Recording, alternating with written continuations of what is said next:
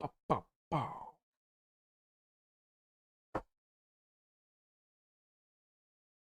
Maybe turn this.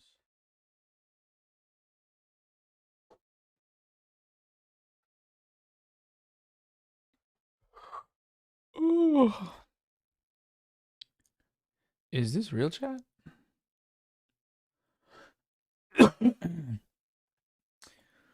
Good morning.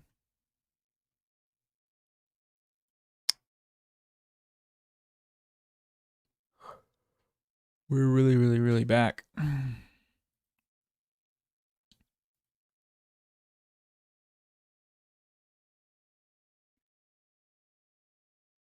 Oh, I wish I could say I got a good night's sleep, but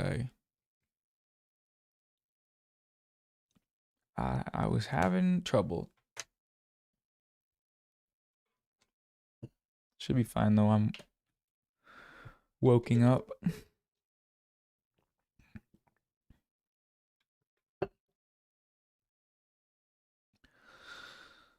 Let's see.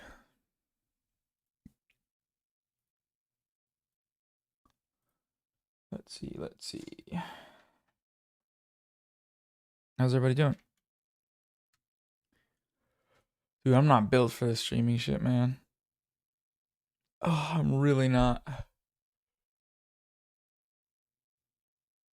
Does every streamer just have like a crazy style social battery? If you guys watch streamers, do they talk about this? Do they talk about how they actually do it? I'm just a sleepy guy, man. It's 9:44 a.m. We got Ugopnik coming on in 15 minutes, just about. Wait, what the heck? Do I drink coffee? If it's like socially, like let's go grab a coffee, or do you want to stop and grab a coffee? But utilitarianly, I just drink energy drinks. They're all extroverted. Huh. I got bronchitis. Dang. Going a long break when this fundraiser is over. I fear I need to do a video about it. So I don't mind that though. Because I don't think I'll come back to streaming for a little bit. I like Celsius for energy drinks if you're asking. Do I do a skincare routine? I have like moisturizer. And I wash my face in the shower and stuff. With soap.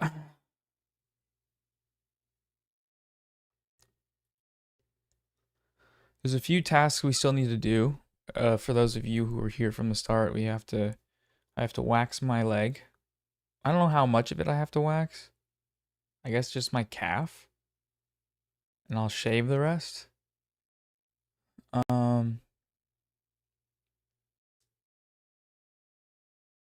I need to get 2 tattoos. One of them of baby cat with a kafia, and the other one of Handala, the kid. And then we don't have a 500k goal, and that's the most important one. So please help. Please. Free labor.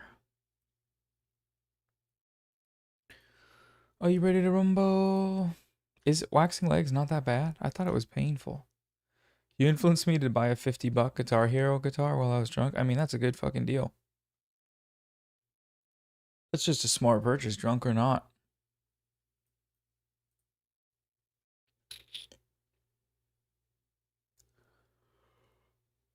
Oh, tennis video would be cool. Wax my chest. Nope. I showed up for Tyler and then realized it's PST. Well, see you in a bit.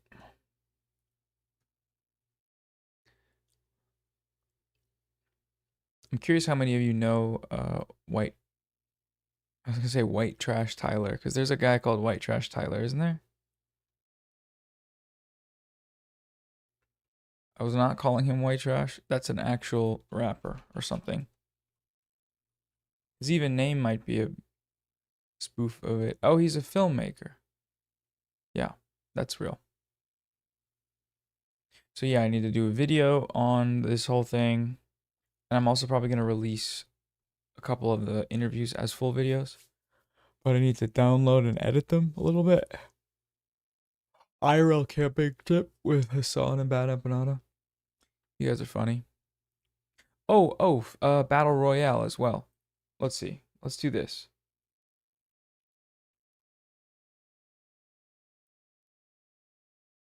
Two.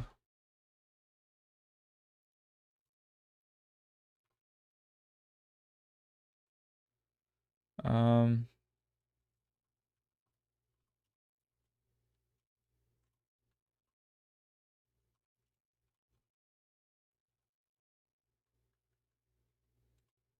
Win a game of Fortnite.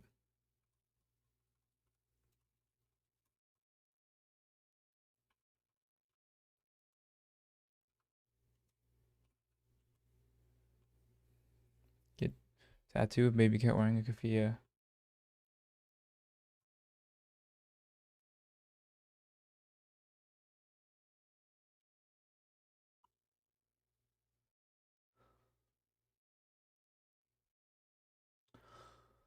Uh,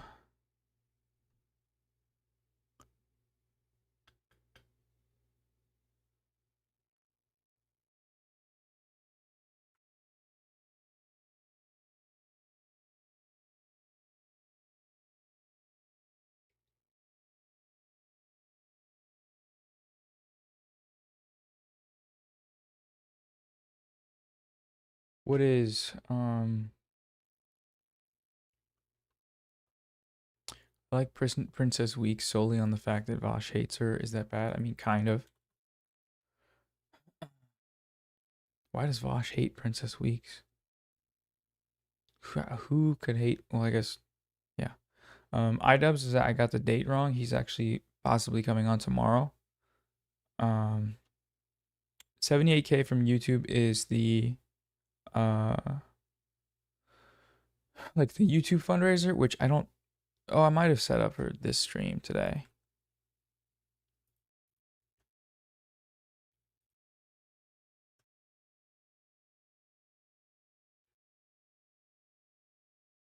Okay.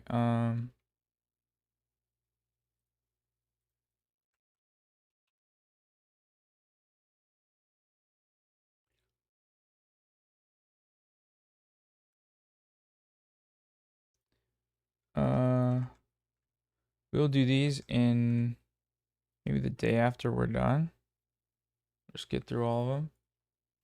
Oh wait, I can't get a tattoo live. I'll just, I guess, update you when I do this on like Instagram or something. Um, we'll start with the ones I can do direct on stream, which is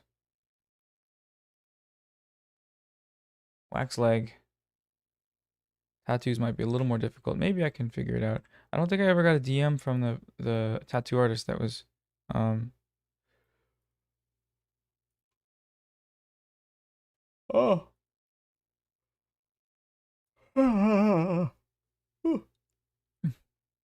Will there be a new goal when 500 is reached? We need one, I think.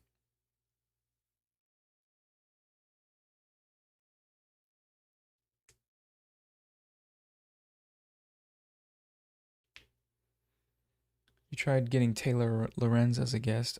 She actually messaged me the other day, yesterday. I did not ask her because her message was about something else, but perhaps I should.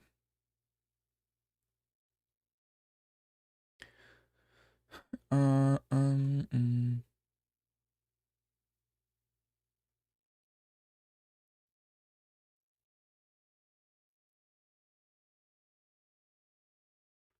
I should treat my hair with purple shampoo. I got some type of purple stuff here. I never put it on. What does that do? I reached out to, or I added Boy Boy on Discord, but will I keep going after 500K? I think I'm done on Friday. Um, Elsewhere I've said Saturday, but dude, I think it's got to be over. Oh, cool. Oh. Mm.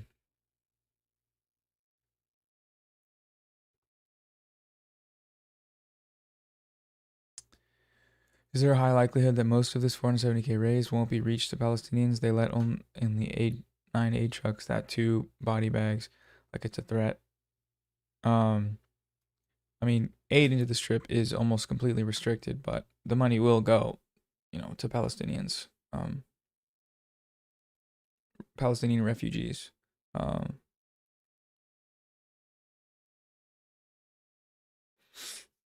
and some of that obviously is Gaza, but it's like I think the UN has 300 or 400 trucks waiting at the border, according to we talked to the communications director for Unrwa USA yesterday, and she was talking about just basically how um it's going to be used.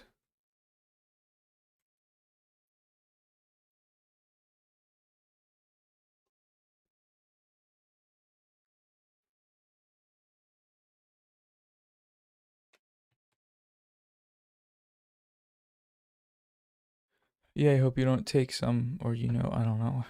The fuck, you're insane. Sorry, that was mean. I mean, not really. People scam sometimes, I guess. Was Big Joel already on? Yeah, he was on yesterday.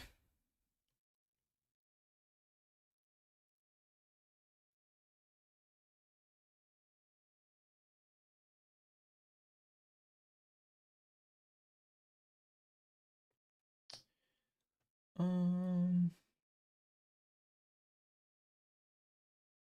what am I missing as far as stream?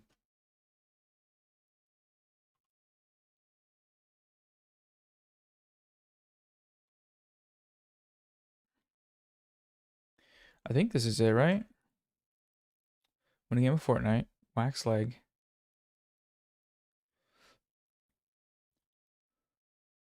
Whoa, I'm all large. Dude, Matt Lee was great. He's so funny.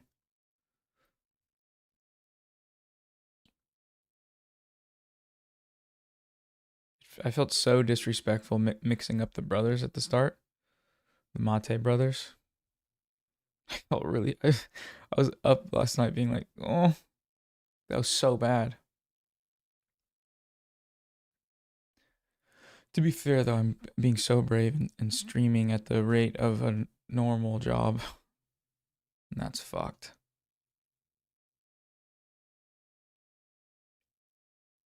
Brittany Simon did a live react on your interview with Rashid. Yeah, I got recommended that video actually.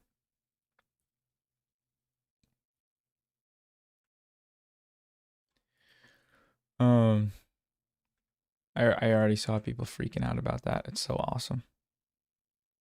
Just a kid.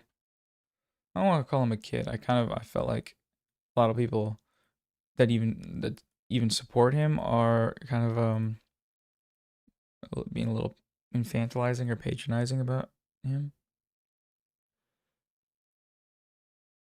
Um, Even though I understand the desire to like humanize someone, he's there to talk about Palestine.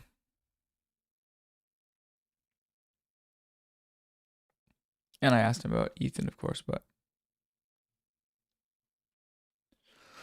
I suppose that's more so because it's relevant to the online discourse. Like it's pretty much his community that's his and other streamers communities that um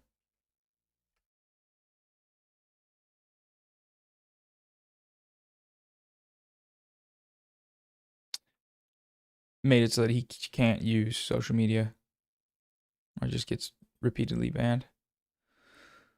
I will put the stream thing in the thing.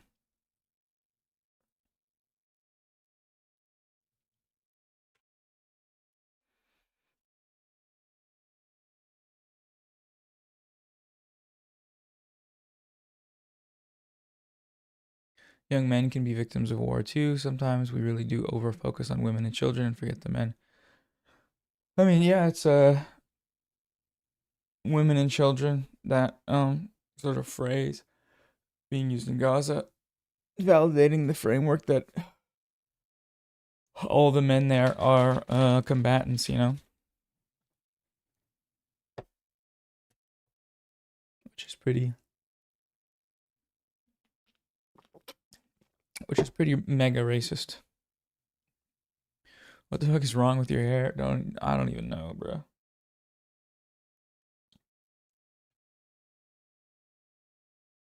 So they don't like yellow because it's like the sign of a notoriously bad dye job. Is that what it is? Or just because it looks like shit?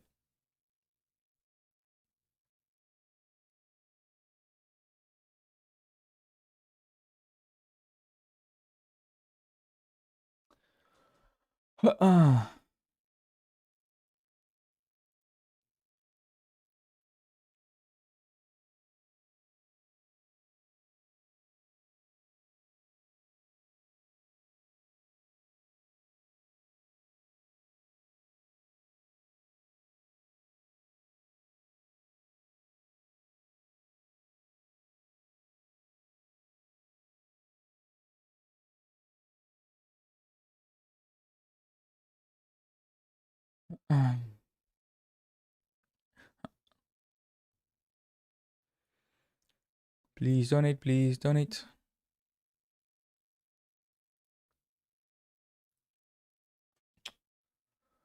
I've had guests on all these screens and it feels kind of arbitrary.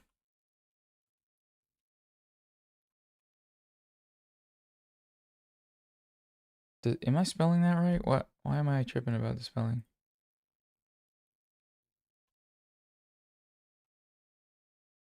Yes.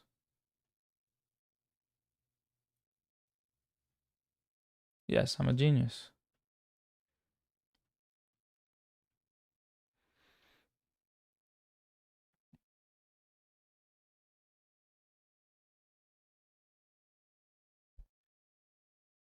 Oh. How's sound? How's sound?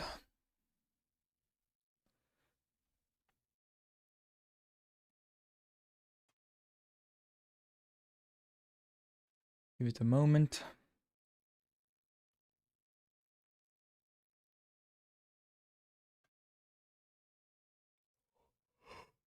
Oh, thank you for the donations. Keep them coming. Or else.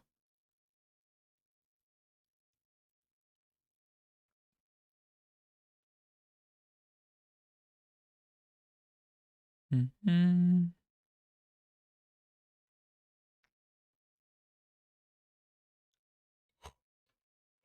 Oh, oh, oh. Wake up, lock it.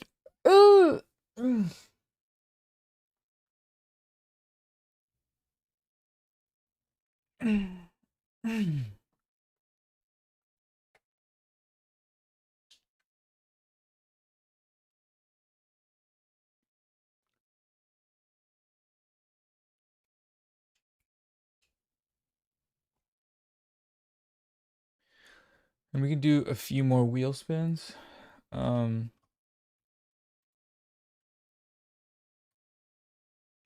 So I'm gonna do the math on what the amount of wheel spins is if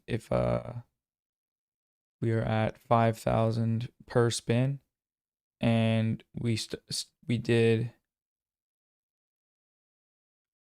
6 spins. It's probably like 100 every 20 every 100,000. So about 100.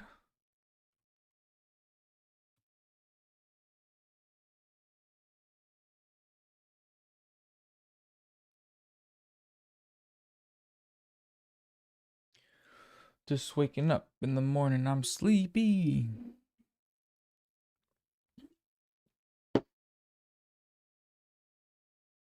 All right, you little pranksters. Oh, yeah.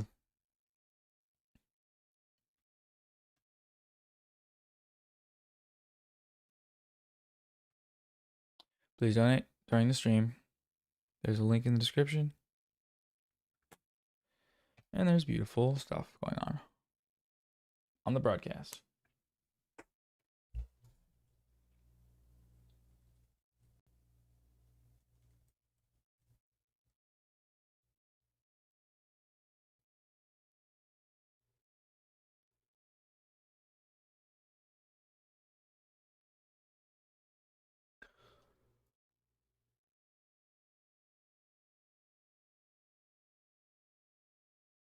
Ah, dude. Oh my god.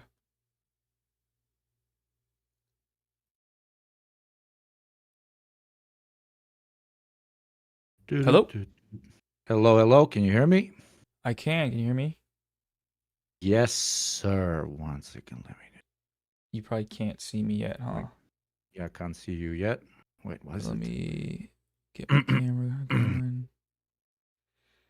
I'm using a webcam for you and the other camera for stream, so Smart. It's so fucking complicated to do this fucking thing every single time. And this streaming is literally violence. fucking space magic. Yeah. So how do I have both of us? I have both of us. 1 second. Let me just transform it. And it's extra annoying because you're doing it in front of fucking hundreds of people or thousands of people. It's so fucking embarrassing. And they're judging you and thinking, wow, these guys are idiots. Fucking unks. Are you getting called unk by your chat from time to time, or you're not there yet? I haven't gotten unk. Yeah, I think it's mostly I think they actually liked that how shitty the stream has been in terms of like spending the first 12 minutes moving windows around. Um but yeah, do you get unk on your streams? You stream quite often, right? Or Yeah, fairly it often. started being my relatively main thing, if I can call it that. And yes, they call me. I think I done it. I think I fixed it up relatively well on my fucking end. It looks weird, but that gives it soul. Yeah, what's up? Yeah, I get called Ankh all the time. At this point, I'm calling it a slur in development because I think when these kids get to our relative age, because I think our age is relatively similar between the two of us, they're gonna unironically redefine it as a slur because they're not gonna want to be called a good old Ankh. Oh no, it's ageist as hell. Yes, yes. That's going to be the, Toxic. the main fucking thing. Once they are old, ageism is going to replace everything else. How you doing, man? You haven't fucking slept. I mean, you've slept, but you've been doing this for what, 4 days? Today's day 5, man. It's been a lot. I don't know. I'm just been streaming basically the schedule of a normal streamer or like like even less than someone like Hassan, and it's been tiring, but only cuz I have a low social battery. So I've been sleeping. I slept on stream. I was still able to sleep. It's a little weird. Like I didn't like I there's a couple times where I wake up and I'm like, okay, people are watching me. This feels weird, but for the most part, I don't know. It's been good. I'm just not built for this shit, man. I can't handle it. How long do you stream when you usually start? Or Yeah, I'm extremely lazy. So 3 times a week, maybe 4 times a week, and then I stream for 4 hours max. They even have a very special emote in chat that they will spam once I hit 4 hours because it almost never happens. Not because I don't enjoy spending time with chat and talking about interesting topics and so on, but because my social battery literally immediately runs out. I think some people like Dose at this point that manage to do it, or they are just fucking brilliant, smarter than me at least. But yeah, it like in the beginning, it was very difficult to even get over 2 hours. But it's kind of like coffee or booze. The longer you do it, the more you can do it. It's like training a oh, muscle, I guess. that's But interesting. Yeah. always like three hours in, you genuinely start like not being able to do English very well. It becomes cringe. So It's you hard to talk changed about your that in hair front of an color. What audience of what people. other yeah, what do you call it? What other goals did you hit? I got this wheel thing, and so I had to spin that initially every 5,000, and from that I had to do like 200 squats, 200 push-ups, 200 jumping jacks, and then I got pied, so I threw a pie on my own face, or I did that twice, and then I got soaking wet yesterday, which is where you shower with all your clothes on, or maybe 2 days ago, and that was just the wheel ones. But then what were the actual goal challenges? There's a bunch of stuff. Let's see here. I'm going to join in solidarity with you. Number one, what you're doing is absolutely fucking fantastic. Thank you for doing it. Not only the phenomenal content that you put out, but specifically this fundraiser.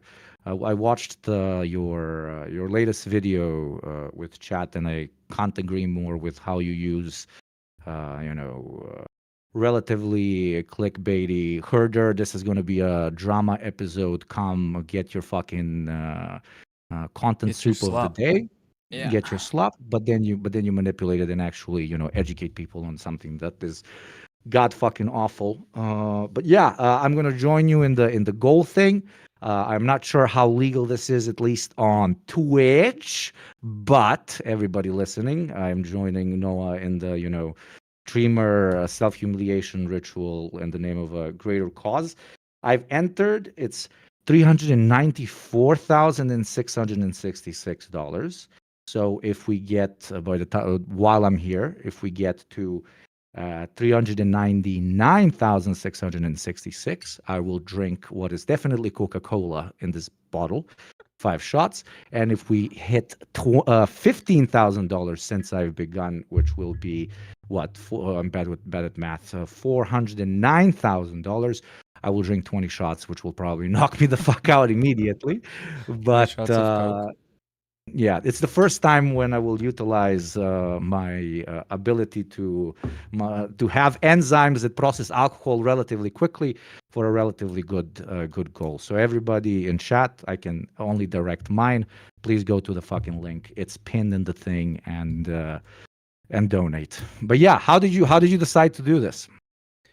Uh, I guess there was the controversy about like well, I'd wanted to do a fundraiser for a long time. I hadn't had the right, I guess, uh, situation to talk about it and do one of them. I should have done one way earlier, and I initially, like, a lot of the like sponsors that I did for early videos, I was donating that or donating the ad revenue. But in terms of the actual fundraiser, I was kind of like, I don't know what it set it off initially. I was just like, fundraising streams. I think Bad Empanada's fundraising stream was one of the examples where I was like, oh, if you just go Yeah. live and kind of tell people to send you money, but send it to Unrwa or send it to an org, people will generally like the first day after my video, first couple days, it got like $50,000, not from the stream, just from the video. And then they slowed down a lot because YouTube is like, videos up, people watch it, and then video views pretty much slow down to, negligible. And then the stream started, and then it's just, you're talking to people, you're engaging with people, and then you're bringing people on, and people want to, half the stream is me saying, who do you guys want on next? And all people are just listing all their favorite YouTubers because they want to see them in a different element. And that's what gets them here. But yeah, initially it was just like, I mean, part of it was the lawsuit stuff. I'm not sure how much of that you heard about, but like being threatened with a lawsuit and being like, oh, it actually does cost like $200,000. And if I were to do that right now, I would feel like sick to my stomach about crowdfunding under Mm. these circumstances. So I was trying to figure out a way, like, should I crowdfund for legal fees, and then if he doesn't sue me, donate them, or should I just crowdfund for legal fees and then probably end up using them depending on what happens. But eventually I landed on, like, okay, if I just kind of do it a little more chill and say we'll do a fundraiser because I want to do one for a while, and then we'll see what happens next. And if he wants to, after this, go through with it and see, I guess I'd see, how to do a fundraiser after that. But initially, yeah, it was just like, it should have happened earlier. And I know a lot of like other creators would be down to support it. And so yeah, and I'm glad a lot of people have come on. I'm glad you're able to come on because I know you were one of the channels that when I asked everyone, a lot of probably top five of amount of comments were asking for you, Gopnik. So appreciate you coming on. But Oh, yeah, that's the thank backstory. thank you for getting this weird the definition of no good aesthetics fucking dude in a balaclava on the fucking thing. especially alluding to particular military groupings, and you having me on just aesthetically probably isn't the best of things, but still, thank you very much for allowing me to contribute in whatever Oh, way I it's great can. But no, variety. I yeah, I literally watched the video where you talk about the potential lawsuit and so on, and I again.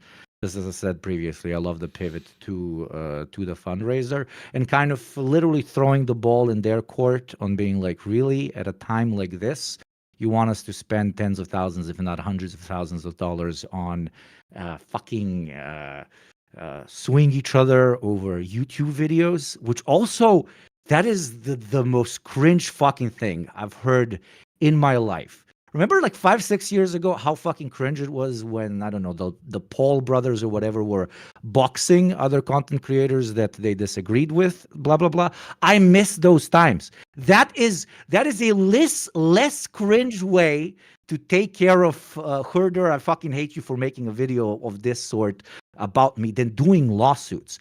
And then, they sit there when they're threatening lawsuits and shit as if they're, I don't know, flexing muscles or coming at you in a bar or some shit. Like they are somehow pitching it as a very like masculine fucking thing where, they're gonna completely dominate you. You don't know who you're fucking with.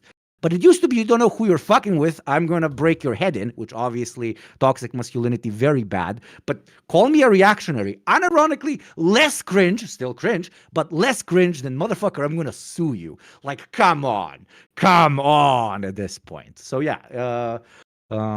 Sometimes they're serious, sometimes they're not. But that pivot, I didn't see coming. Especially the contrast between what he was suing back in the day on and what's potentially he's going to sue on nowadays is like the contrast between the same person back then and who they are now is absolutely wild. But let's not waste time talking about the future most irrelevant person on planet Earth. The way you managed to use it to pivot to this is really really really really really really cool. And you moved recently, right? I did. Yeah. Um, yeah, big move. Took a little bit. I was living at home actually for the past year. I did some traveling and I moved home and stayed there in my mom's basement literally, and it was a great Legendary. time. It was a classic gaming in mom's basement and occasionally making a video. And yeah, it's I moved Bad Empanada. I moved to Argentina and I'm rooming with him, so you can kind of tell that we have the same background. But it's good and it protects me in a lot of ways in terms of like legal stuff. And it's beautiful out here. I still don't know Spanish, so I have to have him come with me everywhere as a translator. But it's good. I still like it. I like feeling safe by living with Bad Empanada. Makes me feel very safe. Fuck yeah, the people's attack dog, the people's protective dog. Empanada's impressive, but seriously, you're living actually with him. That's insane in a good way. That's two worlds that only exist in the digital space. All of a sudden coming together and sharing an actual common space is very cool. How's Bad Empanada like IRL? Give me some gossip. Give me some motivate them to spend money by shit talking about your fellow comrade. Come on. I feel bad. I feel bad now because I was pranking you. I thought it sounded like Dude, no it no it because did. I keep going with it for fuck's sakes. I gave it to you on a oh platter. Just keep going. oh Oh, fuck I felt bad. I whatever. was like wait because you DM me and said like cover your drinks up or whatever, and I was like Yeah, that's yeah. also you saw that. And the motherfucker didn't respond. I saw him have an Instagram story where he's Wait, like, I fucking I moved to responded. Argentina. That's crazy. No, I Let me didn't see. see that. Maybe recently. It's okay. No, dude, don't no worries. Because I saw he moved to Checking. Argentina, and I literally texted him, "Yo, enjoy finally out of the world's fucking most annoying country." And I put in a little joke: just cover your drinks in front of the empanada. And again, I'm a big lover of the good old empanada, but it was just a joke. I And totally he didn't left me respond. unseen, and I was like, "Holy I'm a shit, holy shit!" I'm Was a that bad joke guy. out of line? Nah, you're fine. No, no, no, not at all. It was funny. I just am one of the worst communicators of all time, like digitally. So I don't know how I've been able to get people on here, but somehow we did it. But um, yeah, I felt bad because a lot of people in my life were like, "Holy shit, that's a huge move! Like, that's awesome!" And I was like, now I have to explain that I'm just way too online and that I'm like doing this to like fuck with a group, just some random internet community, and that sucks to do. So I had to like send a couple of group chats and be like, it's not real. I'm not actually going, but just don't, just let me play along. But yeah, fuck, you had me. That was good. I should have, I should have did it. Uno reverse, as my chat is saying. Nah, it's yeah. So you had a lot of guests on. What, like at this point, like 20 people or some shit, right? Yeah, it might be at this point.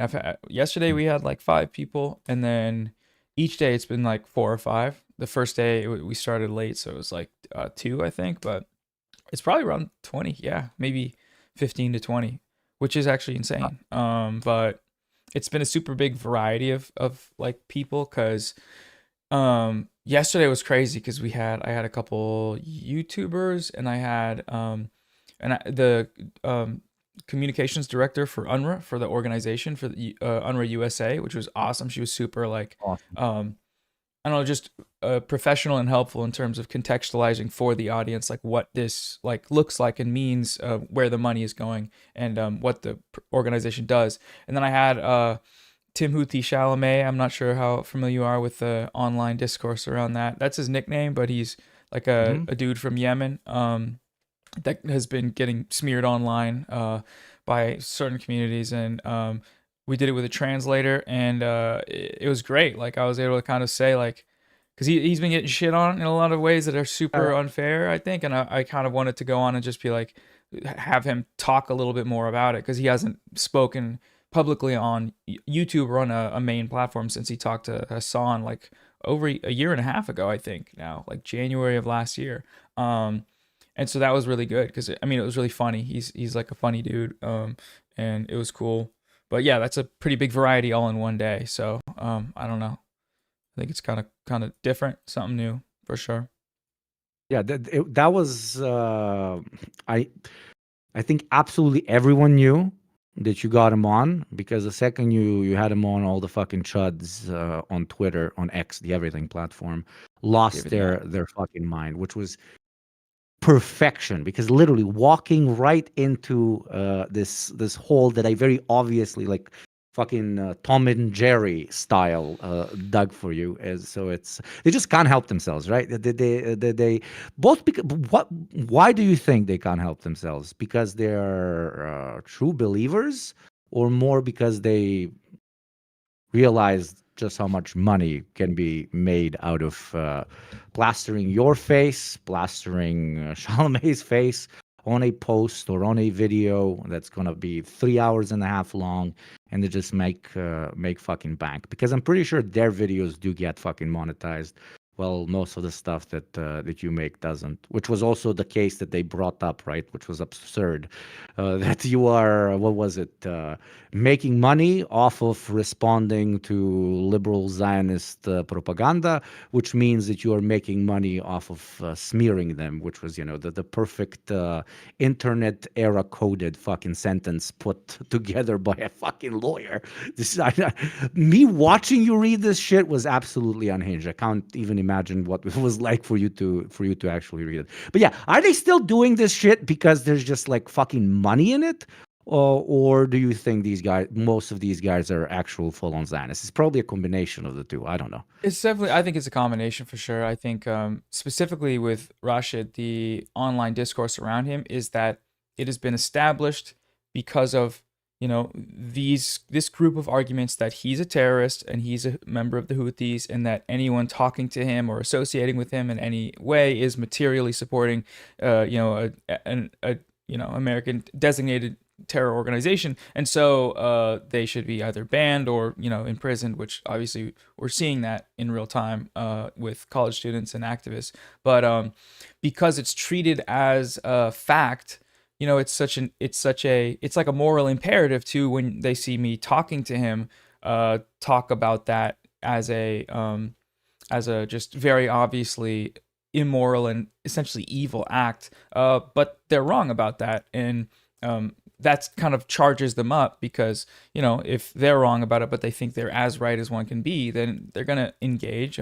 But at the same time, the, you know, the ecosystem of content where everyone's making videos about something, of course you jump in on it when you're in that kind of group of people. I mean, that they'll do that every time. So a lot of that, and then also the third pillar being just straight up racism, right?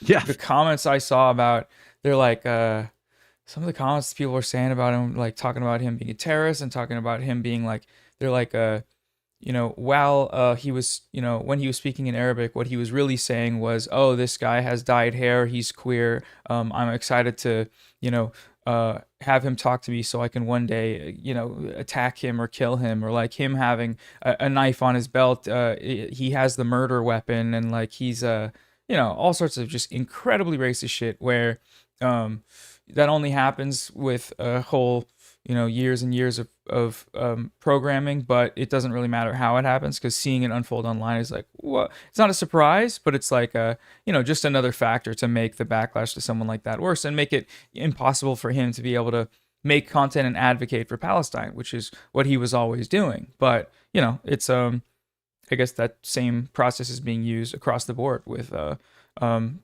advocacy for Palestine and, you know, anti-genocide advocacy, which is it's very surreal in some ways, but predictable in others, I guess.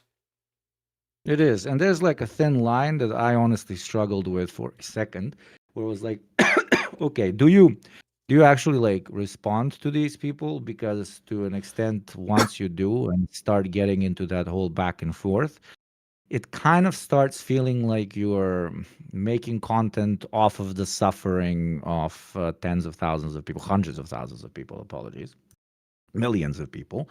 So I couldn't like find my very specific subjective moral perspective towards it, and the way I managed to explain to myself why it is good to be addressing these people and even making whole debunk videos and so on, or streaming and covering particular things that they're talking about, and then making sure that your audience understands better how these are quite literal, fascistic Zionist points that they're trying to explain away through, in the case of particular people, liberal means.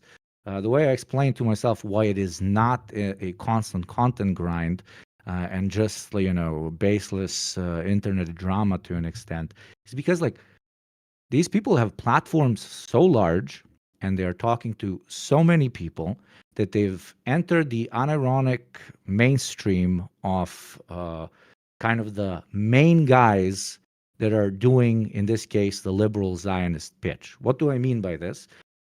Tell me, genuinely, anybody in chat, or you, my friend, who is a larger advocate for liberal Zionism on the planet right now in English speaking audiences, for English speaking audiences, on the internet, digitally, obviously, we have fucking CNN and Fox News, but on digital platforms, other than, the H3 podcast and so on. So it stops being just two dudes fighting over a particular, this ideological disagreement or whatever the fuck.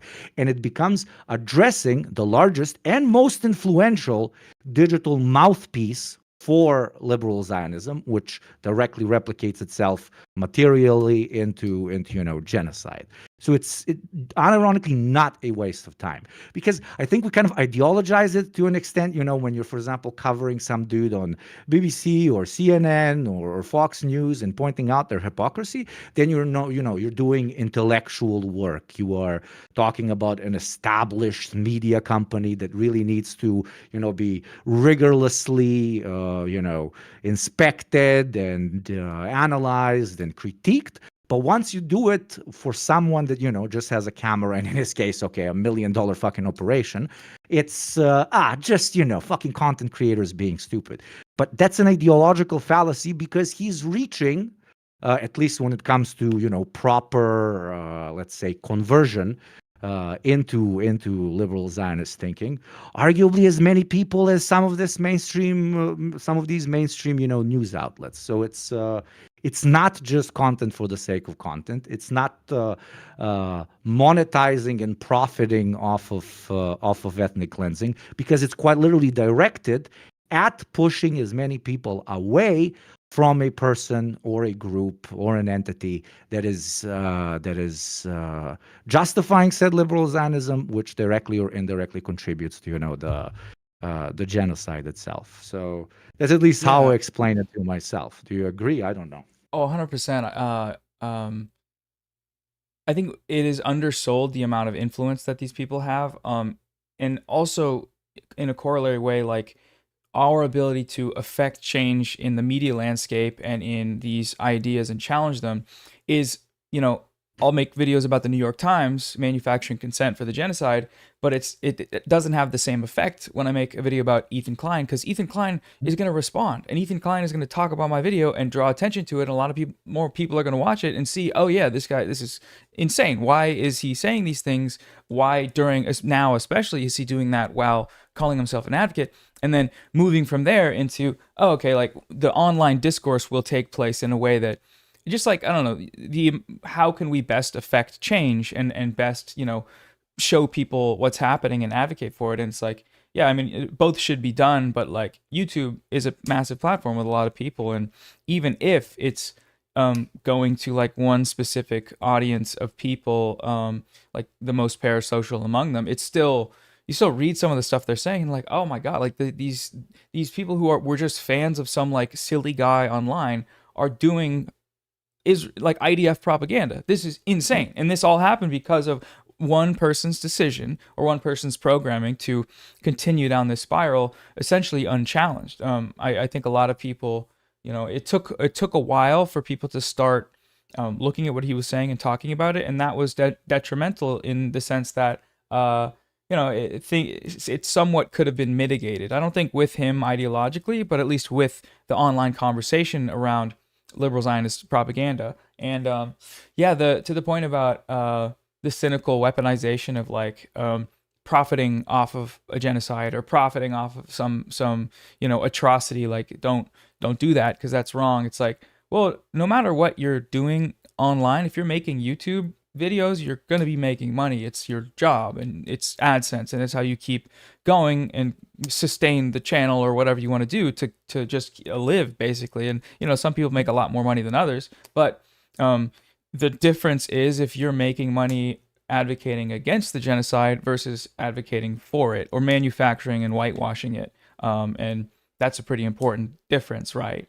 If fundamentally and materially we're both doing the same thing. But again, when I see people make that critique, it's always from people that are openly genocidal or are liberal Zionists, in the same way that they weaponize, other atrocities across the world and say, why didn't you talk about this? Why aren't you talking about that? It's like, oh, you don't talk about those things. You want me to stop talking about Palestine. That's why you're bringing them up. And it's very clear to see. But I think, for some people, it's like it can be a compelling argument because it's they might be assuming that people aren't doing that with malicious aims, and that's, I think, how a lot of the audience capture happens with these more online figures when they're not as reachable in terms of our influence as a mainstream paper, but they got a lot of fucking viewers, and they got a lot of consistent viewers, and they go on live and there's tens of thousands of people watching. That's just And concurrent they have viewers. parasocial relationships with them, which allow them to radicalize them far faster than just a random Yes. fucking talking head on CNN. And they really, really fucking utilize it. And it's extra, extra dangerous when they've built up their platform talking about something completely fucking different. Fucking from video games to what if I have a big vape, like literally content made for you to watch while you're taking a shit. So, you feel really close to this person after a while, blah, blah, blah, ironically, post-ironically, or not ironically at all. And then all of a sudden, they're starting to talk about politics. And it feels like your dad talking to you about politics. It feels like your sister, your brother, your very, very, very close friend. So there's no kind of barrier to entry when it comes to whether you're going to believe them or not. If it's some fucking rando talking head, or if it's a fucking rando on the street, obviously you're going to take everything with a grain of salt, as long as, you know, you're a fucking able-bodied functioning human being. But if it's somebody that you watch for so many years and that you feel so fucking close to, now all of a sudden pivoting and talking about politics, you get ingested far quicker. That's why people that literally live with fucking rats are now all of a sudden arguably some of the world's, at least on a digital space, political influencers. Not because of the way they phrase themselves, not because of the ingenious of their argumentation or whatever. It's because they are like a fucking bank. They're too big to fail already. They already have such a massive group of people that is always going to agree with them, so that anybody in chat, anybody in the wider community, anybody wherever the fuck, that starts listening to them or maybe even disagreeing, will agree, either because they're friends or because of the cult-like behavior of everybody in their community is going to tell them, no, you're the dumb one. What the almighty Rat King is saying is actually the correct fucking take. And it replicates and it replicates and it replicates and it replicates.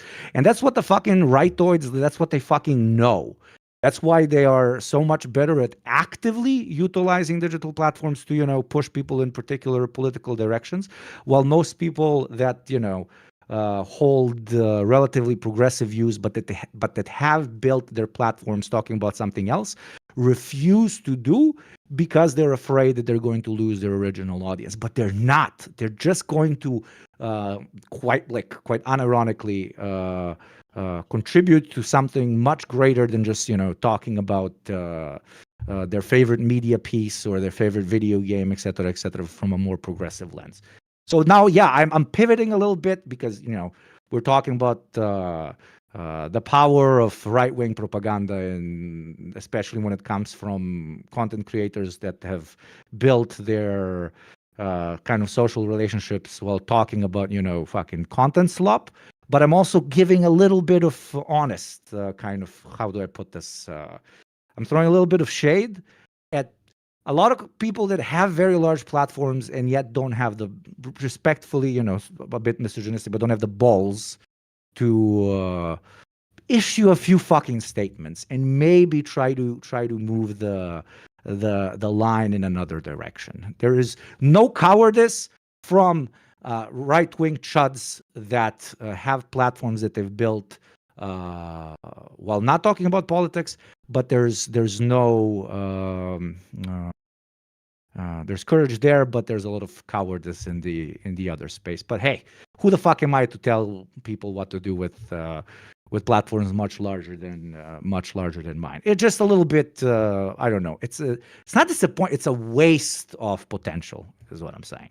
Yeah, it's a this entire ecosystem of media and the way it's grown over time to become a space where you can make even a liberal YouTube video, because YouTube was pretty fucking right wing in terms of the political space. Anti woke, anti SJW stuff is what ran the social commentary on here.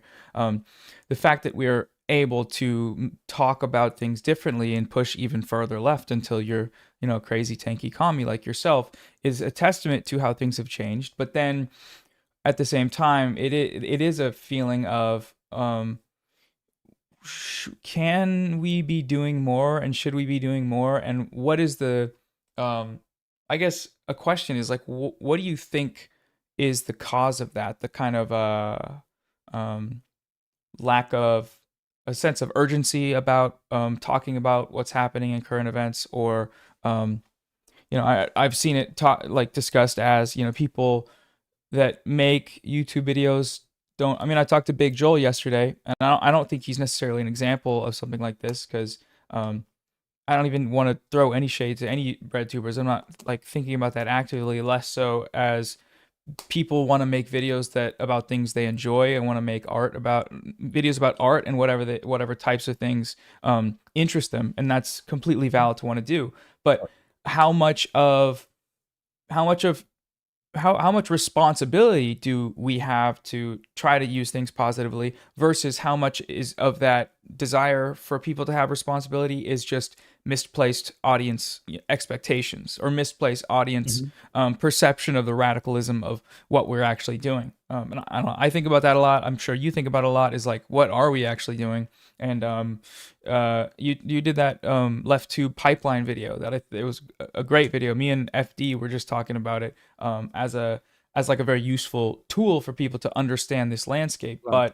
But at the same time, yeah, I and I'm sure a lot of others have always had questions about, are we simply a product? Are we, is this education important? And lately I've landed more on like, we don't know what the future holds, and we don't know Mhm. how our words are going to be utilized, or what, people, someone in the audience and some relationship they have long down the line is going to affect real world politics, even right now. But at the same time, there's a certain apprehension to that. I think a lot of us feel. Absolutely.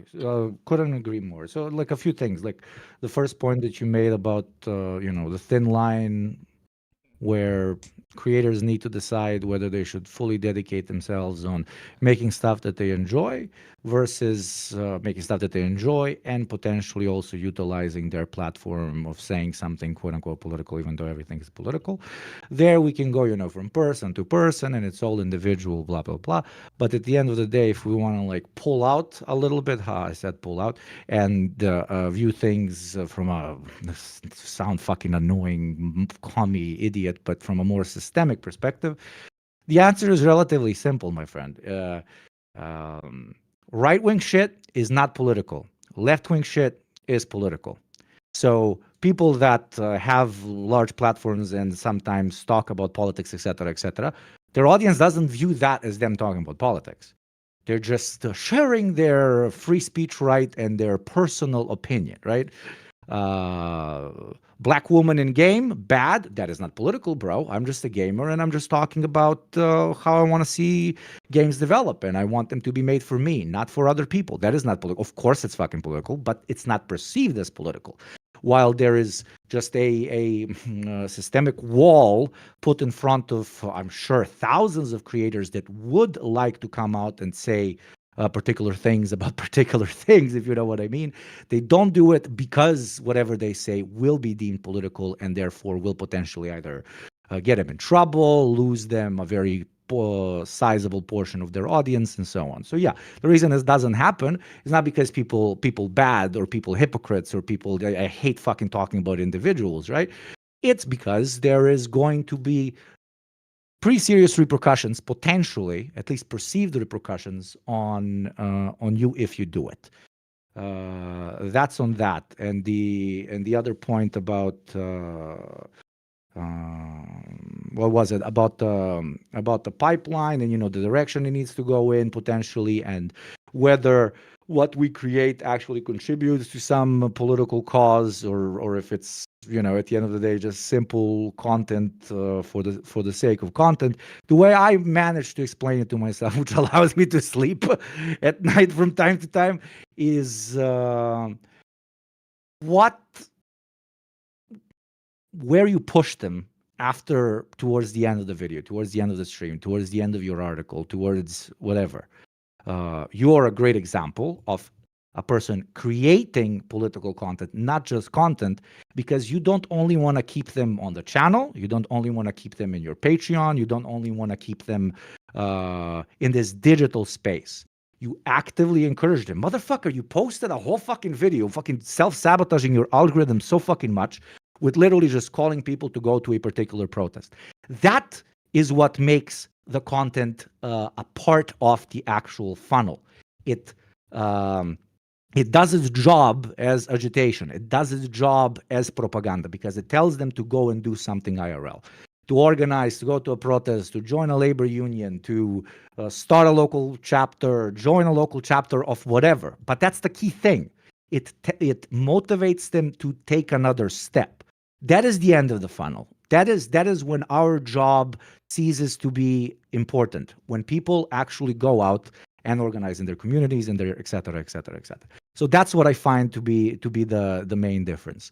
content for the sake of content is absolutely lovely and absolutely fine, but it is a part of a political leftist funnel, in my modest opinion, when it is actively directing people towards IRL organizing, or if somebody's not able-bodied, also digital organizing and so on. Yeah, that's the difference. And maybe I should have phrased it better in that video. Maybe I'll make a part 2 at some point, etc., etc. But yeah, that's it. Is the relatively sufficient answer? I don't know. 100%. Yeah, that was great. And you should make a follow up if you want, because I think it was very useful. Anytime it gets talked about in an analytical way about like kind of, I guess it's like meta analysis or meta commentary. I think it's always useful because it's like, oh, now we have a little bit more of an understanding of not just the video we were watching, but how the video we were watching and the person making it maps onto a greater ecosystem of content, but also the potential for the auspices of politics that are often presented by. And you know, a lot of it is genuine and real when people are coming in and giving their analysis. One thing I wanted to ask is, you seem, based on your work, like a guy who reads a little bit and like has knows history about leftism in a greater capacity than a lot of people I see online. And I don't know if you agree with that or not, but I am curious if there are any connections or corollary examples of historical leftist movements and the type of propaganda we make, or the role of propaganda, and if there's any marked differences, which I'm sure there are, but like in terms of the actual role of the propaganda and the structure. And if you don't know history and I'm misplaced, then never mind. But just based on your videos, I think there's a lot of really helpful, you know, citations and things. Oh, thank you. Yeah, I mean, at the end of the day, we both have like a lot more power than propagandas did back in their day because internet. But we also have an eternal problem of, you know, the brilliance of capitalism's ability to immediately commodify it. I mean, that's half of the stuff that we've been talking about today. So back in the day, you know, you had development of pamphlets, literal fucking poster makers, literally dudes going out in the center of town and start fucking screaming at the top of their lungs. Dudes in taverns, in pubs, and so on. Most organizers back in the day, when they wanted to reach someone that was not yet reached, would go to a public space and either inform them through a literal written leaflet, or through, you know, oral reproduction of what the idea calls for, which would then lead to larger and larger organizing. You know, come talk to us about this. We'll explain a bit more. We have a meeting in a couple of days. There's going to be free beer, free pizza, like nowadays, blah, blah, blah, blah, blah. So they were extremely limited because they could only talk to the people that were physically in the same room or in the same, you know, forum as they were. We have a lot more power because you can literally talk to hundreds of thousands of people, or thousands of people, like the both of us are doing right now. By the way, reminder, why am I still sober? Why the fuck am I still sober, chat? Why in the shit? It is fucking 9 p.m. here. I am never Donate. sober at 9 p.m. And now it can actually go for a good fucking cause. So fucking donate. Link right now. Don't fucking This is subscribe to me today. Blah extremely blah blah. Please inconsiderate of link. them. Very rude, Absolutely. This is not ruining about Gaza. your This is not about life. Palestine. This is about me. No, don't subscribe.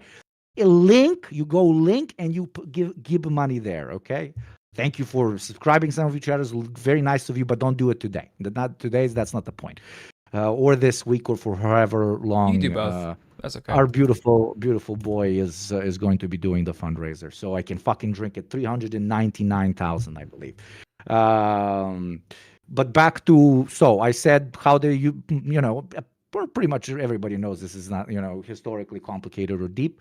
But the contrast that we have now is we can reach a shit ton of people, but there is a thing that fucking kind of happens in people's minds where we have been so brainwashed by the system that we find ourselves in passively. There's no fucking cabal of people that want you to think this particular way.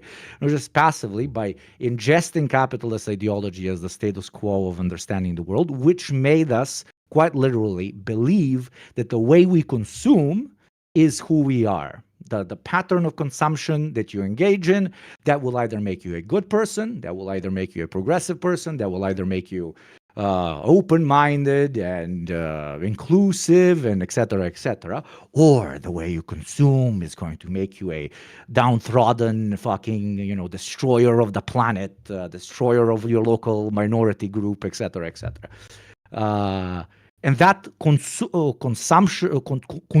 brain, okay, consume brain has adapted also to content online, which is to an extent becoming a commodity as well. So a lot of people, ironically, will watch a shit ton of progressive stuff, consume right, watch properly, not watch the stuff that's for idiots, slop tubers, right wingers, and so on.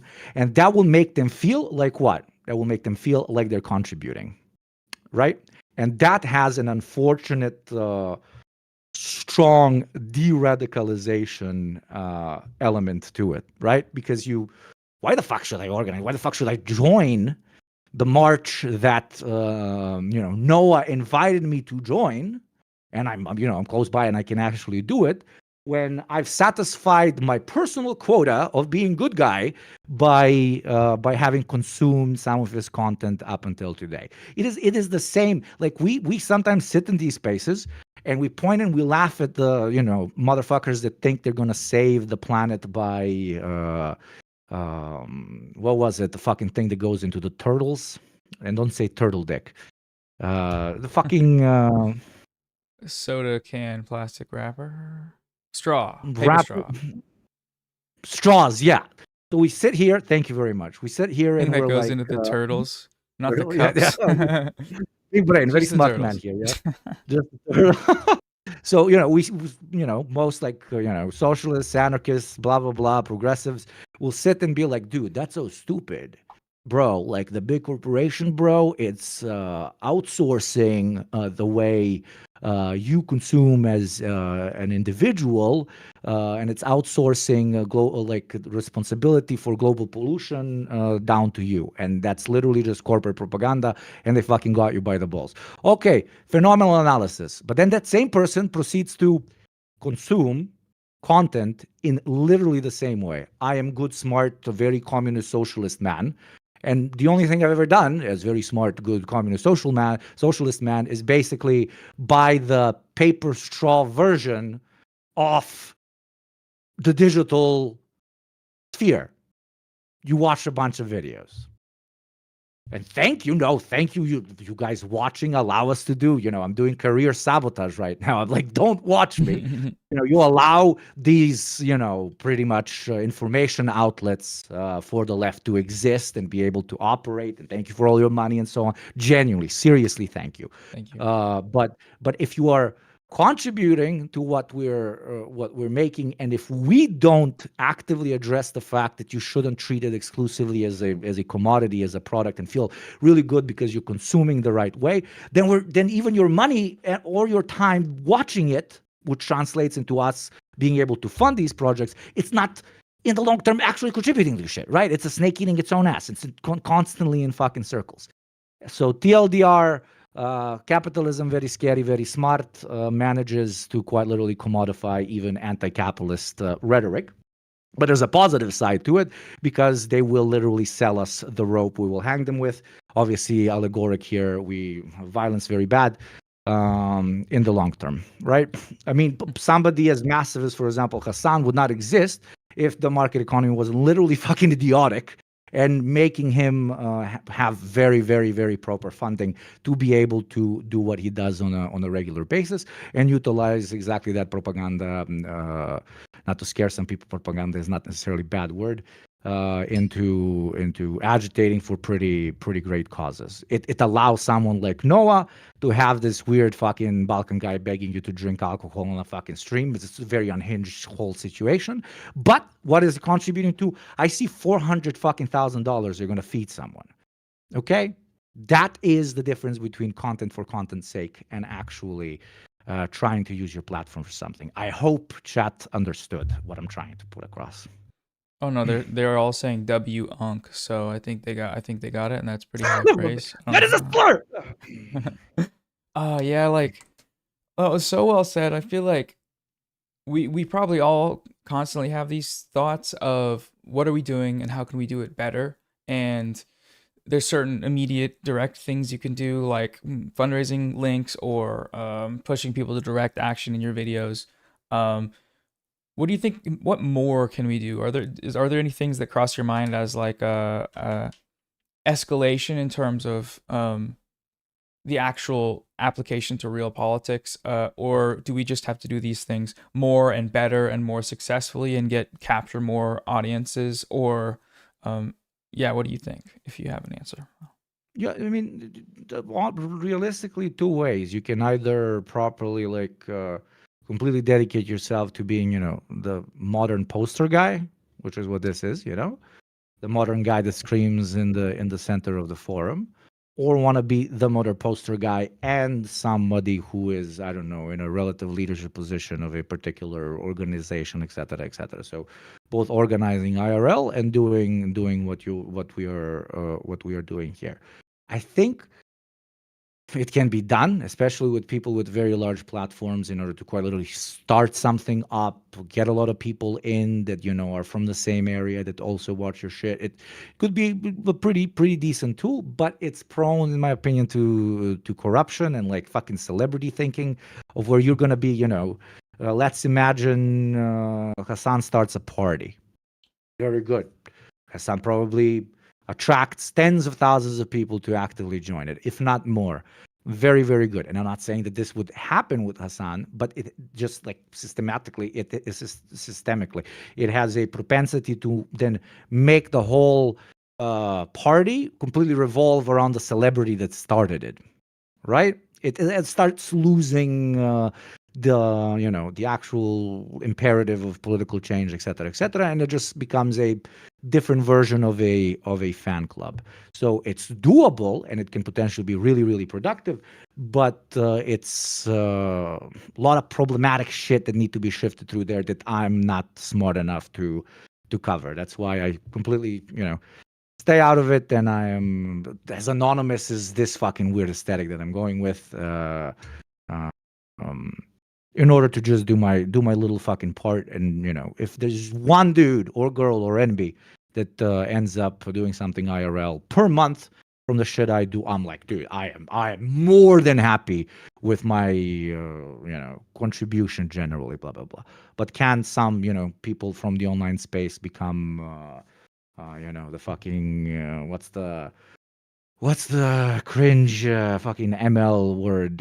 Fucking when you have the main party that fucking knows the most about everything and it's leading everyone. You're asking me Uh, about ML terms, man.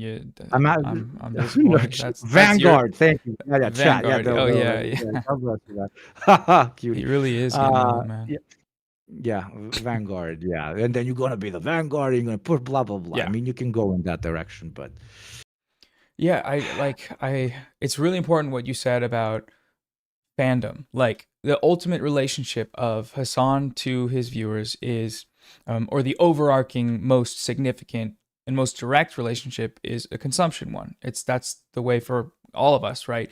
A foundational, deep ideological one is there, obviously, for a lot of people, but foundationally, or across the spectrum of viewers, they're viewers, right? They're there for the person. And I think it's the same way, the inverse with like right wing influencers, where we talk about the dangers of the bad ideas that are spreading, which are by a lot of these viewers, surely things that they will take off into the real world and things that influence how they treat people in their life and how they vote and stuff. But also, it is a consumption relationship at the end of the day, and it is for that reason that you know, in the same way, I'm skeptical about how dangerous this type of content is. A lot of times when like a slop tuber does some right wing shit, a liberal Zionist does some liberal Zionist shit, there's issues with that. That's why I talk about them all the time.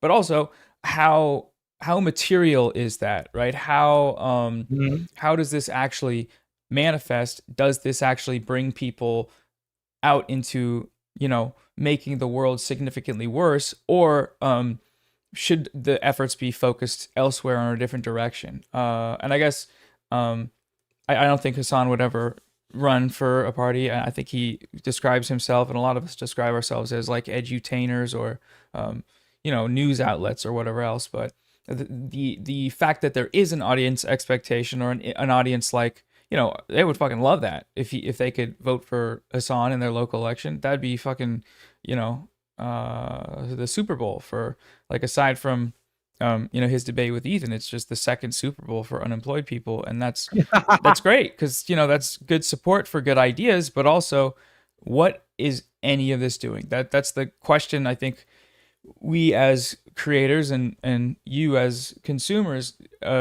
should, not consumers. You guys are great. You guys have supported so much in this fundraiser. I'm kind of being an asshole right now, but as people who are watching this content, like, what is this all doing? And I think a lot of people that watch it are in relative positions of comfort, like being able to spend, especially streamer fans, being able to spend hours and hours of time engaging with a medium of art and communication.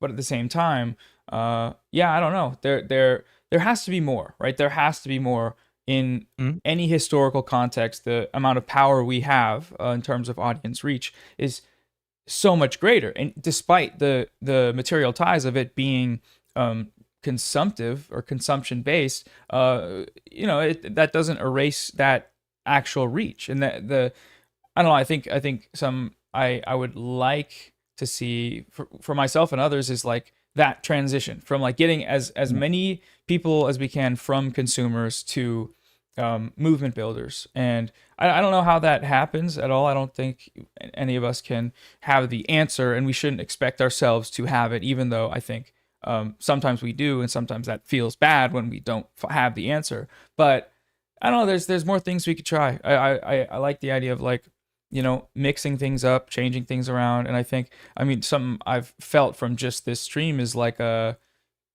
I see a lot of comments like, "Oh, get this person on, get that person on. I like watching this person. Like, this is like kind of like a, Infinity War type thing." I get that vibe from some of it, but I also Mhm. get the vibe from a lot of people where if I'm talking to a different person that people watch, their thoughts are going to be engaged with outside the medium they normally like, give them, like a video essay or whatever. And for some, that's a fucking movie, right? That's amazing. That's awesome. And I want to enjoy that as a piece of like an experience of content. But also for others, that it means something beyond that. There's ideas that are exchanged. There's the building up of, seeing that people can, like the Hassan Bad and Panada debate. I've been thinking about that. Like, that's a, despite all of the fandom elements of like Hasanabi heads and like Bad Empanada like heads coming together and being like, oh, they're, the boys aren't fighting, or my two dads are back in the house or whatever. Uh, there's definitely, value in that, and value in like, I don't know, in a way that I haven't really felt for a long time, probably since I first started engaging with like left leaning content. But I feel like, I don't know, I feel like this is an opportunity, a huge opportunity that I mean, just like the example of Gaza, a huge opportunity that's been Oh yeah. squandered, and that's left people, not to put the weight on all of us by any means, and grand scheme insignificant compared to billions to Israel, right, from the USA. But still, it's like you have like, am I overvaluing our influence by saying we could be doing so much more, and we should be organizing around that principle rather than treating YouTube as we've always treated it, which is a place to upload a video and sometimes go on somebody else's stream or hang out. I don't know. I hope No, there's I hope there's you're more. hitting you're literally hitting the nail on the head, and then you're even introducing something that we kind of thought of but not been able to phrase. Especially for, let's even take the context of the last 4 days that you've been streaming, because the number one thing you did is you took literally 20 plus people, all with varying sizes of audiences, but still very large audiences, uh, into one spot, contributing to one particular thing. So maybe a very pragmatic, direct, next, unironically, in my opinion, easy step for us, progressive propagandists, fucking anti-imperial, call it what the fuck you want. I really don't fucking care. Uh, is to also like organize amongst each other, because now it feels like we're just like different cells that are shouting into the void, very often the same void, but there's no overarching structure, overarching Common goal. uh, goal, direction, etc., which would be achievable if we communicate it. Because right wingers do fucking communicate like fucking hardcore. You think motherfuckers from the Daily Wire don't communicate with Tim Pool, don't communicate with Candace Owens. Okay, now I know there's some fucking infighting, but you get my point. You can always see like one of them makes a particular video targeting a particular group of people, and the next 3 weeks that's the rhetoric. We're all pushing. That's the rhetoric. I'm not saying that we should become androids or whatever. What I'm trying to say is maybe there should be a structure in place that allows us to kind of, even something as simple as know what certain other creators are going to be targeting, so that we potentially even assist in that by creating our own video on the topic, by talking more about it on stream, by writing the articles, whatever type of digital content it is. So ironically, you really streamlined a very easy potential, and it can be literally solved with a fucking Discord channel or once in 2 year meetups or whatever, because that's what they've done. Because you asked for historical examples. Fucking commies from Germany would go and talk to commies from France, which would go together, and because they have, for example, more experience, go to Russia and educate them on how to do very decent, propaganda that can motivate the masses to join, etc., etc. So even such a small step could completely change the landscape in a very, very nice direction, and just something being generated from a 45-minute conversation that we've been having right now. Imagine if more of these conversations happened. Almost an hour How now, many and still brilliant ideas? still no shots for you. So Pathetic, chat. You are pathetic, absolutely disgusting. pathetic. You broke fucking bitch boys. Where the fuck is my fucking shot? Fucking $400 left. Come the fuck on. Do you even have a job? God damn it, bro. What? Embarrassing. You're embarrassing me in front of Noah and his entire fucking chat. Jesus Christ. Pathetic. Pathetic. Pooh, I spit on you. I'm kidding. Thank you to everybody who's donated. What the fuck? But maybe this will motivate them or whatever. But Yeah, yeah, do you agree? I don't know. oh, 100%, 100%. Little things that you don't know how it's going to affect the world. We just need to do what we can, but also while checking ourselves on, can we be doing more? And to me, just reviewing VOD reviewing or whatever, it's we absolutely can, and we should. And I say that for myself, and I say that for everyone in this media space, because you know if we're not, if we had done more, if we could have, set it up so that the way we talk about something like Israel, or the way we think about, American politics, or the way we approach any of these issues was continuous, firm, collaborative, and direct in terms of what we want people to do.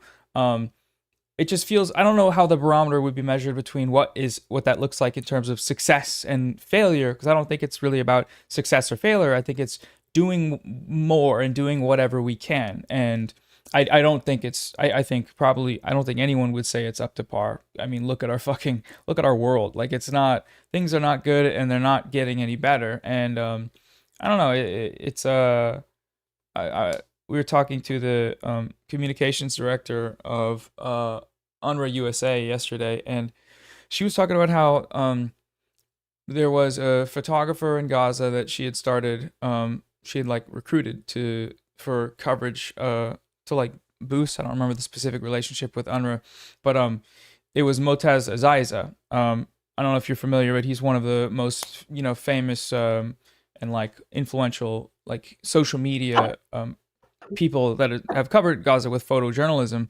And she talked about how he was just a photographer with a social media presence and his camera had broken and he didn't have the money to like fix it, and so she crowdfunded with a Facebook post, um you know uh just money for a new camera and getting a new camera to him, and it turned out that he became one of the most influential people covering the Holocaust of our time. And that's such a small, like, it's like a little Facebook fundraiser can lead to something like that. That's incredible to me. That like blew my mind, because I'm There like, you go, another idea. Utilizing the fact that content can make a lot of money to funnel money into organizations, individuals, people, etc., etc. Literally set it up. Even maybe set it up in between all channels to constantly feed into one particular goal, which is the goal for that week. And there's another goal for next week. There's another goal for next week. There's another goal for next week. Very like, brainstorming off the top of my head type shit. But there you go. Like, again, second idea from an hour conversation. Imagine if even more people were actively thinking of ways through which this, privileged position we find ourselves in can be utilized for pragmatic goals. So yeah, we're getting really close. 399, 194. Is that? are It we at has to be past 399? that. Yeah, on the Oh no, website, we're and there. then We're there. We're there. yeah, We're there. it's Okay, time. so I think it's I time. opened I opened this thing in front of you, so you know, and it's got this thing on top, so I can't be Yes. faking. It is only Coca-Cola inside, of course. Yes. I'm fighting BDS. The closed No, I won't bottled drink Coca-Cola. Coca-Cola. So, to your health, Noah, to the health of chat, and to the freedom of Israel, to Palestine. Jesus Christ, I'm not even drunk yet. Oh. Shot Everybody, numero round of uno. applause. Clapping Yeah. emojis. Don't call him Unk. Don't say W Unk. We hate it when you do that. Not okay. Like the stream. Donate more. You said you're going to do that 20 times or 5 times? For $5,000. We made $5,000 since I came in. Yeah. If we get to No, 15,000, I'll do 20. Okay, cheers. you don't have to do all of them, but I mean, that's incredible. Yeah, like that's having people on and watching $5,000 come in is just like, it's unreal. So thank you for doing that, coming on and making that happen. Oh no, what the fuck? At least I could do. Thank you for having me. Yeah, Oh man. God, it's so sweet and nice. Do you like Jaegers, or are you more about tequila guy? Is a Jaeger bomb when they do it in Red Bull, or is that? Yes, when they I like drop that. it in. I like those. I don't ever drink Jaeger on its own really, but I could get into that later in life and allow it to, I don't know, just When you have a unk, huh? party Did you just call me an unk indirectly, motherfucker? later. You're ahead of the No. curve. That's what I mean, because we're the same age. Yeah, no, it's like with Red Bull, you just make it more unhealthy. Your heart just goes absolutely insane. That's the one thing, chat. Number one, don't drink. But if you do drink, the less you mix it with other shit, the unironically, it's not better for you, the less bad it is for you.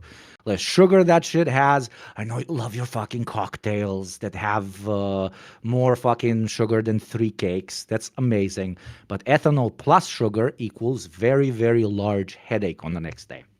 Most I mean, doctors recommend drinking straight out of the bottle absolutely. Pure vodka, which is on the stoop. that's my number one the go-to drink, literally just vodka and some water next to it.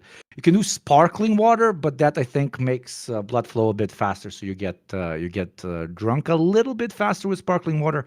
So normal water and just straight up vodka, and it's fine.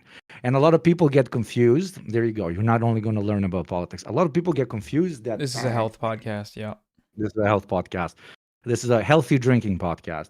A lot of people get confused because they look at, for example, a rum and a whiskey, and they're like, dude, this has the same amount of calories, right? But it doesn't have the same chemical complexity. So a whiskey is still far more complex than a vodka, so it's most likely going to give you a worse hangover on the next day.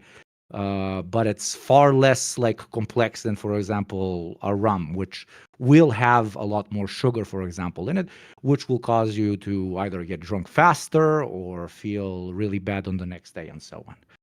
To your health, I živeli. This guy's the alcohol alchemist.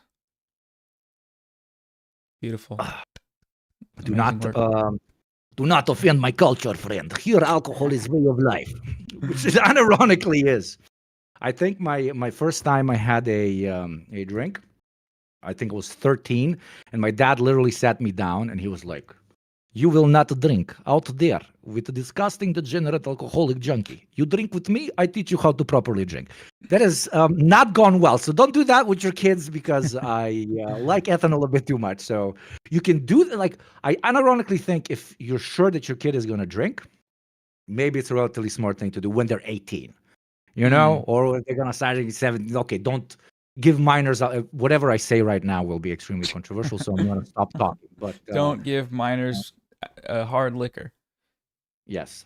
With the state you were in, you are originally from, what was the drinking age? When did it start? 18 or It's 21?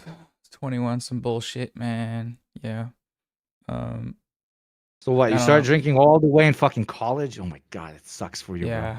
The US is interesting with that, just given what all the other things you can do aside from drink as an adult. So, all of our Yeah, you school can have a shooters are gun, you can drive sober. a car. Yeah. Yeah. It's a good thing. It's Actually, it's this is bad because their aim is better. oh yeah, yeah. More school shooters should drink. Noah Samson, circa 2025, May 21st. Yeah, they drive Yes. drunk and crash on the way. Perfect. Perfection, perfection. There's like there's an ironic relative social analysis of the like why in certain cultures there's a lot less people that go, for example, to the therapist than other places, and obviously 90% of it is just a reactionary attitude towards therapists. I'm not making an argument against that. If you need to go to a therapist, absolutely go to a therapist. But also in countries where there's higher alcohol consumption, they're not where it's deeply linked to the culture. They're not just drinking by themselves. You go out with friends, family members, or whatever. The alcohol loosens your tongue, quote unquote. So you end up talking about stuff that, in while sober, you would have never talked about. So you get to pretty much go over your issues with, yes, a non-trained professional, but they're still your fucking friend or family member, right? Unless they're very toxic. So very often you get to address things that you would never have been able to if you were, in a culture where there's no large but very, very interconnected friend groups, or where intoxication is not a part of the story, so that, our toxic masculinity kind of lowers for a second, so you can, hug a bro and tell him about how, you're still missing the one that got away, or that you're very, I don't know, um conscious about, I don't know, your body, or about how your career is going, blah blah blah. Because 99% of the time, that guy next to you is also going to be very, because they care about you, it's also going to be pretty relaxed, pretty chill, and they care about you, so they're going to probably either give you very decent advice, or alleviate the thing you had so much anxiety about. Because very often we have so much anxiety about things that we think everybody else is really noticing, really focusing on, and really caring about, but they don't really. So when you even have like a single conversation, but I don't know, your fucking beer belly or whatever with your friend that works out all the time, it's like, bro, I can't even see your belly. Who gives a fuck? Who gives a fuck? That is a very bad, very simplistic example, but you get my point. That thing literally starts flying out of the window. So you don't need a therapist to go and talk about your beer belly, because you already relatively solved it with your friends. So yeah, just an interesting cultural kind of miss, because I've been to the States like 10 times or whatever, once for work and travel for like 4 months, that unironically made me into a communist. Because back in the day I was like, oh, America, freedom, it's amazing, free market. Then I went, I saw it, and I was like, okay, this makes no sense. That first year of uni, when they introduced me to Marx, maybe I should check out that guy. That's a TLDR of my whatever political path. But there it's, everybody asks, yo, how you doing? But nobody wants to hear you reply. I don't know, you've traveled a bit. Do you see like a contrast in, for the lack of better words, hyper individualistic countries versus, places where Yeah, community still exists and so on? the U.S. is the by far the worst, and I'm sure there's a lot of pockets here that are. I mean, I lived in Seattle. I grew up in Seattle, and Seattle's like the far north. Everyone has seasonal depression. Everyone's kind of, I don't know. There's a lot of people there for tech or like sailors or what. There's a lot of solitary confinement, and it's not a great place to go if you want to be a big like social active person. Although, of course, I'm speaking more so from my experience, but I think generally the further north you go, it can be a little less social and culturally individualistic. 100%.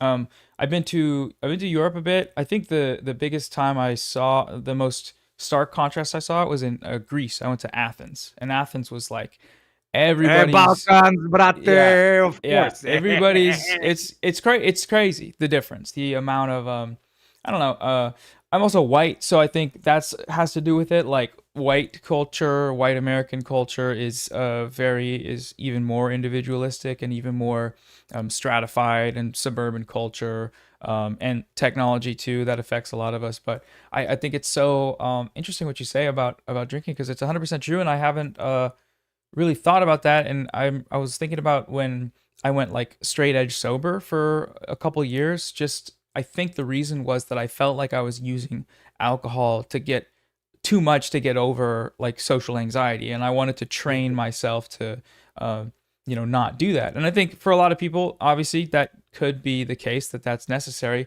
but it was actually way more miserable at that time, and I had even worse anxiety because I wasn't going out to the bar where people would be going out to hang out. And if I would go out, it would, I just wouldn't drink, and it's not like it made it harder to hang out with people, and it made it harder to Unfortunately, yeah. connect.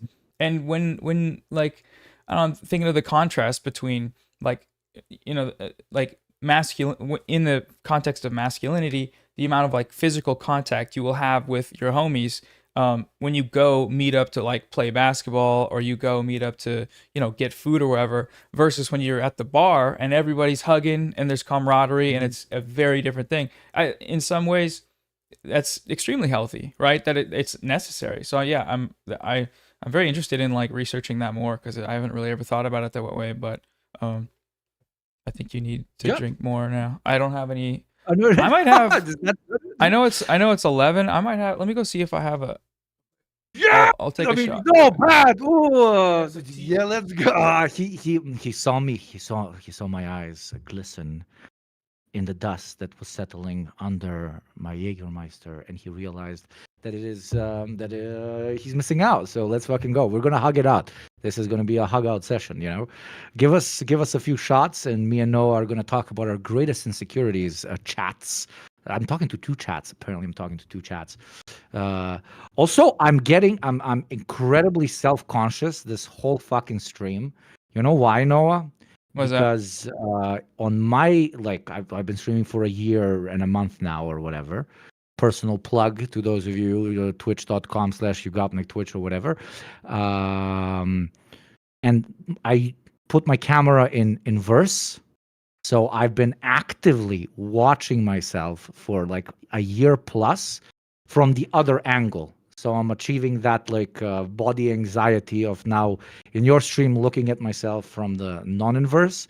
I'm like, do I really look like that? Jesus fucking Christ. It's a very fucking strange thing where our No, yeah, our it's a self-image is based on the fucking phone camera, not about how or the mirror, not on how we actually look like. It's a whole thing. yeah, it's like oh, this is how other people see me, and I look fucked up, because normally I look in the mirror, I'm like, Right? not bad, get ready. I'm not feeling too bad, but then you realize, oh, that asymmetry filter on TikTok isn't just a meme. It's actually a very, very deep, freakish psychological thing.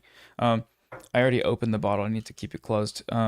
This is some wonderful, expensive, fancy Tito's handmade vodka. 'Cause the bottle inside of it is water, and I think Yes. it's good to stay hydrated, as you said, and be safe and healthy, um, and And it do things mhm. for camaraderie, even if it's just a little bit of water. And here's my um, And I think we reached over 400K. So I already did my 5 Coca-Colas, but this is I a will do big one more shot. Coca-Cola as a cheer to you. A big, do you know? Like these are fucking massive.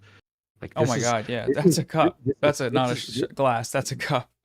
That's a classic, very classic Balkan design. Okay, this is, I think, even It's commie really design. cool. This is how they used to make them back when they referred to themselves as commies, right? It's very cute. I don't know. And you touch it Cheers, here, brother. and it's got these little thumbs. Cheers, brother, to your health. Free Palestine. Aye. You know what the best Ah, thing about our job is, bro? what's that? Like tomorrow, you're gonna, like, I don't know, talk to your mom or brother or sister, or even like a very close friend that doesn't actually watch your content, which I think is very healthy to have friends that do not interact with your content whatsoever.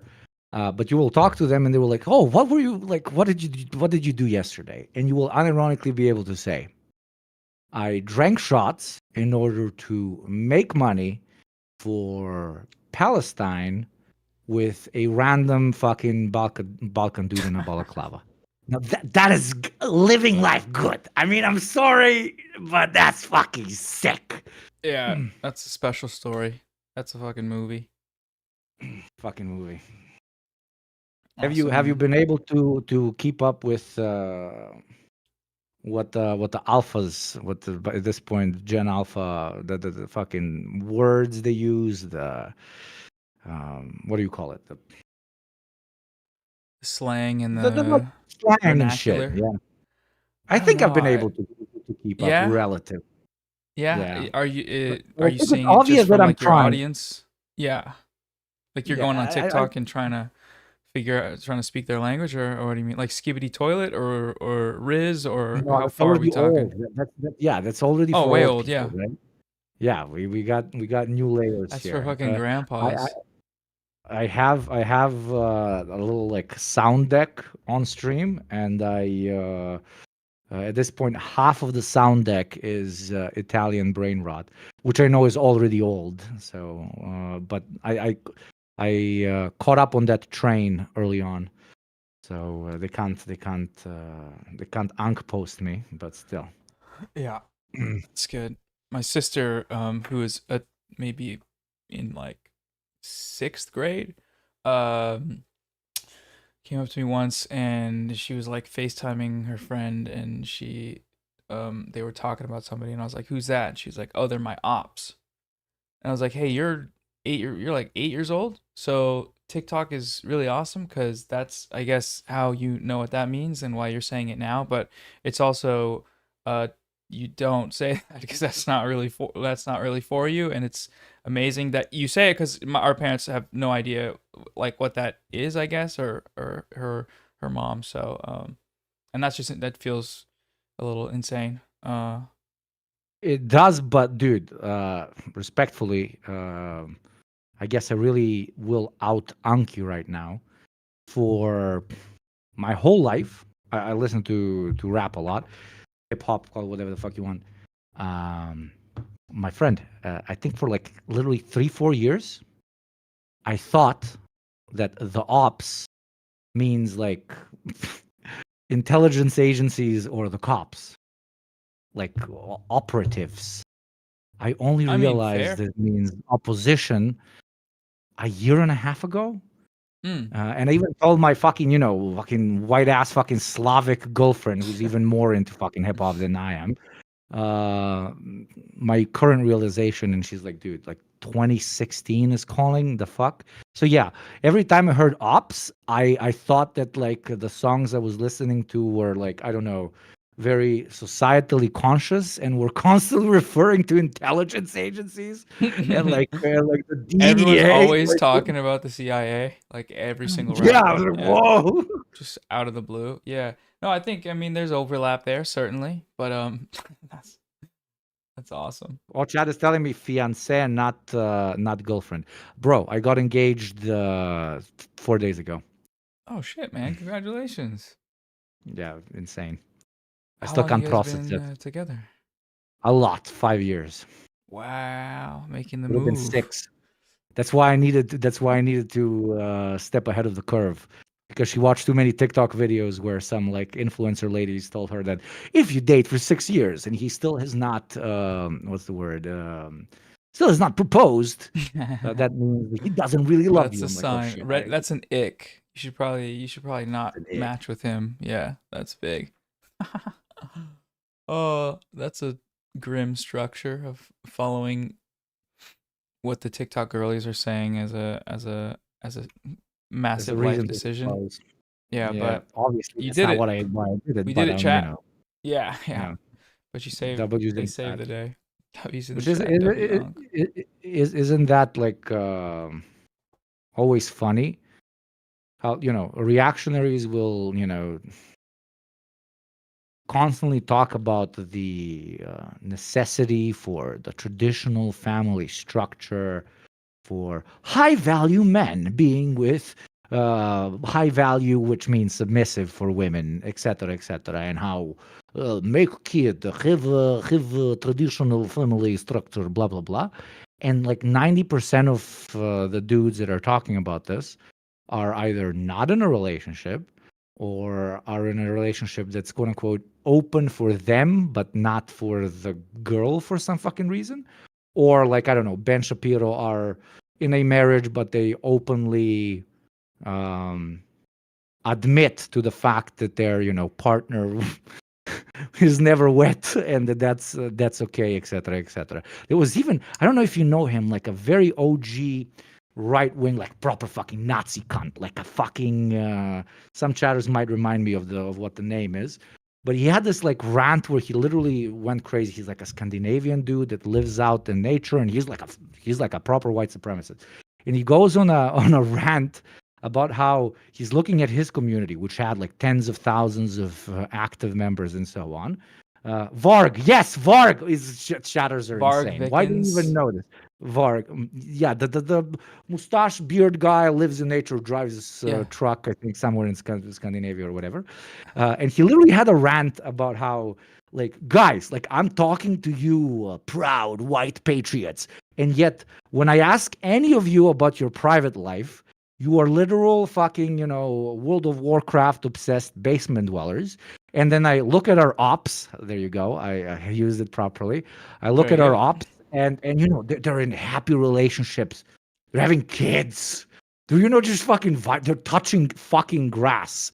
And he was having kind of a midlife crisis, realizing that through his fascistic rhetoric and so on, he attracted the pinnacle of what his own ideology would define as losers. Which of course is subjective. You're not a fucking. Of course, you're not a fucking loser. You live your life the way you want to. That's.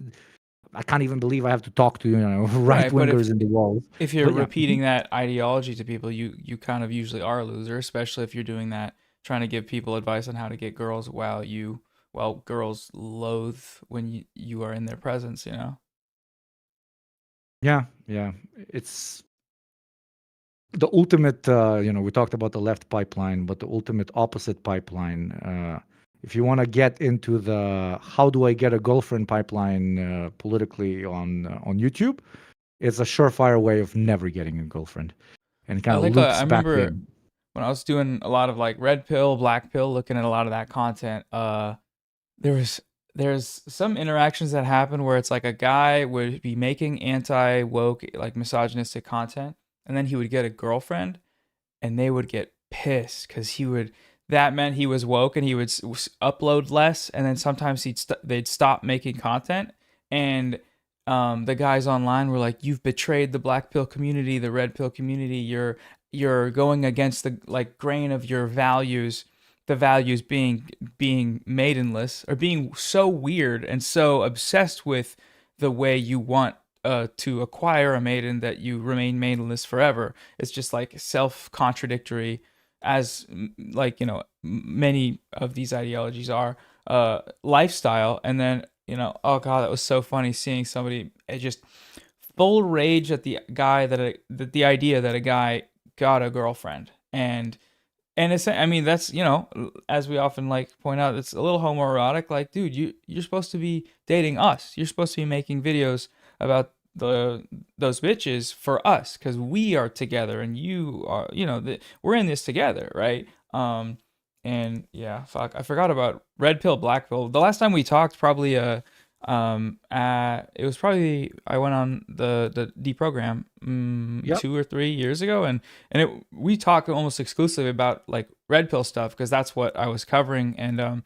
know if you guys talked about it or covered it, if you covered it much on your channel, but that it seems like that wave of content has I don't know. It seems like it's, for my like general view of the space, slowed down a bit. I know all the like the podcasters are almost certainly still going, but the age of the Andrew Tate op-ed feels like it may be, I it may have passed, but I remember at the time the type of shit these guys were saying, and I'm wondering how many, um, given the lack of significance online, how many guys just kind of gave up on it, because that's the Mhm. trajectory. I remember FD, whenever he talked about gender, he'd pull up these studies, and I think he conducted like an informal but well controlled study of young men that were following this ideology, and then eventually being like, oh, like, yeah, once I went outside, or once I watched this content for a little bit because I it made me feel good, but then I actually it was just a phase of being insane. And that's kind of one of those apocalyptic sort of at the time it's treated, because of a media narrative, as this like, oh, the boys are going to watch these videos and it's going to start a gender war, and there's going to be all this stuff happening that we must prevent. It must be, the internet must go out of its way, the platforms must go out of their way to censor and deplatform the people that are sharing these views. And I at one point would have agreed with something like that, but then times change and things, time passes, and you realize that, oh, like, granting them the power to, ban someone for that is objectively wrong because it could be used against us, but also, it's not that deep. Like, it's just not that deep. Like, people are engaging in this stuff, but their relationship with it is consumption, and consumption that makes them feel good for whatever their ideology or whatever their personality is like at the time. But once that personality changes and evolves and they grow as a person, then you don't need to watch the weird podcast, and then you move on. But there's always a new generation of young men to engage with that in, right? Yeah, I and forget then how we like got on this topic. literally I'm blacked out right now. just from one. Come on, brother. Oh You yeah, I'm look not at used to this. look at this sofa. Look at this sofa. Okay, on your stream, it's not visible, but look at the I can sofa. show it. I can pan over. You hit me up, and you will sleep on it for 5 days. Come to, I'll tell you where the particular location is because I don't never Oh, tell chat. absolutely. Dude, it would be the greatest privilege of my life. No fucking joke. Come hang 100%. out 3, 4, 5 days or whatever. It would be absolutely fucking awesome. I think there's even direct flights or whatever. But genuinely, open invite, absolutely always. I think we would have a great time. I think But we'd have a great time, but I'd be spending more time with that couch than with you. But it'd still be fun. It'd still be a lot of fun, just because I'd be oh, we can spend time on the couch hungover and together. blacked out. Oh, that's true. No, I'm Does it not gonna fold down? torture you that much, my friend. What? Does it fold down, or do you Of need course it to? falls down. What the fuck? I'm Okay, not gonna make it's very comfortable. It's like it's rough, but it's good. It's sturdy. that's what we like over So here. I'm saying even if you don't come back home alone, like God bless.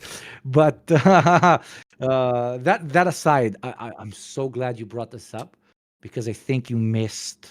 Oh, I'm so glad you missed the civil war that is unironically brewing in that entire field.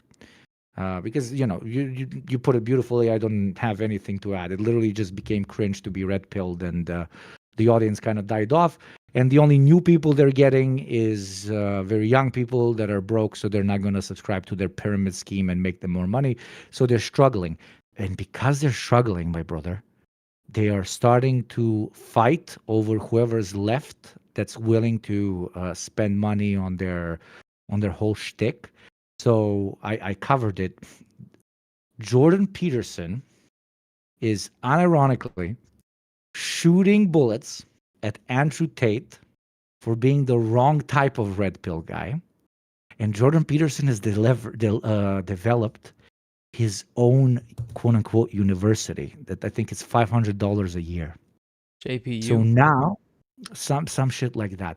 So now they're fighting over whoever's left in that whole sphere because they're in it for the cash, obviously. And I think Jordan Peterson called Andrew Tate something like the wrong type of alpha, very Spartan mentality, which is no longer applicable to modern times. Why? Because it only Me bases when I won't itself, clean my room. unironically, because it only bases itself on physical strength and consumerism and showing off. Well, me, Jordan Peterson, offer you a true path to redemption through intellectualism, through Buying my rigorous book. religious study. Open yourself up to God, one woman, 15 children, that type shit. Andrew Tate is trying to tell get them fucking bitches, fucking live life, fucking champagnes and clubs, etc., etc. So there is an unironic ideological rift inside of the OGs of Red Pill, and I think it's The absolutely girlies are fucking beautiful. fighting, yeah. It's incredible. It's fucking fantastic. It's really nice. But the fucking I haven't seen Andrew Tate respond because he's like, I'm above and beyond this dude. But if he responded, what do you think would be like the most successful strategy for his community? The first thing I'm thinking of is like, this guy cries, therefore he is not man, which would work really well with his shit.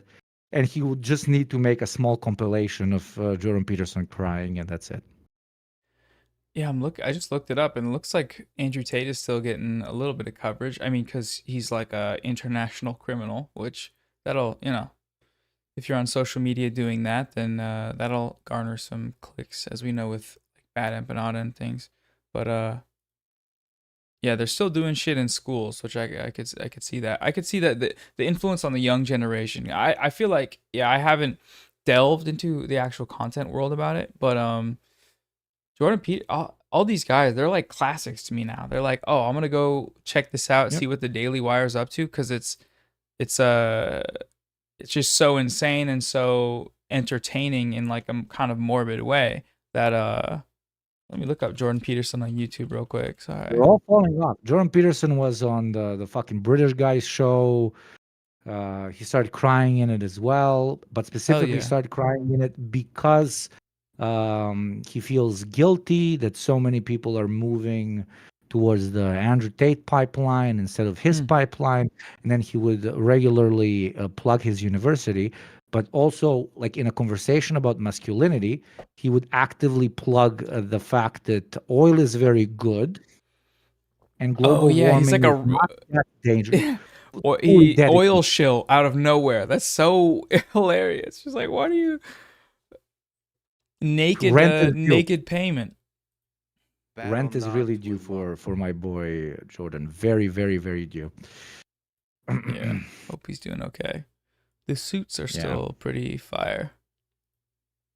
they are. I don't know why we made like okay. Now I know you said it ironically, but I'm saying it unironically. They're not that bad.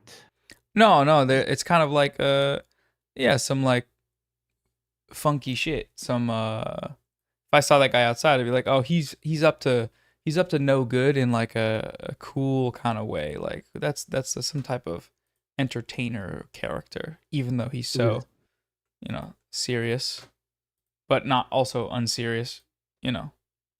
The most surreal thing I've ever done when it comes to my coverage of that fucking dude was so random. That was the only time in my life where I felt like a journalist, but I accidentally stumbled upon it. So listen to the story, chat and Noah. I followed this one Belgrade club just on Instagram. When I was younger, I went to it or whatever. And this is just like a random fucking relatively fancy club in the capital of Serbia. And on my feed on Instagram, I would get people that tagged themselves there or people that were there.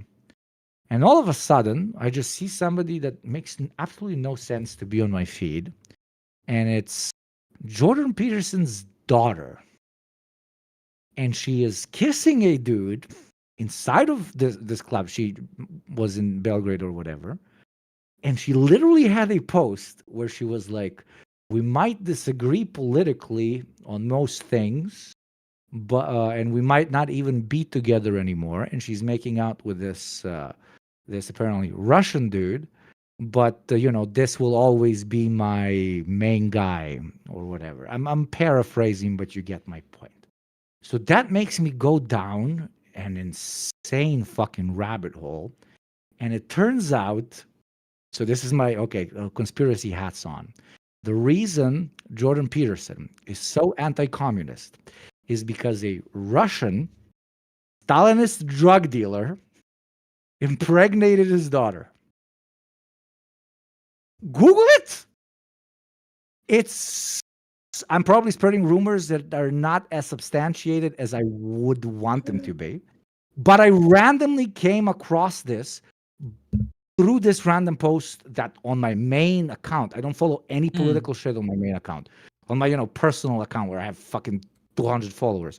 And that shit popped out. So I started Googling. I started, who is this guy? What? When? A child? The fuck? She literally wrote Stalinist in the fucking post. Posted this like 3 or 4 years ago. And I was like, now everything is making sense. The phallic, the Freudian hours with Hugo. The phallic object truly has defined Jordan Peterson's life. But the phallic object of a Russian Stalinist drug. I wish I Oh was my making god, this she's up. so cool now. I love her now. I'm Yeah, going to follow incredible her stuff. blog, her health podcast. Yeah, meat, very good. I love Oh, meat. yeah. Do people still do that?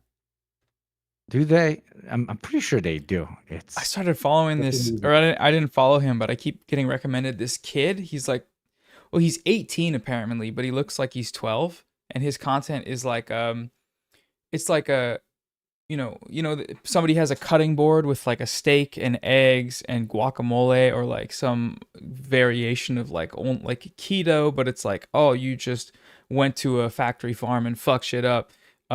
He eats all this stuff, and then he flexes about being all like, oh yeah, like I'm strong. The kids in my generation are all out partying when I'm not. I'm sober and eating this meat, and that's the first time I've seen that since I guess JP, when he was when he was gargling. Well, not gargling, but he was all on that meat. And I don't know if people still do that, but um, I think yeah, him and Michaela would be like yeah, I was actually dead, but then I had a burger but took the buns off, and now I'm alive. That shit that was like one of my favorites. Going on Joe Rogan and saying stuff like that. yeah. Like she ran out of customers because they all started dying. You know, Yeah. There was nobody to subscribe to the newsletter because their their children annulled the credit card that their meat only dad had set up previously. Yeah. Pretty sure. But yeah, the red pill it did die off, but there's still a lot of work to be done there. They're trying to pivot. I saw the dudes like the two dudes like not like stale and ugly, fresh and fit. Um, they're trying to copy the fucking Kirk guy, and they're going into Like Charlie universities. Kirk. Yeah, Oh, yeah, they're debate me. going Yeah, to they were doing a universities. like women That shouldn't vote kind of booth at the science fair. Yeah, and there was this. I watched it, I think, like 2 weeks ago with chat or some shit, and they fucked up because I guess they told them they were gonna be there too far in advance. Some people that are relatively prepared for it ended up showing up, Hmm. and this one girl just came there and ripped them a new one in every shape or form by being like, "Yo, you keep talking about traditional family, but you don't have one." And he's like, "Yeah, because I'm working on my shit." And she's like, "Do you have a partner?" He's like, "Yeah, I have a partner, but I'm in an open relationship, but where I'm allowed to do shit, but she's not allowed to do shit."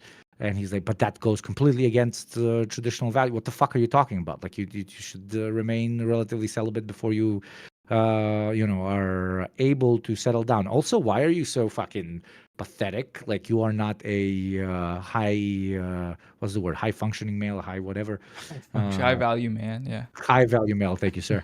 High Like, functioning autism. yeah, everybody needs to That's the phrase. be Yeah. a high functioning rich boy in order to get someone, and yet you are not one. She literally just did the yet you are not one. She did the left wing version of but iPhone, but Vuvuzela, but 100 gorillion dead right at him, and he just could not keep up. He absolutely could not keep Wow. up. I love these guys. Yeah, I mean, the gone is the era for me of making, I guess, farming more so slop off of them. But wow, what a time. That was all the rage growing up, on YouTube. Just fresh and fit reacts. Yeah, that was yeah. I was looking at you guys making videos about it and was jealous. I was like, Jesus, what a fucking milk cow. Yeah, man. Speaking of milk cow, in we are 402,700. I am Goodness. going to betray my 5,000 thing. So even at 404, I'm gonna have five more. So at Five more. 404 error I had code, one and I need to run and pee really bad from the it was a tall shot, go. but Don't worry. Look, all right, all right. we are If you want to this stay much on, into the ball. I can do the BRB screen, or if you want to stay on, that's No, fine. I'll stay on Okay, unless you okay. kick me out. I'll leave if No, you have good luck, another good guest luck. coming. I don't know Entertain. how I trust you're. you. I trust you. Okay. We got one at Go, one, go. so we got an hour Yeah. and 10, so lots of time. All right, be right back. So Stalin. uh, I'm kidding. Oh God, yeah. When you drink, don't mix. That's the whole point. At 404 area code, there were plenty of donos through YouTube. Then don't go towards that number since you started. Hey. I'm only looking at this number, okay? I know all of you want me to get drunk and nasty, but uh, I will leave the nasty only for the big money motherfuckers that are ready to donate to this good cause strip club, which we call this lovely stream. Almost as at 403, at 404 we go for it. And again, like I'm looking at, like, you guys don't want to wait. So you guys understand just how unhinged this is for me. Okay, this is what I'm seeing right now. And I've always found it to be like very heavy duty, just doing a stream by myself. But now I'm looking at his stream, I'm looking at my stream, I'm looking at my chat, I'm looking at my OBS, and I'm looking at my Twitch data. This is what it looks like. I don't know how much it's going to be visible, so I'm going to hold it right here. These are all the screens. These are all the fucking screens. Like, how I'm not getting a literal fucking panic attack, I have absolutely no idea. I'm showing chat just how insane my stream setup looks like right now. There you Is can Unk see it trying to as well. screen share? Oh my God, you're in Yeah, a spaceship, bro. because like it's Wait, already a that's spaceship. exactly what mine looks like. Hold on, let me. Oh, I'm you're tripping. gonna fuck me up the ass right now, aren't No, you, it's the same. motherfucker? It's the same exact. I'm using my friend's monitor because streaming is hard. One sec. And I have a cat though as well, and a Tito's bottle.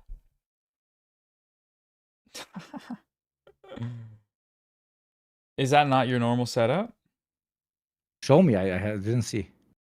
Oh yeah. Wait, to the left a bit. To the left. To your right, Oh actually. yeah, To your yeah, yeah. right. Sorry. I'm showing chat. More. This is mine. 3 monitors and a Oh laptop. no, that is serious It's we shit. get the That is same serious setup. shit. Yeah. Yeah. But spin two of the screens that are on the side, like vertical, and you'll have like chat on one. You can have just pro tips of professional Twitch streamers, if you know what I mean. Yeah, I'm Unk kidding, is but putting yeah, me yeah. on. Unk is putting little bro on. See, that's good. You can do little bro as well.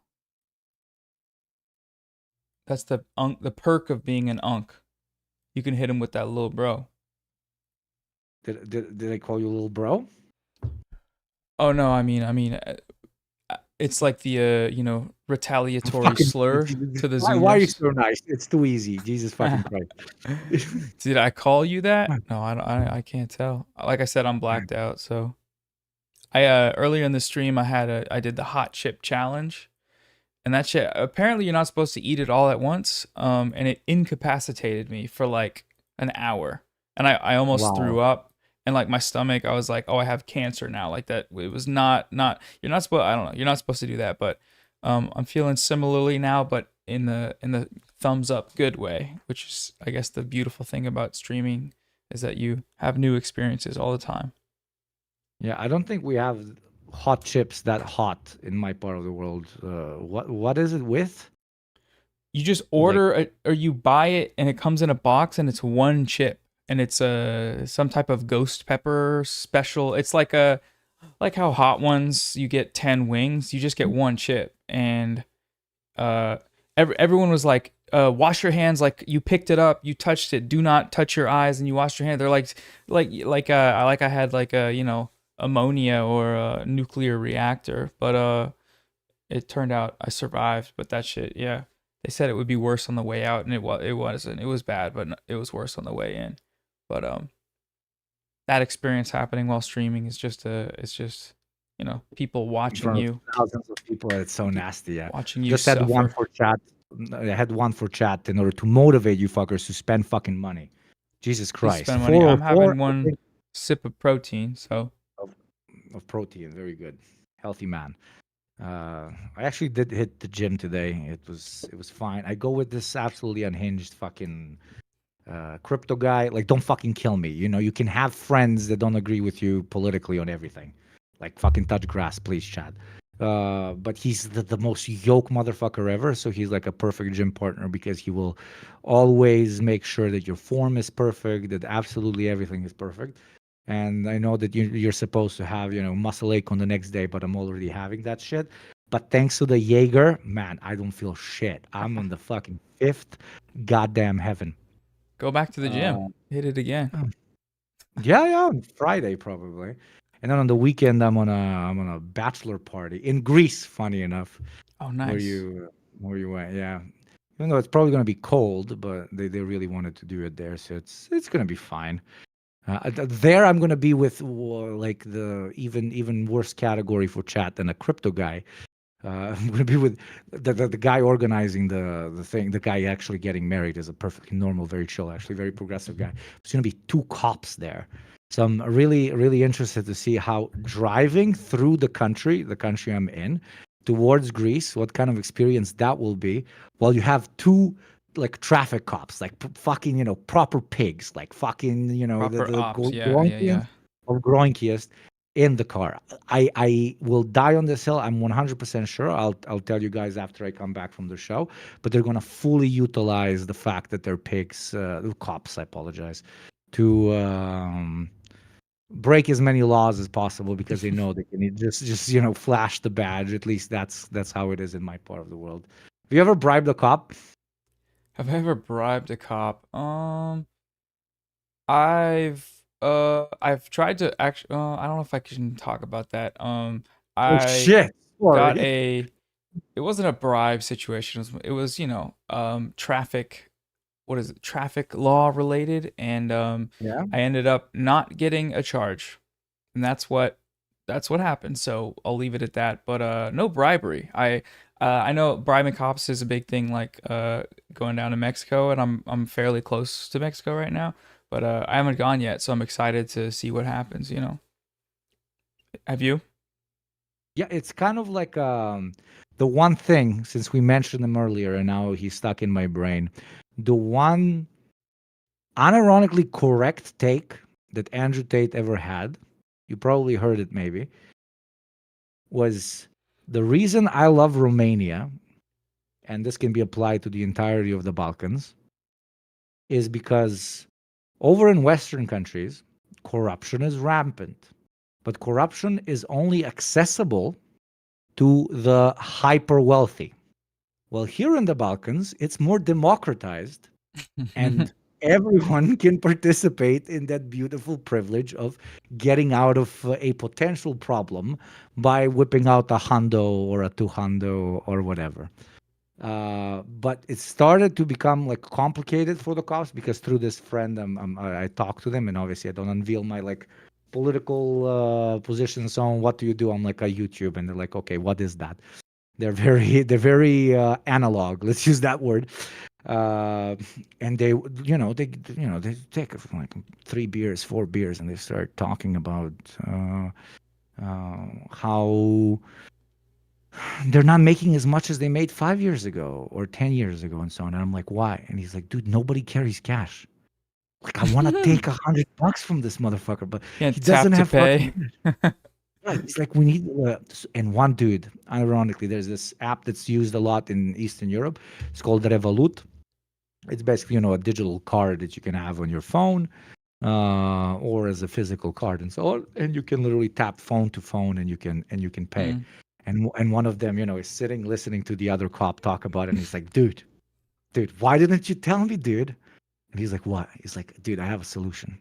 So my 19-year-old son, he registered on Revolut on the payment app, and he installed it with his account on my phone. So when somebody doesn't have cash to bribe me, I put it into my son's account. My son goes with the card, pulls out the money, and I got cash. Easy Best shit. dad ever. 101 corruption with Hugo. There you go. How to. Um, but yeah, Revolut. Some chatters know Revolut. Yeah, it's not a. It's okay, a shop, whatever the fuck. But yeah. I'll download it before I pull up. Please do. But no, corruption, no. Me pay a cop, no. Absolutely never. Absolutely. I'm a very nice boy, very legal, everything very okay. Very normal man. Yes, I like walk on street and drink lemonade. All is good. No uh, crimes. We hate crime. but yeah, but unironically, there you go. One Andrew Tate take that is kind of based because it unironically has like a class analysis to it. He's like, yo, bro, like corruption, obviously bad, but everybody does it everywhere. So it's you cannot get away from it. And the Balkans are a bit more chill because it's more democratized and more people have access to it. Mm. Is it an okay take? No, I like that. Yeah. I always try and wonder like how could we distill that out? Just make it like I guess a video on it and not credit Andrew Tate as the original executor of the idea, but that's real as fuck. Never thought about Yeah. that. Because I here will it's not all leave you like with. white collar bribes, you know. Oh yeah, this is inaccessible for most people. I will leave you with chat. I gotta go piss now as well. I am how this much in. If you fuckers get us to 405, 404, 405 maybe, it's gonna go all the way down to this. And look at my eyes. Look at my eyes. Chat, motherfucker. Look at I right now. I am sober. Like it's absolutely okay. It's not against TOS. So money for Palestine, right the fucking. You want me to come to your house and ask for Revolut? Motherfucker. Okay, I'll leave you with chat. Apologies. Oh my god, dude. How does he do it? I don't want to witness a death today, but it's not going to be him. It's going to be me if this keeps going. No promises for me, but oh fuck, that's awesome, man. All over the map with the topics too. Who knew YouTubers can be normal and chill? Rip your lungs. Yeah, it would help if I had some type of vape or thing.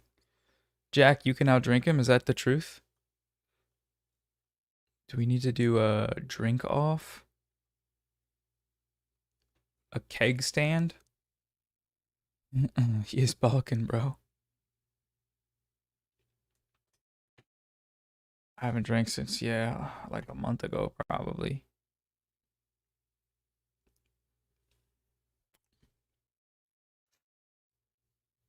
$500K, Noah gets drunk. Yeah, 500K finish bottle. I did eat this morning. I had oatmeal with banana in it, which is good actually. It's really good for like the gym or running, but for tanking a very tall shot of water.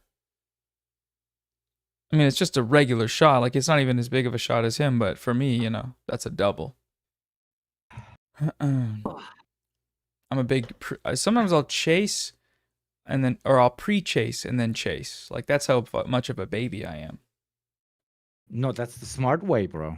If you have the intellect to drink like a liter of water before you actually go out, best thing you can do. Oh yeah, yeah. Completely changes the whole spiel, as the Liter of crowds water would say. before and liter of water, like cup of water right before bed. That's OP for hangovers. For actual Yeah. drinks though, if we're taking shots, I'm always like, I'm with this girl and she's gonna see me wince and cough after my first shot of vodka because I have my body's not, my body and I guess tonsils or whatever are not built for this, and it's gonna be tough. So I'll take out my uh pocket Dr Pepper and pre-chase and then post. But we're just built different, I guess. But no, we're not. Now you can use me as like a token minority, a friend whose culture is very enveloped in alcohol, who told me that it's absolutely chill to have a chaser. So if she gives you shit and considers you a, to use misogynist terms, pussy boy, you can just say, woman. Okay, number one, woman. Number two, you do not understand. Slavic man, tell me, it is okay to chase, especially before shot. Well, I have a problem with the fucking gag reflex. Unironic, for example, my Oh gag yeah, yeah, reflex is the yeah. weakest of all fucking time. If Thank the Lord that I am not into penises, because I I would knew be where the you. worst boyfriend. I would be such a bad fucking boyfriend. I would be a horrible boyfriend. Dude, there's like this much in my mouth. I am fucking vomiting all over the room. So, uh, come on, we gotta entertain the people. So I see you looking at me with judgment. No, I'm Uh, I'm I'm thankful. I'm like happy for you that that's not your situation, because it would be, barring certain circumstances of getting unlucky with your partner's equipment. You I guess it would be lucky because you wouldn't be having to throw up everywhere. Yeah. Have you seen that? For the first time, I actually saw it yesterday. That X-ray of a person deep throating. It looks surreal. If you want to Google it, Is it real? I've seen that photo because people reply to it when someone's glazing and they're like, "This glazing. is Yeah, you, this you," but is that real? it has to be real. It has to be. It is. No, they went to a Because your proper dick MRI like scanner. bends so much for a deep throat. Like what the Yeah, it fuck? was like Like, I never thought it the bends so chub of much. a good sized hog, like it was a Yeah, chub. but in You're the saying it was photo, bent and that makes it real? no. I'm saying that it's too bent for it to be real. Like Oh, so you think it it's was like fake? this. Like Yeah. at some point, like in the like literally like that. Like come on, No, I'm saying that's the difference in the girth depending on the part of the member tells me that it's a chub, the chub of a hung man.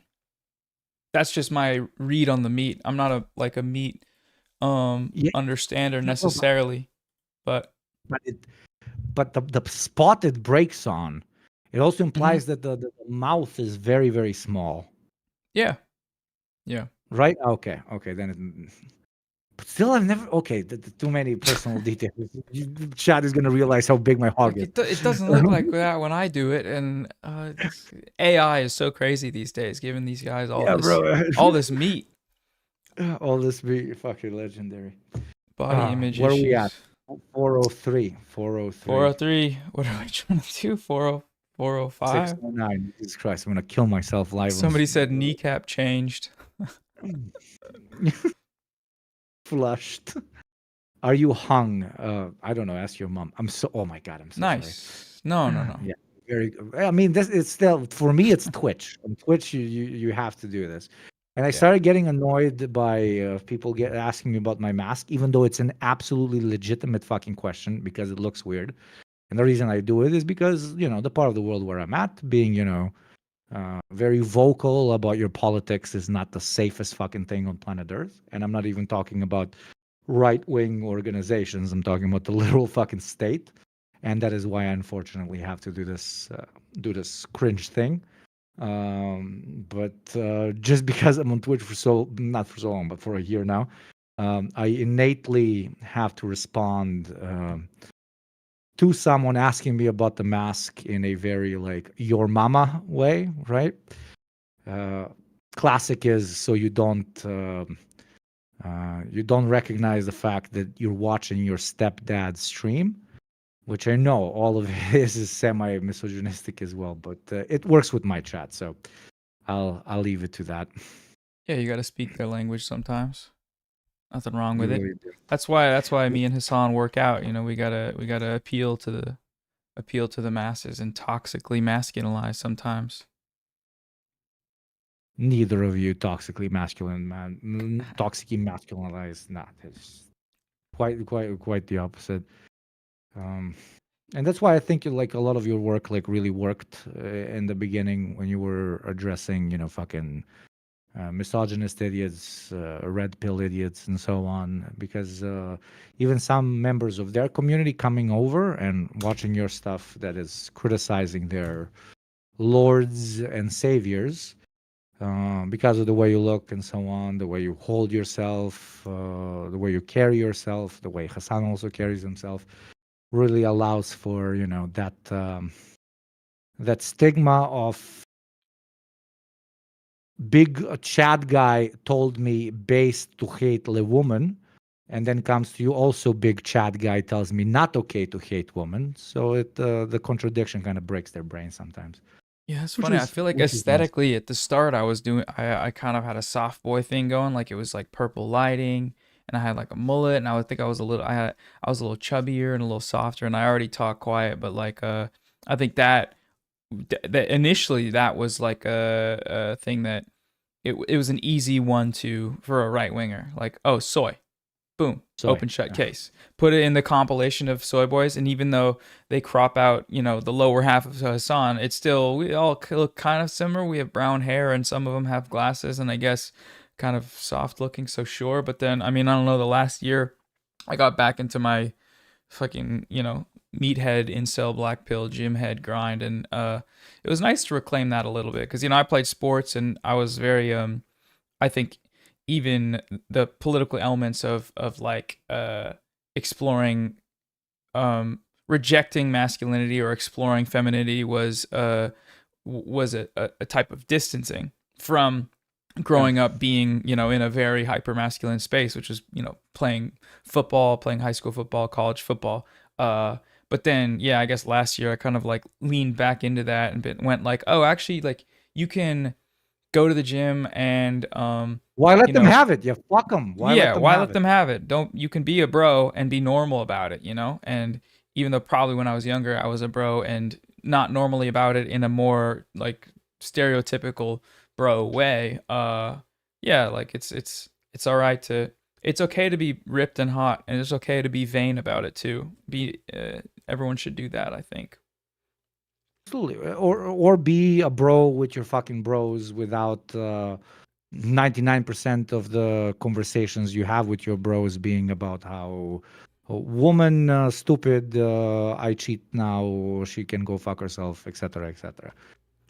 We shouldn't let these very human, normal fucking categories be co-opted by right wingers, and very often, like leftists tend to hyper obsess about aesthetics. Like this person is just giving me right wing vibes, even though you haven't talked to them for like 3 seconds. Okay, they might have a buzz cut and like fucking I don't know tattoos and wear just jeans with a fucking black t-shirt. Doesn't mean that politically they are reactionary or whatever. And just the right has a much stronger mechanism of co-opting certain lifestyles and making it quote unquote their own in the marketplace of ideas, while we very often tend to just give it to them.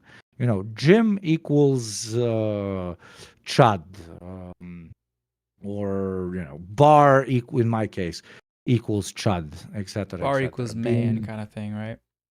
And yeah, man it's sometimes equals chud, often. yeah, Capital M it's man. yeah. We give them too much. We genuinely give them too much, both I got aesthetically or approached lifestyle. Or Mhm. Yeah, 100%. I got approached at the gym by this dude. I was running on the treadmill, and it was weird because he like walked up and like started talking to me, and my headphones in, and I was running, and I was all sweaty, and so I like stopped, and I was like, "What's up?" And then he started talking. He like asked me about the shirt I was wearing because it was like a shirt from some like mud 5K run that it was my ex-girlfriend's shirt. She gave it to me, and she had done the run. I didn't know about much about it, but I guess he had done it somewhere else. And he he started talking to me, and he was just kind of like, yeah, man, it looks like you got stuff figured out. Like you like got stuff going for you. And I just wanted to like, do you live here? And we started like chatting about it, and eventually, he kind of he was like a younger guy, pretty fit, like pretty muscular in like a kind of like athletic way, a little shorter, but aesthetically seemed like the type of person that would be, like a health nut or something like that. But we start talking, and we're talking about, I don't know, we got in the subject of like dating, and I was like, yeah, like I don't know.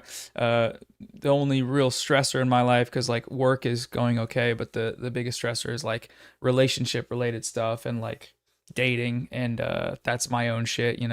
And he kind of took it into like, oh yeah, man, it's tough to women are you can't live with them, you can't live without them kind of vibe. And then he was like, yeah, I just got out of a 5 year relationship, and she cheated on me. And I was like, oh, damn. And then he was like, yeah, and the only other long relationship I've been in, I got cheated on too. I was like, oh, damn. And then that was right when he started kind of diving more deeply into the, these maidens, for lack of a better term, these women, they be acting crazy, and you can't trust them, you can't deal with it. It's not worth it to pursue them, and you never know if you're gonna just completely, obviously speaking to his own feelings about getting cheated on after a 5 year relationship. And I'm like, yeah, like I'm hearing what you're saying, and like I'm pretty off put in a lot of ways by you saying like living with women is crazy because they complain all the time, they want to talk to you all the time, this sort of general vibe. But then Yeah. also he had a very emotionally this you could say traumatizing experience, and that I don't know. Then he showed me his his like YouTube feed, and he had a lot of Andrew Huberman on there. So I think there's some definite like alignment with emotional stuntedness or emotional trauma and self improvement and trying to attain the idea of the masculine physical form. And I don't know, that was just a funny experience because first of all, coming up to someone and talking to them while they're on a treadmill, that's insane, like just middle of the Yeah. workout. But also, just seeing in real time someone that is kind of like the prime, like patient zero potential, fertile Target. ground for a red pill guy, and him saying that, and then me being like, oh, he seems just like he's some shit happened to him that sucks, and hopefully he figures it out. But also, I don't want to hang out with him, and he like we connected on Instagram, but I would probably prefer that didn't continue, just because seems like someone I don't necessarily want to be around at this time. But like, I don't know, it's just the physical form, the desire to be, you get that sense from a lot of you go to the gym, you see a lot of buff boys that a lot of it is aesthetic, and a lot of it is also desirability. But then there's overlap with, if you're listening to Joe or Huberman, you get recommended something else, and then depending on how emotionally turmoil, how much emotional turmoil you're going through, shit could get crazy, and hopefully it doesn't for most boys. 100%, man. Like you as Noah on the treadmill talking to this random dude. Obviously, he doesn't. He's not your cup of tea. He wouldn't be my cup of tea, and there's no reason you should pursue a friendship or whatever with him. But like extrapolating and looking more from the leftist pitch, the main conversation we've kind of been having today, it's a listen, like making giving an ideological pitch is always going to work best on those most disenfranchised. And obviously, you can't attack every single front out there. Uh, but on the other side, ironically, every single front you do not attack as the wider global movement or whatever is going to be attacked by, right wing chuds. So when it comes to, these particular types of men that sometimes because of their own lifestyle, misdeeds, actions, and so on, get disenfranchised from relationships in general, um, the right has a very, very strong, very well developed mechanism on turning the fact that they've been very unlucky in relationships and translating that to woman at fault.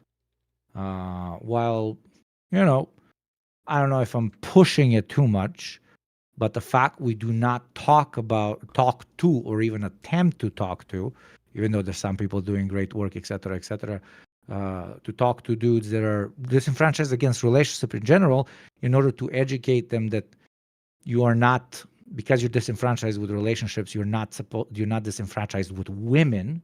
It just, there's other aspects of both the systemic problems and the way you've kind of internalized a lot of shit. That's the reason maybe why your relationships are not working out. The fact that we're not talking to them as much as we potentially should at the get-go, not once they're already misogynistic cunts. Like, honestly, I don't care at that point. But before they get to that point, where we end up missing out. We end up missing out a lot on not even pushing somebody left wing or whatever bullshit, but just like making sure they do not get radicalized down the right wing pipeline. It's a relatively missed opportunity. I made a couple of videos on masculinity in general, and it's ironically based on most like OG philosophers. It's the idea of self as male, whatever that's supposed to mean, and its relation to the feminine. And the main, from my perspective, and those philosophers and so on, the main reason why right wingers were able to take as much out of it as possible is because the original definition of masculine, which not the original, the most modern definition of masculine, which we take from the nuclear family, etc., uh, has now through the right wing pitch been stripped away from the man, because what it is to be a man in relationship to the feminine is to be a provider. But now a woman can provide for herself, at least in the so-called developed world and so on. So the woman expects, the feminine expects something more for you to bring to the table than just literally bread, and then force her to be your domestic house slave, right? And the way the right wing has been able to quite literally utilize this is by not addressing the fact that, it's a very good thing that now women have more control over their life, which leads to them not being satisfied by you simply putting bread on table. Instead of explaining that, the right wingers have managed to simply give the pitch of, in order to bring back true masculinity, we must, move ourselves back in general as a civilization to a point in time where nuclear families are still very much so a thing, and the woman is subordinate because you bring bread. So basically, taking the woman out of the workplace and making her the domestic slave without her choice.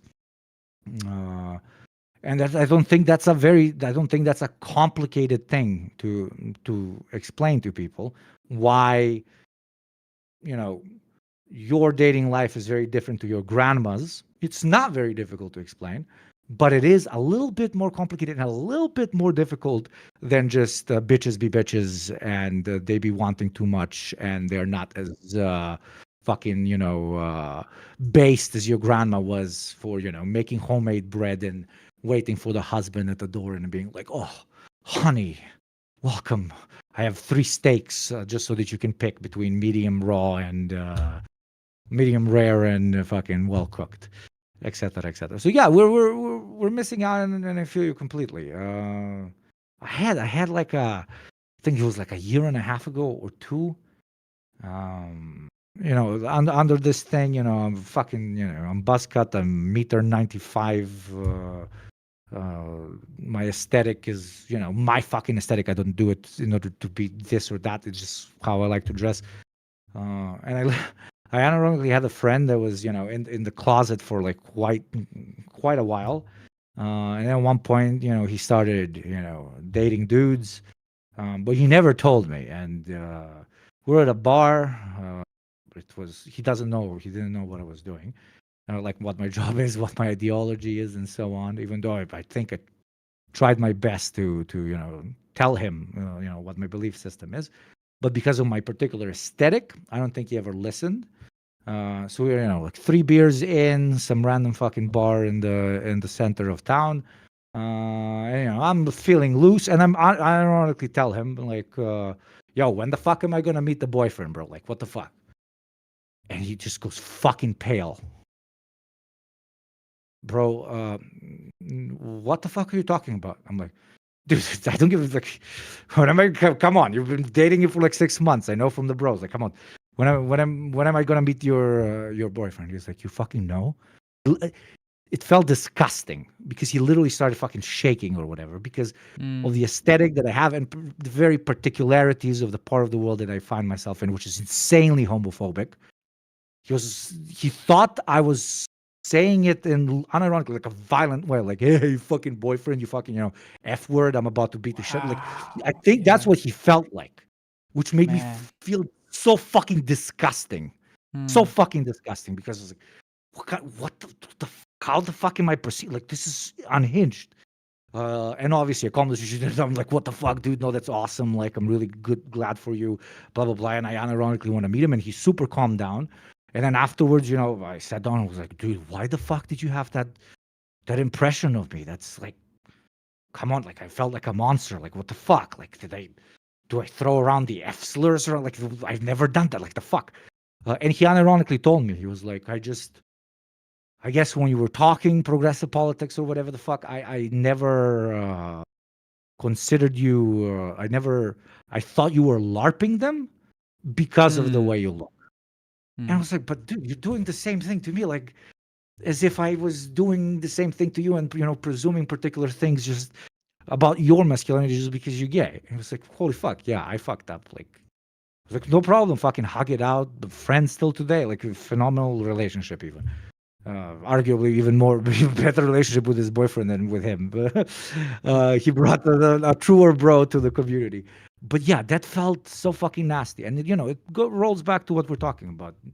Don't fucking judge a dude based on or a girl or an NB or whatever, based on the fucking way they look like. I felt like a fucking troglodyte, fucking Neanderthal. That's about why the fuck did you feel like I'm about to bash your head in with a skull, even though I've never ever even once shown that I was ever gonna do that. But did you meet the boyfriend? Yeah, I did. He's even cooler than him.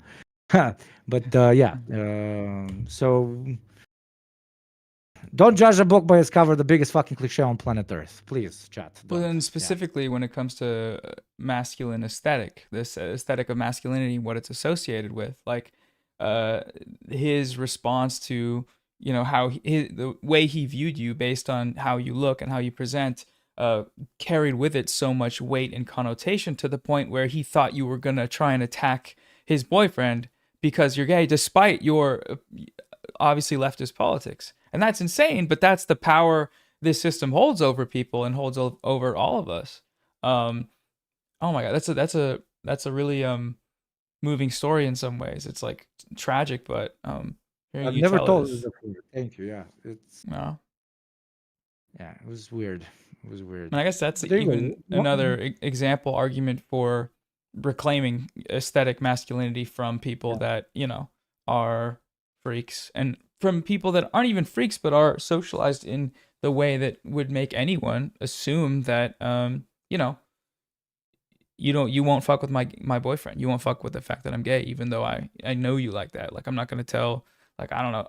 I mean, something happened to me recently, um, with a group of people. Like, there's this kind of basically someone I know was assaulted, and it turned out that the person who assaulted him had assaulted others, and then that happened to me. And I hadn't heard about. I didn't know the backstory. I didn't know this person very well at all.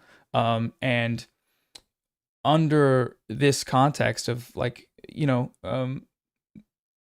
sexuality and masculinity, it was something that I think only because I had thought about and talked about masculinity in over the course of working, is that it made me go, hold on, this thing happened and this is crazy, right? And then it turned out that they shared that it happened to other people too. They just didn't know how to talk about it or even have any, inkling that it was a problem, because it's something that you can't really it's not that you can't talk about it. It's just like in the same way, not to trivialize, literal molestation of young boys by female teachers, but it's like, props to you. You got, you got yours, and you, it's a rite of passage or whatever. And that's crazy, because it's like one thing to read about that and say, oh, like regardless of who is doing it and how it happens, this is wrong. And I think most people understand that. But then you see this happen in your life and it happens to you, and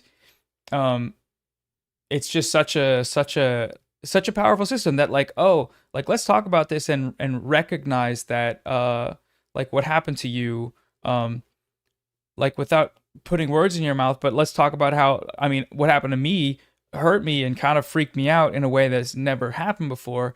I mean, what did it feel like to you? And then by asking, it's like, oh yeah, we share this experience, but our socialization as men and rewards for sexual conquest or whatever make it so that it's not thought about in that way. And I don't know, that's like, whether it's like aesthetics or sexuality or I guess rhetoric or relationships, and how we talk to our male friends or our partners, or talk to our male friends about our partners.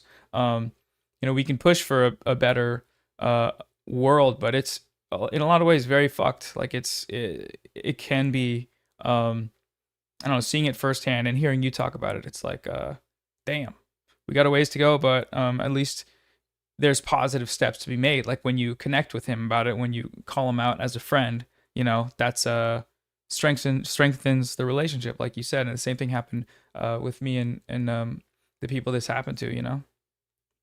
Yeah, no, beautifully put. Beautifully put. Speaking of beautiful, not genuinely. Thank you. Sorry if I made it too personal or whatever. I never said that story before, but yeah. And thank you for sharing an even more probably traumatic fucking. Also, what the fuck is Americans calling everything traumatic? A fucked up experience. Let's call it that. Yeah, 100%. That's good.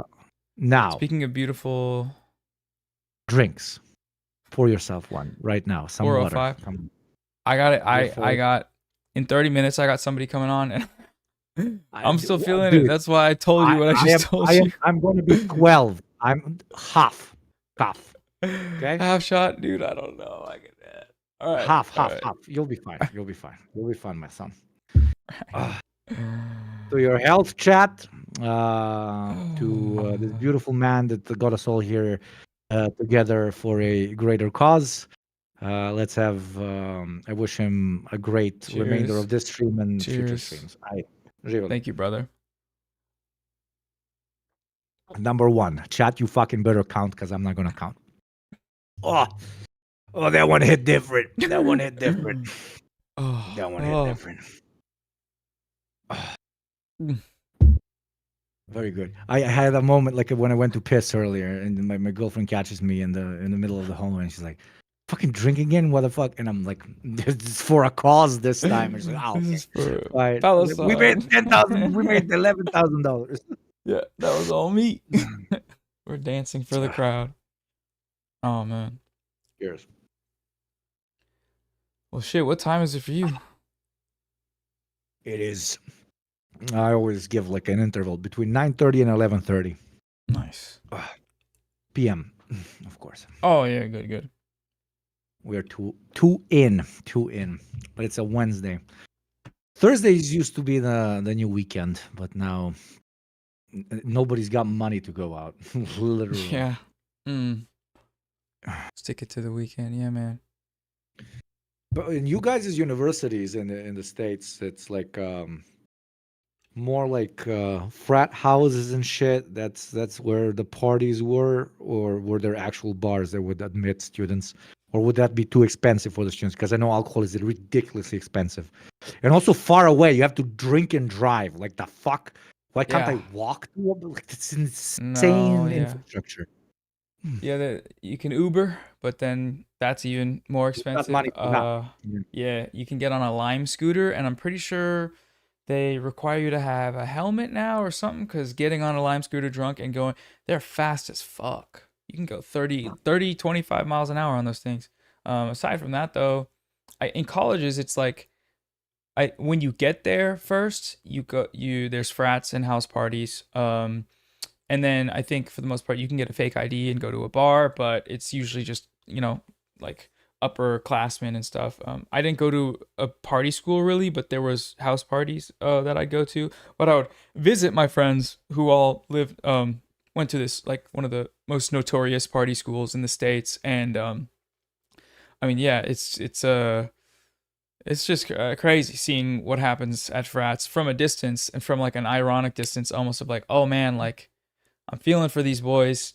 They look like they're having fun, but I know they'll carry a lot of what's happening to them with them in terms of like freshman hazing or whatever. And then also, some of them won't carry anything because they'll die of some type of alcohol poisoning or violent act where, yeah, it's a madhouse. And I know, I Or haven't, I fucking guess, looked. coke. Why is everyone on drugs now? Oh yeah, It's Coke. made Yeah, it's yeah. completely like doing coke. Yeah, whatever. It's just an everyday thing. 100%. I mean, Adderall and Coke and I guess Fent is kind of a separate thing, but it's psychedelics at parties, which seems an insane thing to do, but people do them.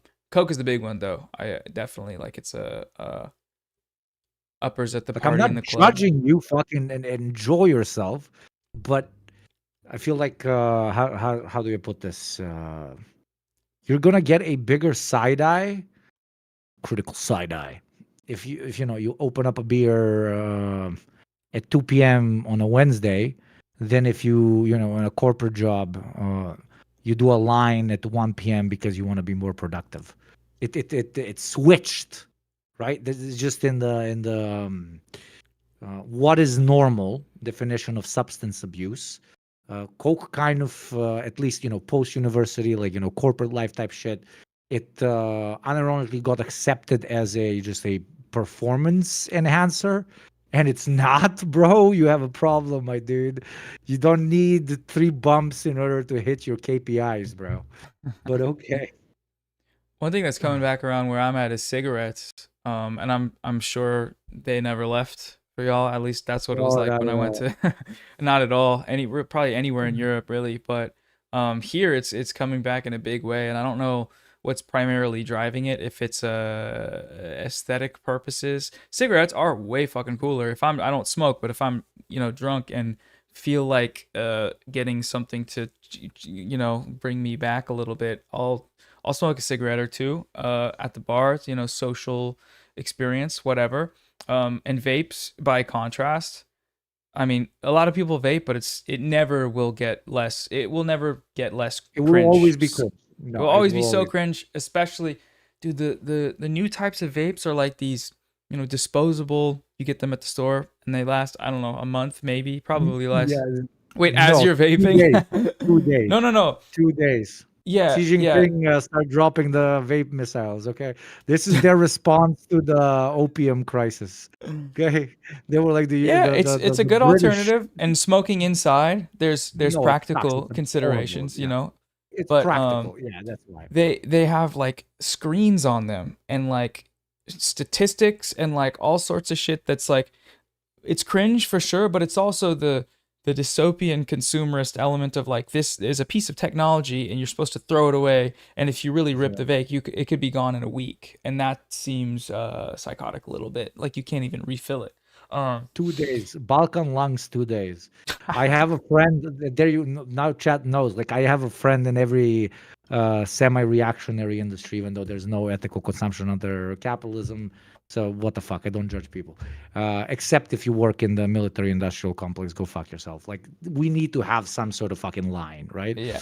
But I have a close Russian friend, ironically, that works in the European industry for an American company because of my corporate path or whatever, for Philip Morris and Philip Morris, the cigarette developers.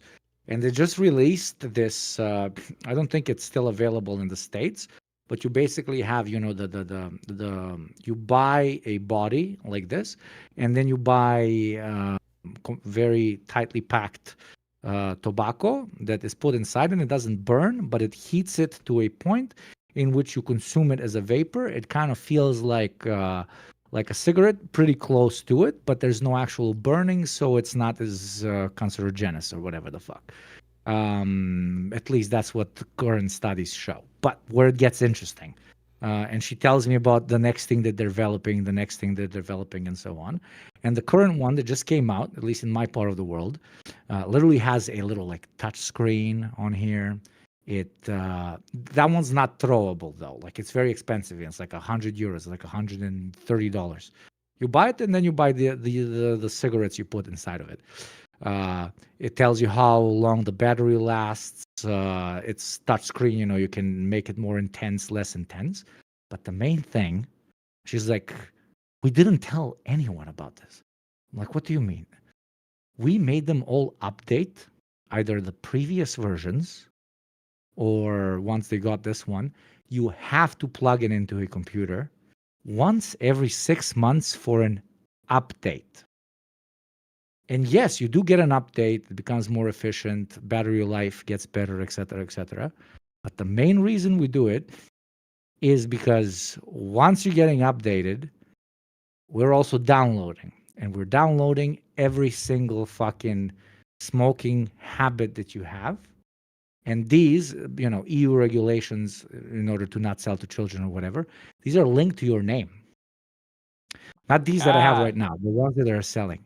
What the So they fuck? got like your last 6 months of smoking patterns, one to fucking one. And when you go next time to the store to either update, buy the newer one because you want to flex in front of your girlfriends or your bros, I got money. I spend €100 on this every year, whatever. It's literally that they're iPhoneifying it. But when you go to get another one, and they're like, okay, which email did you buy this one on? And they open up your profile, they know exactly what type of product to upsell you on. Oh, they're a big smoker. Oh, they don't smoke a lot. Oh, they smoke seldomly, only for kaif. For they had a few beers, as you said, and they want to have a puff. So we're gonna sell them different products based on their previous user experience. And that to me was like, Jesus Christ. Cyberpunk, but without any of the cool shit. Just ways for them to upsell you in 500 different ways. And they're just the tobacco industry. Everywhere else, they're systematizing, they're systematizing, they're systematizing. It's crazy. I'd like to see the. I'd like to ask if I could download my data just to see what's up, see some charts and graphs. I bet it, one day it'll track location and audio, but for now, just pod maxing. Are they called pods? The things they put in there? IQOS. You can show your Cartridges. chat. Yeah, open. I'll send you in here. Yeah. Write IQOS. Write this. You can show to chat for And the non rest of the world. that's This is, I crazy. think, in Asia, in Africa, and in Europe. I'm not sure South Twitter's America. just Definitely porn. not in the States. Got it. I opened my tab to Twitter and it's like some weird porn thing and I got It's a outed, cock but it was immediately. It's the the X-ray of it's the X-ray of the meat. throat. Oh my god, it's called IQ. Dude, our like a podcast with the two of us and maybe a third guy would pop the fuck off. Yeah, this is incredible content right now. Like I'm serious, motherfucker. Talking about whatever. No, I mean it. Yeah, we just took shots. We're talking about. I just shared information that I've But we never did not shared have publicly. motherfucker. We did not have an awkward pause once for what 3 hours now at this point. IQOS. It's a IQOS. line. Should I pull up the photo? Can yeah. So you see how there's like a little cigarette Little. thing on top? Yeah. They're Oh, it very looks. smart because that's what a vape can't do for you. The feeling of paper on your mouth. What the fuck? They're Oh, really smart. that's really smart, and it looks so premium. It's like a nice Bic Yeah. pen, like an expensive like. And it charges inside of the box just like Huh? AirPods do. It's literally like Yeah. AirPods. And Yeah. it makes this epic sound when you open it. It goes click, but like in a very Like a tactile way. click. Yeah, yeah, Oh yeah. my god. It's Can you get them in the US? Just asking. I don't think so. I think Hmm. you literally the only country together with Canada which is like restrictive on it Yeah. That's for some terrifying reason. though. I don't know. Yeah. But they're apparently much healthier. But don't fucking don't buy my blog. Apparently, they are struggling with one thing though, and it's a big thing. You know what it is? Because I it couldn't tell doesn't you. burn. It doesn't Mhm. burn, but it heats. It smells like farts. And I'm not even kidding. Like it actually smells like Stinks? farts. It Cuz stinks. the It's what is I know heating normal then? cigarettes stink, but normal cigarettes stink in a Stinks nice in a way. great way, yeah. This stinks like a literal fart. I've been on trains. A lot of them allow you to smoke IQOS. And I've like out loud said, "Yo, bro, why the fuck did you just like warn me if you're gonna fart? It's okay to fart, but just warn me." And there's just like a awkward grandma feeling extremely awkward over there in the corner, like holding her IQOS and being like, "It's me." Oh Type no. shit. Yeah. Oh my god. I guess that's a good So they're drawback working to on keep them that. out of If people's. if Yeah, but once if it won't be if around they much make it not longer. stink, it's gonna be everywhere. God They've damn. developed, dude, in Ukraine. The poopy stick. They've developed little small pouches. Like you got your AK, you got your grenades, you got your knife to fight with the Russians or whatever the fuck. And there's an unironic attachment to the kit here on the right or down under your belly. I don't know if your chatters can see. Uh, just as a IQOS holder, and it's got a little plate in front of it, so in case you get No. shot, it doesn't destroy your IQOS because you need it for focus. And I have Ukrainian friends that brought me. They have. I think like this is so dystopian. The I guess Philip Morris, the developers of this, realized that in war zones everybody smokes more than anywhere fucking else. Because there's fucking bombs dropping in you, or you're on the front. So Ukraine is one of they have access to the newest Philip Morris products, right? To the newest tech. Um, and there's another one that's just a vape because they want to target the vape people with pods, which is like a copy of that one is unhealthy, and they openly say it's unhealthy. It's a copy of the fucking American thing that the one that you looked like a flash drive that never really arrived in Europe. Oh, Uh, wait.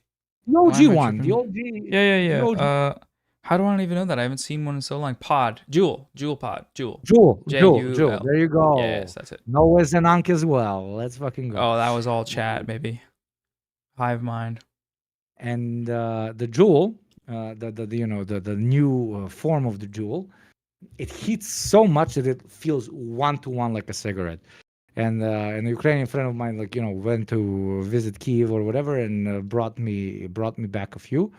And as someone that was an active smoker for like 3-4 years, that you cannot smoke that shit. Like you need to be Marlboro Reds, fucking chimney type dude in order to be able to consume that. So TLDR, they are really smart and they're focusing on every single type of smoker. And there's going to be a new digitalized product for every single type of smoker that's out there. Beautiful. Can't wait. So excited. Would hopefully lower cancer rates, which Yeah. the market can at least give us that, Noah. Like at least that. Like we want goodies, right? We Yeah. want goodies. Like the world is dying, genocide, mass murder, imperialism, colonialism.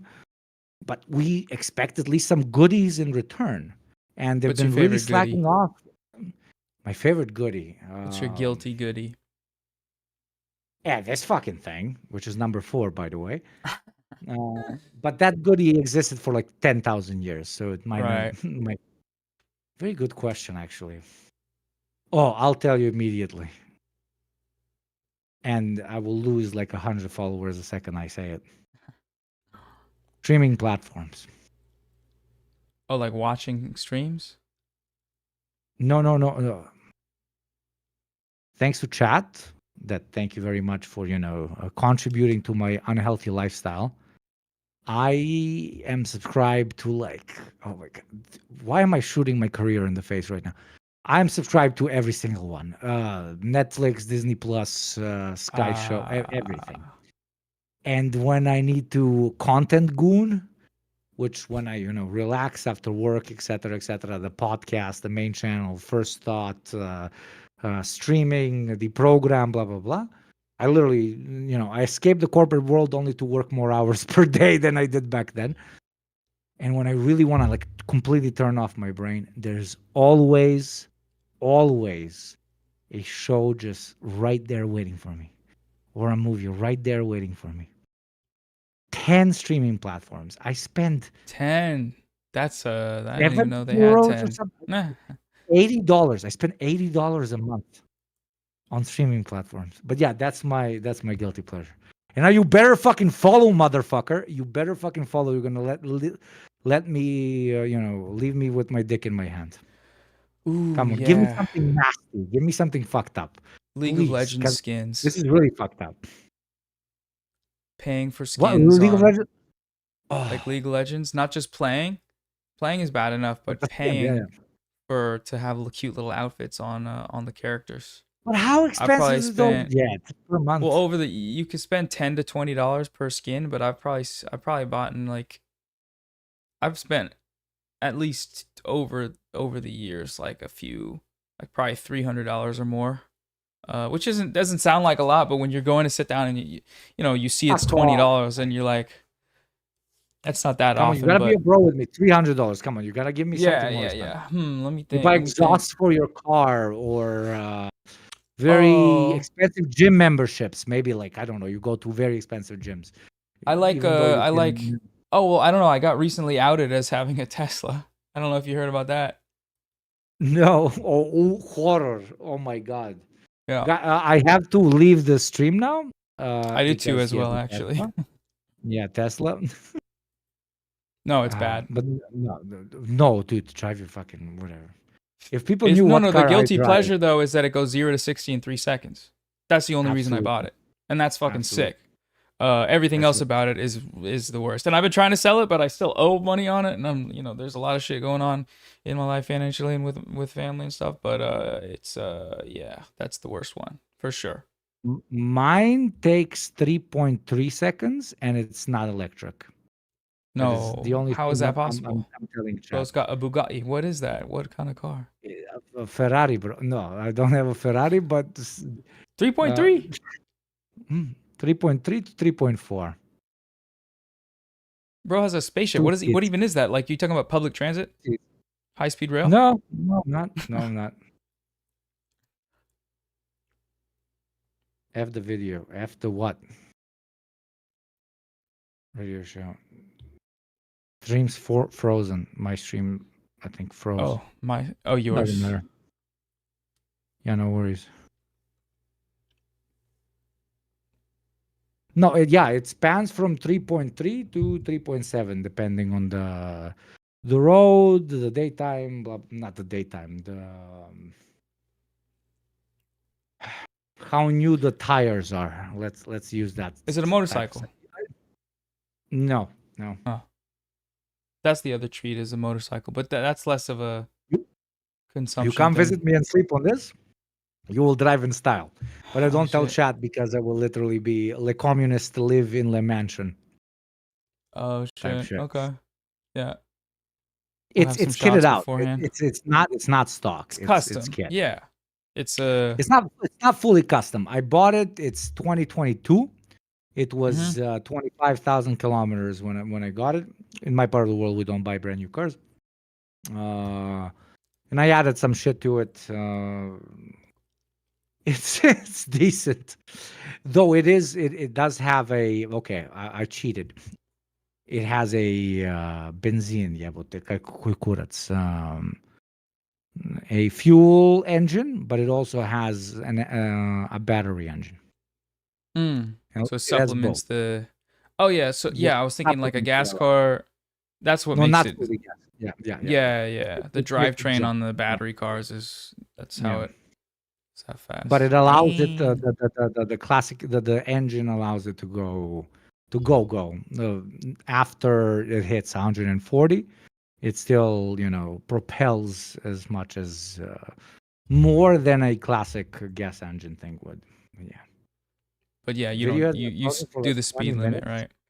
Huh? Yeah, I got Video a somebody in 8 minutes. go. I message him, but so I Yes. probably gotta Don't worry.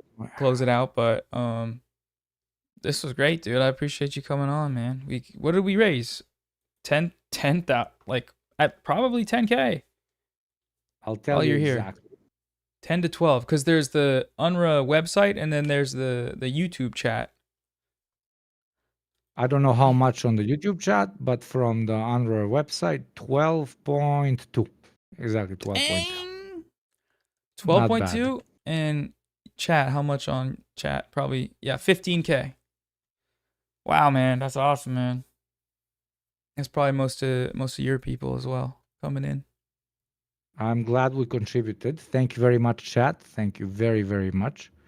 Apparently, we were frozen for like 10 minutes, and I was not checking out my chat. My mod is like, caps lock. Video has been frozen for like 20 minutes. Noah, that hair lot has taken up too much of your attention. Yeah, I mean that I beautiful, got sexy face. I can't there's help a myself. there's a VOD on here. You can run it back. Get me some AdSense. Send me. Thank you again very much for your time. Send me if you have like a link to the VOD so I can download it and maybe re-upload on my highlights channel or whatever the fuck, where I'll obviously link to you and to the fundraiser. And yeah, man, dude, fucking like you. Like no joke. I I kind like you too, of man. It's good kind of hanging it's your out. fuck. It's fun hanging out with you, Yeah, man. I will take you up yeah. on that offer. I will be on that couch at some point. Please, dude, that would be Be so I fun. would live for this. Yeah. Chat. Okay, chat. Imagine his beautiful face right here, right here. Two chairs, and then I torture him with Balaclava alcohol on. consumption, and we get banned, right? We Oh scare my them. I put a god. balaclava on you, and I'm just with my face. I'm like, bro, trust me, it's Noah. But I'll yeah, need to go. microdose the alcohol. I'll need to be there for a month and Nah, nah, start nah, nah. small so I don't die of alcohol poisoning. But we can do it. I will not torture you in that manner. Go, have fun, make even more money. 12K. It's late down the stream, and probably we share a massive amount of the audience, but still, I think it's an okay amount. Thank you for having me on. Noah listeners and watchers, you got me Twitch on Twitch, and you got me on YouTube. And let me have the last shot before you leave, because it's the fifth shot. Jesus Beautiful, man. Christ. I'll sip my protein because that's all I can handle before the next It's call. okay. It's okay. By the way, okay, I didn't know it would be that much. So if we had hit 15,000, I would have drank the whole bottle, which is fucked up because look at this. There's no way I can lie about it. It's half. Yeah. It's literally half. It's good. It's a good amount. Whatever good means to you Yeah. and me. All right, man. Beautiful. Take it easy. I Have a appreciate good you. one, brother. Yeah, you too. Appreciate you more. Talk soon. Bye. Thank you so much.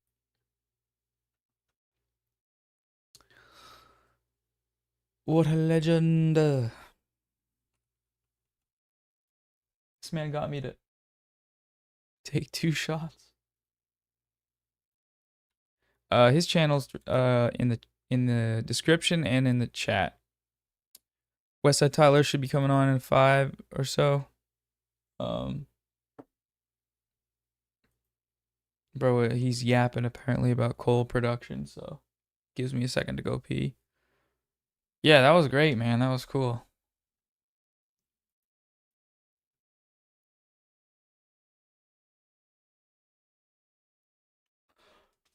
Oh,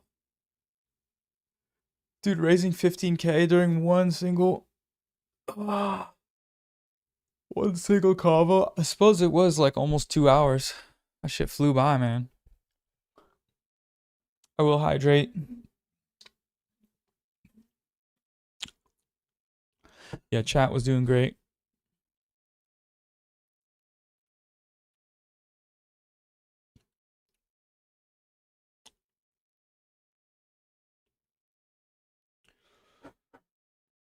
I'm gonna run to the bathroom, grab a bite, and I'll be right back.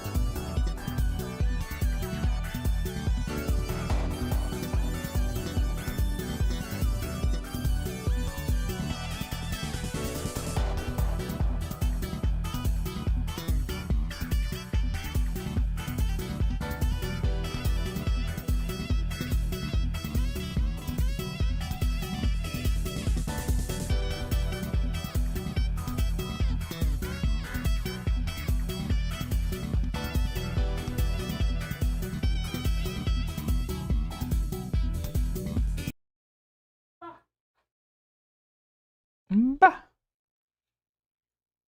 Oh, what y'all think?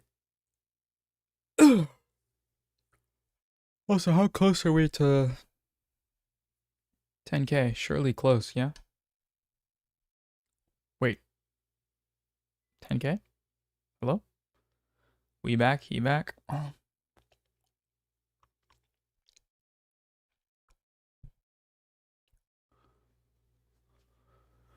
Oh, da da da da da da.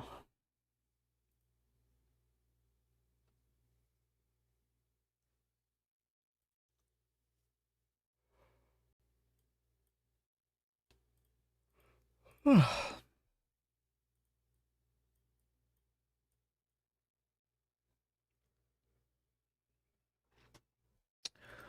right, party people. We got Westside Tyler coming on. Hello. Hello. What's up? Can you hear me? I can hear you. Can you hear me? I can.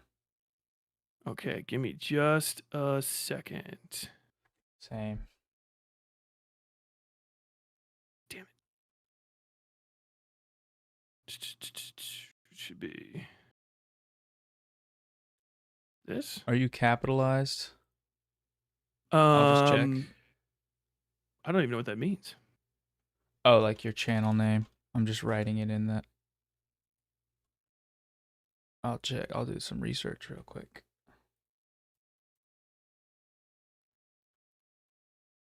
Gotcha. My camera's acting weird. Let me just give me just a second. Yeah, no rush. I'm not like I know I'm like I probably have the reputation of a debate guy, but I don't do it enough, so I don't know how to do all this goddamn Discord stuff. Oh yeah. There we go. So let's see. Turn off camera, turn on camera. There we go. That should be bam. Here we go. Cool. Awesome. Wait, I see you, but you're delayed. The audio's delayed by 2 seconds, Okay. which is not a let huge deal. me- Gotcha. Is it like horrible? I think I can probably fix it. Just give me a I think sec. it's good. I think it's good. It looks better now. It might have just been loading. I don't know. I'll just Possibly. see if the chat is mad and adjust accordingly. Okay. There we go. Cool. Hello again, chat.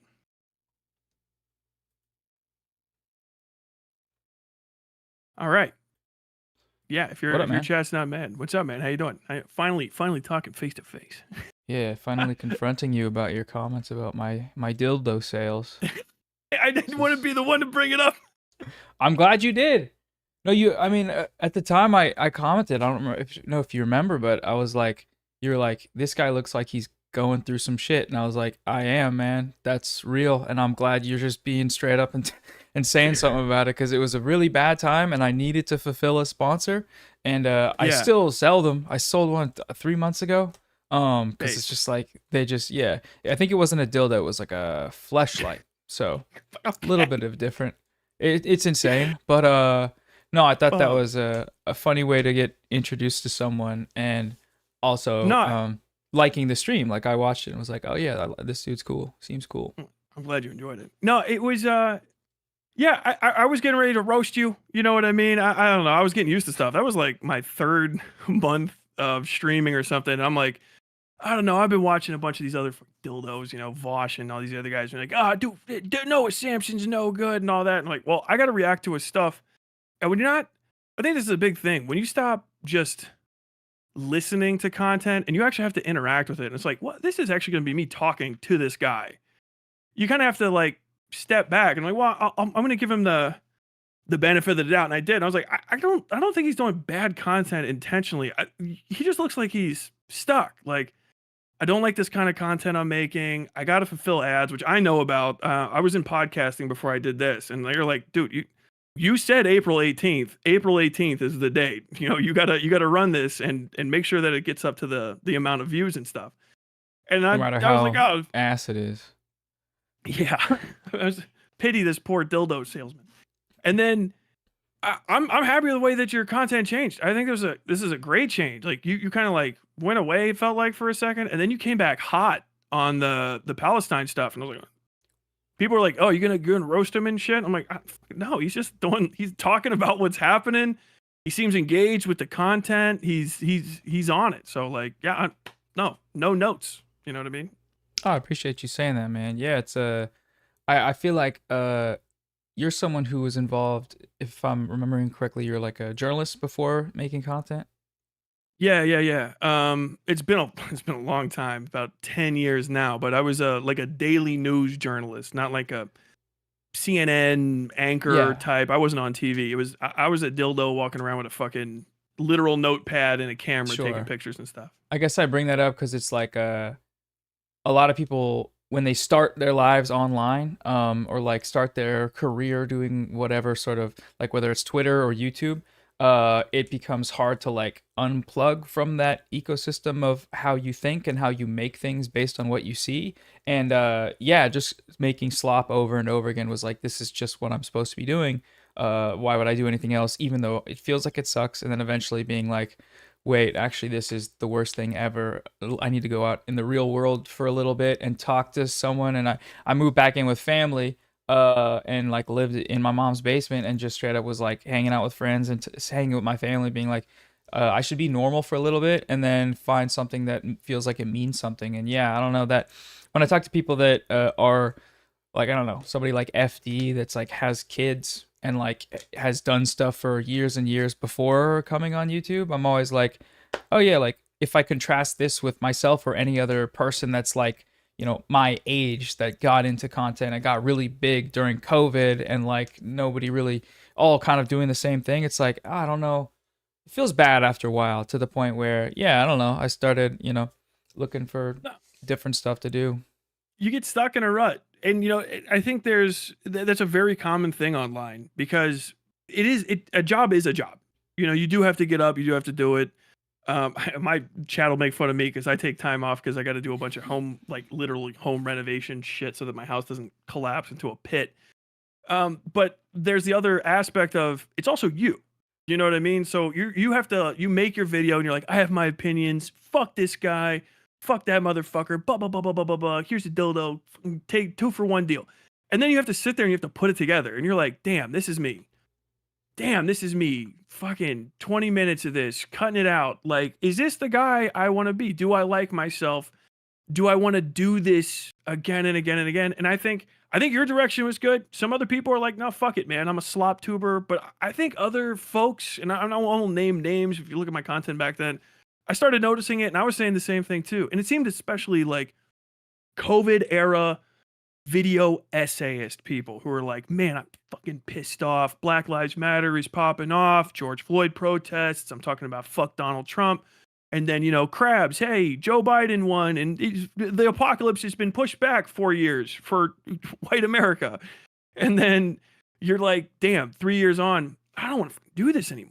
This is killing me. Like, do I really want to do another half-hour video? I'll get all the money I need, but like, talk about Andrew Tate this, Andrew Tate. And like, I feel for that. You know what I mean? I've been there. I would still be doing daily news if I wanted to do it, but eventually you get like, I'm tired out. And then the conflict on top of it, I think, can like get in you, Oh, totally. Yeah. Being wired not only to produce a type of video, but like have a type of response to something you see, like literally in your mind based on your identity or how you view yourself. Like, oh, I'm watching this thing this guy said, and I'm actually, the way that my brain functions is altered by my job and the other people that also do my job. And that's pretty freakish. That's probably not a good thing, that it's actually changing my like emotional reactions or whatever. What I was gonna ask is how, when you switch careers up, like how did that happen? Man, that's a hell of a story. Yeah, I was a daily newspaper guy working like the stupidest places. I swear, I graduated college in like 2013. I was working in Williston, North Dakota after that, covering the Bakken oil boom, writing about fracking and the nightmare lifestyles of people that went to go work on those oil rigs. If you were out there in the man camps, shout out. I was the one talking about y'all shooting each other all the damn time. Went from there to Charleston, West Virginia, where I met my eventual wife, covering more hydrocarbon industry stuff. Coal is out there, and Charleston's going through what it was. And then that's kind of what I noticed. Every newspaper I worked for was starting to fall apart. That newspaper fell apart within 6 months of me getting there. I was one of those, like, we're going to hire people to look like financially good. And I was one of the financially good hires. And so they're just like, hey, you guys have to reapply for your job. Like, I applied for this job in this literal calendar year. I'm going to die if I have to do it again and stay here. And so, basically me and my wife started dating while we were there. It was really short, but I was just like, hey, how about whichever one of us gets a job first, we'll follow the other one. And she did, because she did not just get another job. I followed her to Virginia Beach, not Virginia Beach, Hampton Roads, which is in Virginia, north of Virginia Beach. And I ended up working at a newspaper there. That newspaper is also gone. And then she got a job at Gannett in Louisville, Kentucky after that. And I just said, fuck news after that point. Like 2015, 2016 is like all these newspapers are shut down. Almost every single person I graduated with, I would say like 30% of them are actually still in it. Everybody else is just like, I'm going to go work in a machine shop. I'm going to go retrain. Daily news is shut down. She's out of it. My wife's out of it now too. And it kills her because it's all she wanted to do. But she was working for Gannett, which not a name that probably anybody know, but they're a conglomerate that owns about 40-50% of the entirety of the newspapers in America. USA Today, the USA Today Network, all that. It's Gannett, Gannett. and they refuse to give people raises. They union crush, and it's just like, man, fuck this, because it's for a journalism paycheck too, which is like $14-15 an hour max. You know, you're not gonna get paid a lot. You do it for love of the game, and it's just like, fuck that, man. I'm out. So I started writing stuff. I did podcasts, and then I did that for a few years. I worked for a fucking sociopath for like 2 seconds, making one of the worst podcasts of all time. I'm not gonna get into that. Bonus story. Subscribe to me on YouTube, and maybe I'll tell that story at some Oh point. yeah, you sold it. It's compelling. I want to hear it, but eventually, they'll they'll go find it. Yeah. I started streaming, and then I made fun of you, and now I'm here because I made fun of other people as well, more aggressively. Yeah, that's, I guess, an interesting kind of position or persona. I mean, it might just be the way you are as a person in real life, but online being like a more confrontational type of. Would you call yourself a leftist, or like someone that's of the leftist aversion, or just like very leftist? People don't pick it up about me because my head's square shaped. You know what I mean? I'm older. Richard Spencer. You're like, yeah, you're like mid-20s or something. I'm 37. I was in the Marines and stuff. I actually am like this in real life, but only to people that are dickheads. It just happens to be that content creators online happen to be like, 80% dickhead, especially when you start arguing, across barriers and stuff. And one of the reasons I got into this is I was sick of people. I was like, I'm fucking irritated. You know what I mean? It was actually a Xander Hall opinion on some fucking like a movie or something. It doesn't matter. It was a pop culture thing. And I was like, why the fuck does he have 100K subs? And like, he said stupid shit. So I hopped on there and I was like, you know what? I'll do this for, I don't know, a couple weeks. I'll just try to pretend like it's a real job. It's what I normally do with something like that. 4 days a week. I'll stream 4 hours a day, 4 hours a night at the time, and see if anything happens. And it popped off a bit. And then I've been starting fights and I think winning all of them so far, or, actually kind of hopefully having a good impact on people as well. Who you been fighting with? I saw some of the loner box debate. That was someone being treated how they deserve to be treated, which is just spit in the face of through Discord. Like I like that for sure. Yeah, I didn't know these people. I listened to people's content, and this is probably a thing that it would make sense to you. If you're in the audience, you kind of might not get it because people are like, you're from this community. I'm not from anybody's community. I was listening to this stuff while I was doing like drywall work in my house, you know what I mean? Kind of in the background. And it's like Philosophy Tube, Forgotten Weapons, Noah Samson, Vosh getting mad about something, Thought Slime. All of it, you know what I mean? A gigantic mix.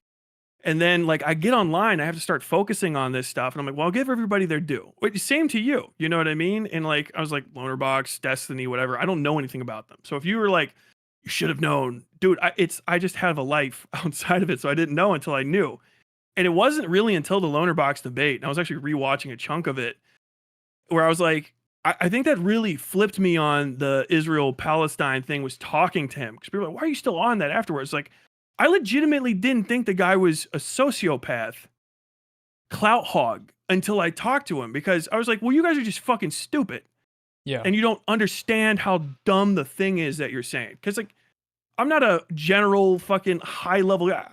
Dumb fuck, E3 fucking terminal fucking Lance Corporal in the United States Marine Corps. Out, you know what I mean? But there's fundamental basics of like counterinsurgency and like what you do and don't do in warfare that you have to know when you make like decisions on if somebody did good or bad. So you played football, I think, right? Or something. I remember you're some sort of sport. If you had somebody telling you like, no, that's not a first down. And you're like, no, this is the first down line. When you cross it, you get a first down because he crossed it. And they're like, no, that's not a first down. You see, he fell at the 45-yard line. And 3 years ago, someone else fell at the 45-yard line.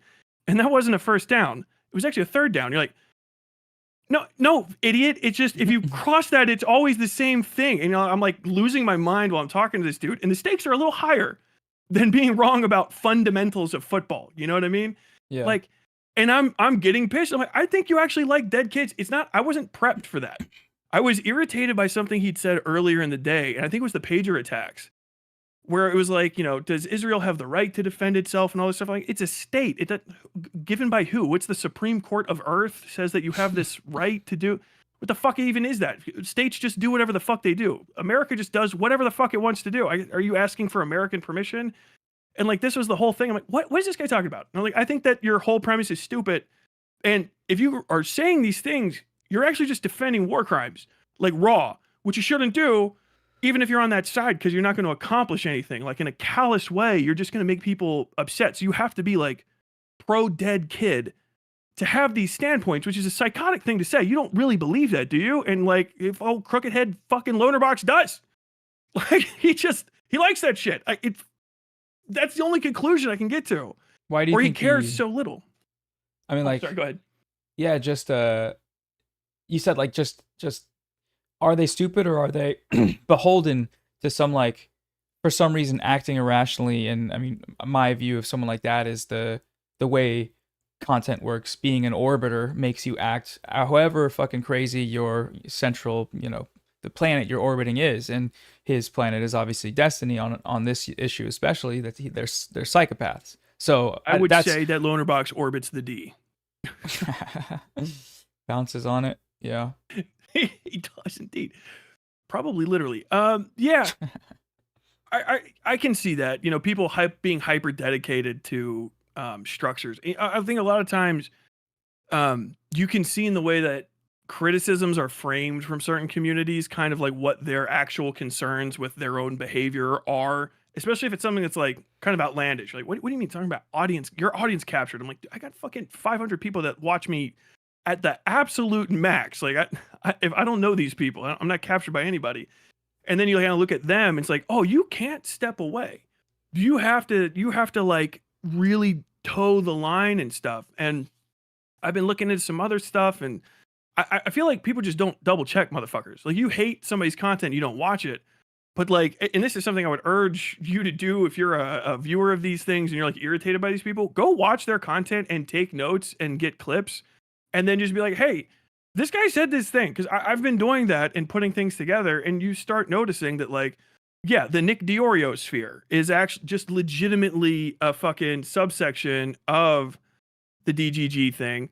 And DGG is connected to Progressive Victory, which, if you like it or hate it, is what it is. But Progressive Victory is attached to Brianna Wu, and it recently came out in a drunken, accidental statement by a person named Beckett, Copency, whatever, that he was getting paid by Brianna Wu to put out hit pieces on leftists from like a lefty side thing. And like, he takes money to put out hit pieces on people. So there's a for-profit slander market on YouTube that is completely filled with fake, we don't know each other type individuals who are all completely connected. Like, I don't know you very well, and like, this is our first time talking, but like, these guys, you're like, they don't have any contact publicly, but all of a sudden, like, you're getting called up by this person, they're in Discord with you already, they're instantaneously popping into shows over and over again. Like, you see Dan Saltman do the rounds in the immediate wake of Destiny, his the January 20th videos and that whole thing.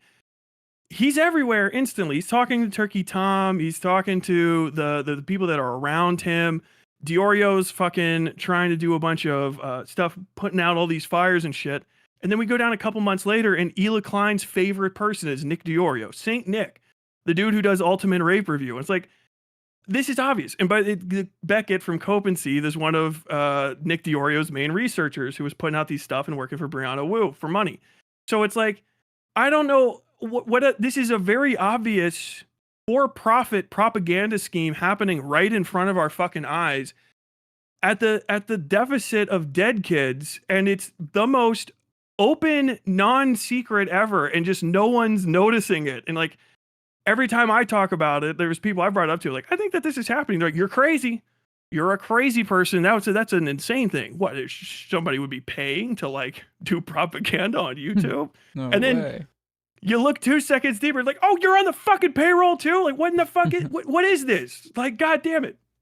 People say it, how do none of these people have jobs? How are they making this kind of money with these non-existent audiences? And it's like, they're part of a paid propaganda scheme from these foreign actors that are trying to get certain types of mentalities passed, and they're trying to prey upon the pre-existing prejudices, the racism, the bigotry of these center right, pseudo libertine crowds that kind of fill up the largesse of this DGG greater orbiter sphere. So you're right, yeah. If they step out of line, they're not going to get fucking money anymore. They're gonna stop getting bot farmed comments. You're gonna stop seeing the John Jacobs 0203 popping up. I don't know. Kind of owned you, little bro. Wow, owned. Wow, owned.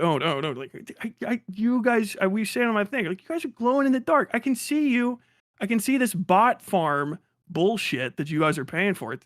It's fucking weird. If I sound like a crazy conspiracy theorist, I'm sorry, but like, You totally that's do, my thing. but I mean, I know you're right. That's the thing, is you're right and you sound crazy, but a lot of us are unable to, I guess, look at specific examples, or, I mean, that's what I want to know is like, what drives you to look further into this stuff? Like, is it just how crazy it is, or is there a like you're trying to get to the bottom of it kind of feeling? Is that your journalist instinct, or? Sort of. I always want to know. I don't like bullies, and I don't like liars that lie to bully. Slanderers sort of thing. And if somebody's like trying to trick me, I always want to see what's going on. Like, I want to reveal the magic secret and stuff. And more, the second I started paying attention to it, the fact that like these very obvious things were happening. What one that I noticed, and I've stepped to, basically I was a nobody. I mean, maybe 100 people in my concurrence, and all of a sudden I got like greased up, like Oilers. Like, hey man, you're awesome. Your content's great, and I'm old enough that I don't need that money, right? I have ways of existing outside of YouTube. I'm set. I'm solid. You know what I mean? And like, I can say no to money. So I'm like, where did you come from? And then all of a sudden he was like, hey, could you just like change your opinion on this? Like, hey, you kind of came in a little hot. What if you just said this? What if you just did that? What if you like just didn't talk about this Talking person? about who? Like, just the Actually, DGG? specifically, it was Vosh at the time. Oh shit. It was cool off on Vosh.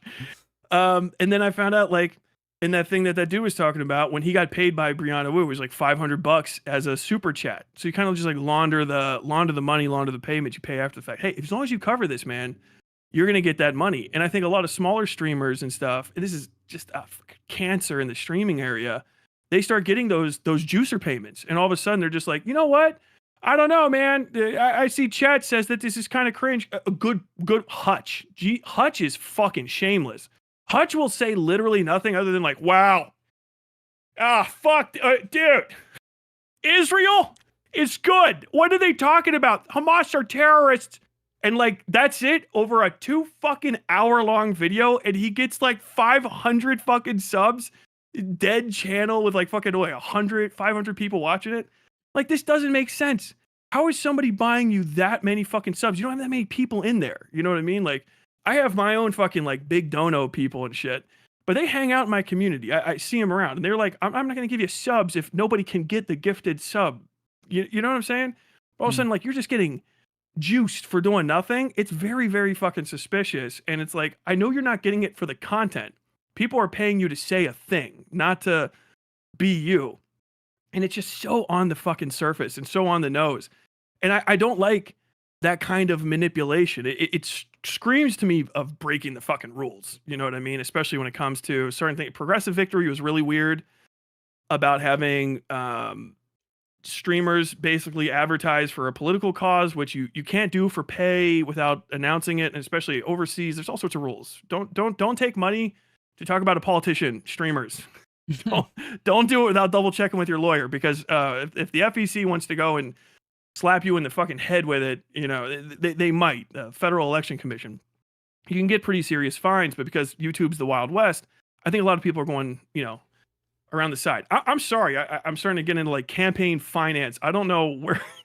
No, keep. I mean, this is so interesting to me because all of this is coming from the opposite perspective, or like the undergirding structures of a place that I know very well. When I hear Brianna Wu's name, my eye twitches because I'm like, that lady sucks so bad and is such a freak, and I don't understand it. She's probably being paid by somebody, but I don't know really the details. And I'm also like, if she's getting paid, are they really going that far down into just like random, like you're saying, like 500 viewer, like YouTube people? And it feels so insane, but it's also not insane because we know how, I guess, much how, I don't know. I didn't know because it's fascinating to me, honestly. Just Yeah, that well, I mean, the lengths they're going.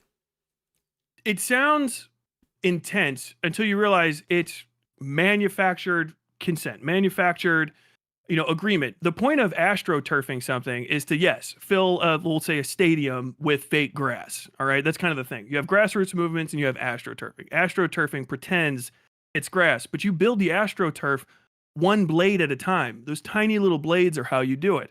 You buy bot farms, you get 20 little tiny guys to go and say the same thing at once to their audiences of 2, 3, 400 concurrents. And then it looks like everyone's saying the same thing. I don't know if you saw this. Everyone's saying this. Well, have you even looked at your comment section? Your comment section's kind of against you with this one, bro. Maybe you should catch up a little bit, little bro. And then those guys say, like, the next person up, you have your Nick Diorio, you have your Turkey Tom, Mudahar, whoever's in that 250 to like a million space. So I guess between that, you have like Chud. Shout out Chud Logic, you piece of shit. Those guys say like, oh wow, this is fucking crazy. Look at this. Everyone's talking about it. It's getting big. Oh my God, it's everywhere. Who are these people talking about?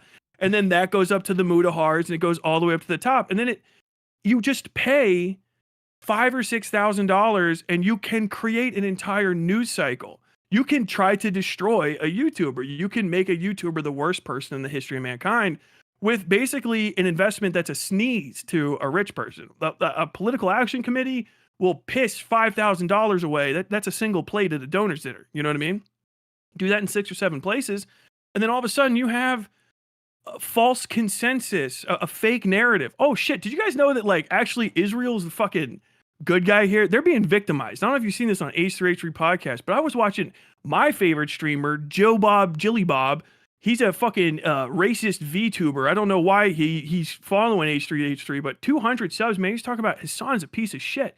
And then he got covered by Grease 10. And this guy says, he's a little bit bigger. He says Hassan is a piece of shit. And he doesn't like this guy's coverage, but he thinks it's an important story to tell. And then that goes up and bump. And all of a sudden you're literally, it's AstroTurf. You're walking on fake grass and it feels real from a distance, but until you touch it, you're like, fucking plastic. Because I saw that with the Hassan Ethan thing, when there was reactions to it, I had fuckloads of bot looking accounts with no face in it. All the account ages are from 2016 for some reason, that election. Or, they're all in an election year and they are just no faces. It'll be John 2090, Gems 1063. And you're like, oh, okay. And then when you look at the people talking about Hassan's side of it, it's a bunch of different like TikTokers and shit. I loved H3H3, but now this seems crazy now. And you can still find people that are talking about it, but the organic reactions of people that have faces and their names out there, that's like, oh, you're a guy. You're a guy on the internet. You're a girl on the internet. They, them be on the fucking internet.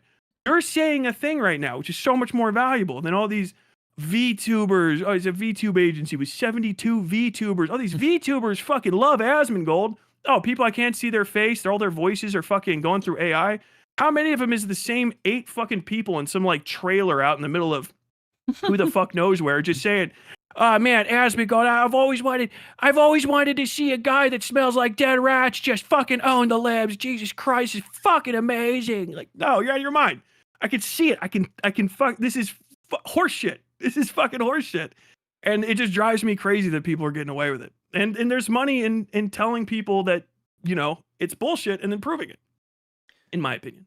Yeah. I know if, as a smaller creator, if I were to have experienced the wrath, and I did in some sense, but not to the extent that it sounds like I guess the system has been built up now, the wrath of this community and this interwoven web of like everything from YouTubers to streamers to Twitter. The Twitter community is the one that gets most annoying. Awk, I get recommended those tweets all the time. It's like the laughing emoji thing. I thought that was yeet. Oh yeah, it's like Yeet. The at is Yeet and the name is Awk or something like Okay. that. But yeah, just like I'm like, oh, if they would have come after me when I just started or when I was smaller and I was trying to like say anything edgewise about any of these people, it would have probably fucked me up just because you're not used to it, and that's probably the goal. But I guess the more Oh people yeah. have their attention drawn to that and the way the system works, the better it is. Like the better it is to combat it, because it's just fucked No, up. no, you're on it. You're talking about the loaner box debate earlier. When I did that, that was love of the game for me, right? I lost subs over it. I think I had DGG people probably. They were like, "Oh my god, you were mean to my Lebanese hero from loaner box." They fucking bailed out or whatever the fuck. And I just got like roasted by these fucking bot commenters again and again and again. You're just like, wow, you're losing your mind. You're going crazy. He's turning red. Are you on drugs? Da, da, da. I'm like, I don't give a fuck, bro. You're a fucking dude on the internet. Yeah, I get hit in the face for my opinion in real life. You got to amp your shit up. And then eventually it got discovered by the H3 leftovers folks or whatever, like, I don't know, a month or so ago. And then I got positive comments on it. But if you look back if you sort by when that debate came out, it was crazy, right? It was like a big, wow, like a gigantic deluge of just like the same thing. Wow, little bro, can't believe you won that one. Did I? And to say that, yeah, that's probably happening to other people who would give a shit. Sorry, I'm leaning away. I drank too much ale 8. I'm trying not to burp into the mic like an animal. But yeah, I can imagine that people are getting like, psychologically annihilated by that. Because if you've never had someone tell you to go fuck yourself before, it could be pretty extreme, even if it's just on the internet. And if you've been having a good time, like, oh, hey, my red dots are here. And so I say, you get your little red dots. Oh, I'm going to click my notifications. Hey, man, I love you. Great video, bro. Keep it up. Oh, look, I got a little $5 dono. Oh, super thanks, man. I wish more people talked like this. And then you have your one moment where people don't like you. And it's just like, hey, I don't know if you know this, but maybe you should fucking neck, bro. It's probably you should be dead. I don't know why you don't hate yourself more. You should apologize to Loaderbox. You should delete your video. Whatever the fuck. And I'm like I said, I'm almost 40. I'm past the point of caring. My bullies were from the 2000s, and they're all old, fat, and or dead at this point. I'm not fucking tolerating any horse shit from YouTube comment section assholes. But like, yeah, I can see like if you're 19-year-old, like, I just really want to make my opinions known. 25 even, and all of a sudden these people are threatening your job, your lifestyle, your career, trying to call you. Yeah. It's a bully enterprise, and people are paying for these harassment campaigns. They're paying for these libelous, slanderous fucking hit pieces. And there's a market in it for these creators who are generally untalented, but more so to the point unscrupulous, to take advantage of that and start basically sludge slinging for cash. You know what I mean? Yeah. You went over the Vosh Professor Flowers thing like a few weeks ago, and that was my first big foray into this type of thing, and that was my first experience. Like you're saying, like YouTube was going great. I was growing a lot. I was like, I made a video where I interwove a lot of the fandoms of BreadTube, and I was like, everyone loves me because I love their favorite creators. Like, this is so solidarity. And then, the next month when I made this video, kill yourself, kill yourself, kill yourself. Vosh is the god. You fucked up. Like, this lady wants to kill you and all white people. Like, how can you defend this? You're a genocidal. And it's like, okay, what's happening here? Like, did I fuck up? I don't really actually know. This many people saying this to me, maybe that means something. Maybe I should like look into this. And my initial reaction was like, did I fuck up here? And then I went and talked to him, and I was kind of like trying to be like, yeah, I might have fucked up in the way I talked about it, and that was it. It's over when you go in a debate doing that. And I don't know, like that fucked me up for a while. But I'm curious, like where you think it's coming from, like at the top, or I mean, I don't know if you've got there or have like what's the word, like hypotheses about from Brianna Wu and up in terms of like how deliberate is it to maintain some form of status quo on YouTube or on Twitter or on TikTok. Like where's the hierarchies located? Like where's the head of the Hydra? I think you can't quite look at it that way. I think this is a thing that the AstroTurf is down. it's established. You can't quite prevent it at this point because it's part of the makeup of stuff. So the good thing for if you're on that side and you're trying to do this thing, eventually what you'll find is that people will start replicating your talking points just because they think there's money in it. You know what I mean? They'll build naturally. Sorry, man. God damn it. No, you're good. They'll build platforms and they'll build dispositions and standpoints that naturally mirror all of the rest of this stuff, and then they'll start organically doing it on their own. And so, you have the people that are kind of paying for stuff, that are trying to direct it, going one way, going another way, and then you'll have people that are naturally, organically coming out of the woodwork who are just like, no, I'm just legitimately a fucking racist. I just fucking hate these motherfuckers, and like that person will become part of the atmosphere. I think that there's a lot to look at with the DGG Progressive Victory Brianna Wu connection. Anytime I see a political action committee paying people to do stuff, that's why I went to Progressive Victory's Cincinnati thing. It was right above me. I went, I looked and saw what was going on. I saw Stardust there. I met Connor Points. He's the one that suggested I go. And if it had just been like a, hey, go out and knock on doors thing, that would have been dope. And on the ground, that's what it felt like at the time. And that's sufficient. But there are some holes. They're like, why is Lonerbox here? Because Lonerbox is not American. So is Lonerbox being paid to come in from, the UK or whatever to talk about American politics? And then if you go down the line a little bit with Progressive Victory, you have the debacle with Vosh and, J-Reg, Dreg, however you're supposed to say that. And Dreg's fucking Canadian. So he should not be being paid to come to America to talk about American politics. And I extend that very much, even more strongly towards people in other countries. I should not be paid money from the citizens of the United Kingdom to come to the United Kingdom and start talking to you guys about, I don't know, liberal government sounds fucking great to me. You guys should vote this coming summer, whatever you have, parliament, something. You know what I mean? And so they didn't go away. They're back again. I just got an email about this because I'm on the mailing list. But Progressive Victory has changed to Win the Fight, I think. And then all of a sudden it's a bunch of oh, I know these guys. They're like, Cory Booker is going to be coming and talking to streamers, It's like, well, that's dubious. You know what I mean?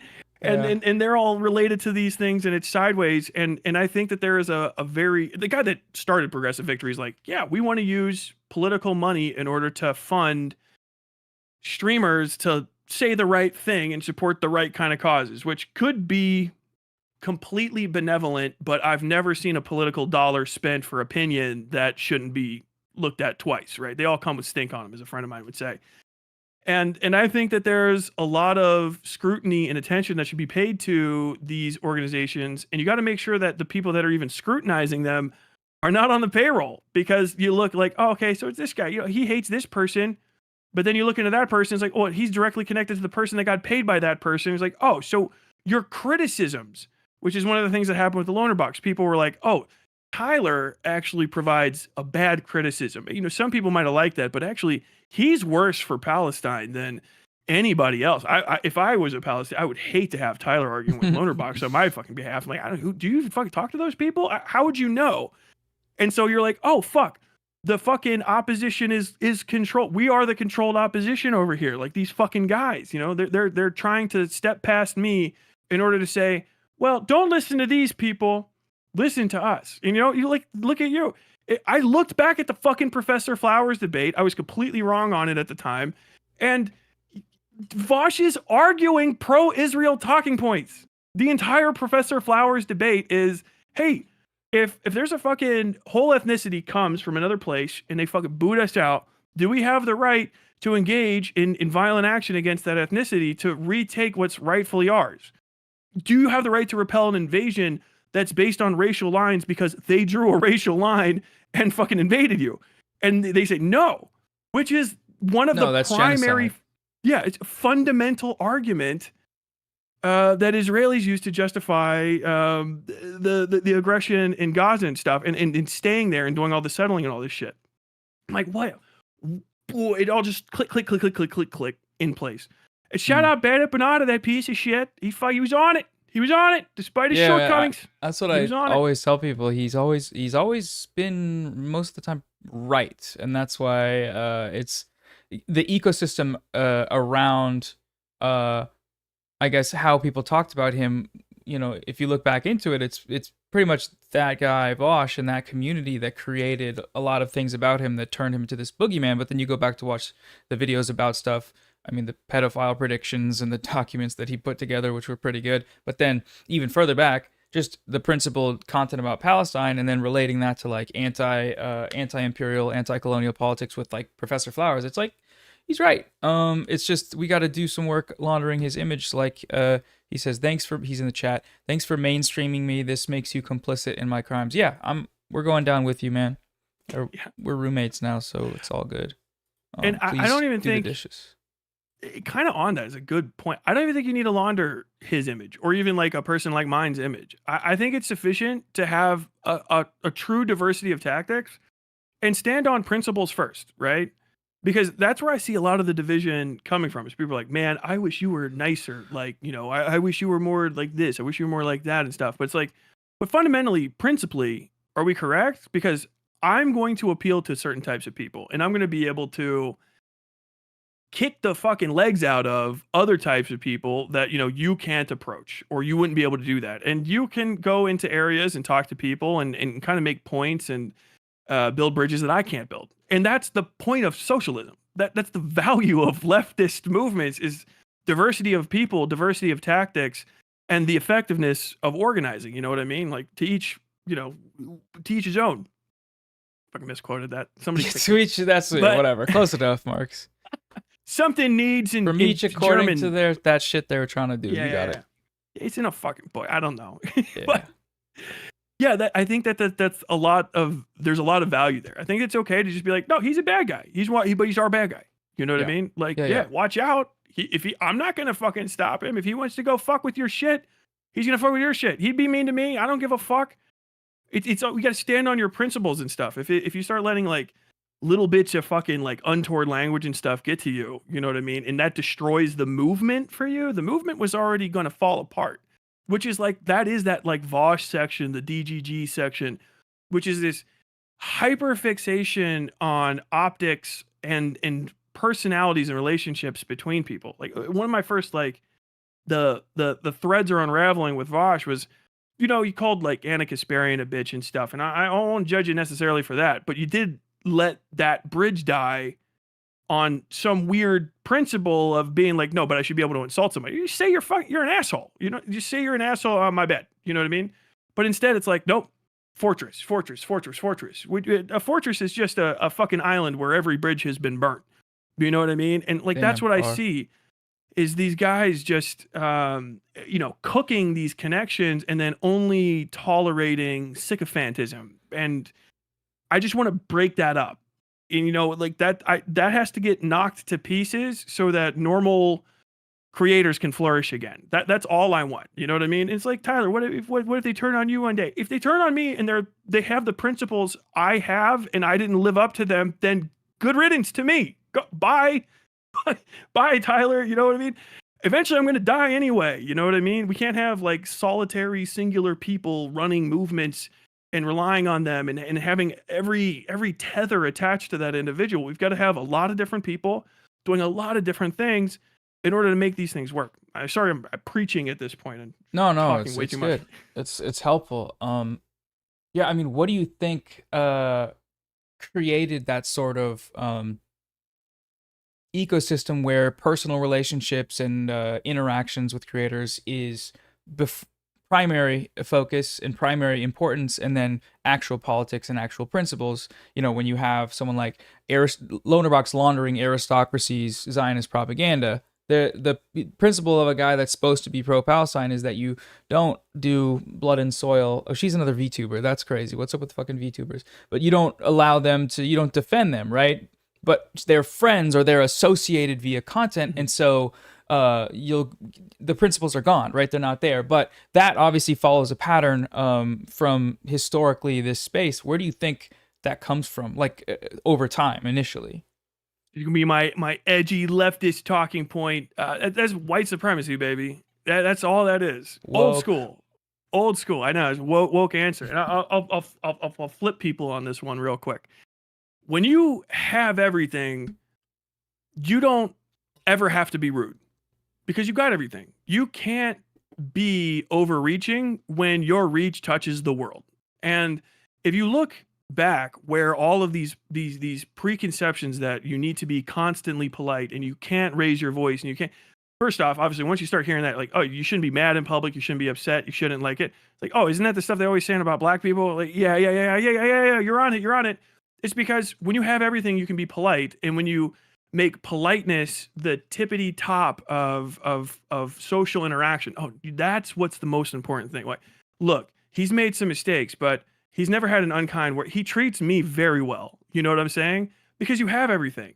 So like, if you start disrupting that, then you will fuck up that network. And all they have to do in order to let people know that you're not in the in group is you're impolite, you're untoward, you're ungentlemanly, you're loud, you're boisterous, you talk over other people. Oh my God, you're not following the rules that I set up, that you actually can in your mind really think back to where you learned them and why they're so important. And it's like, why is that like bone deep in me? It's because it's part of the fabric of keeping people from rising up.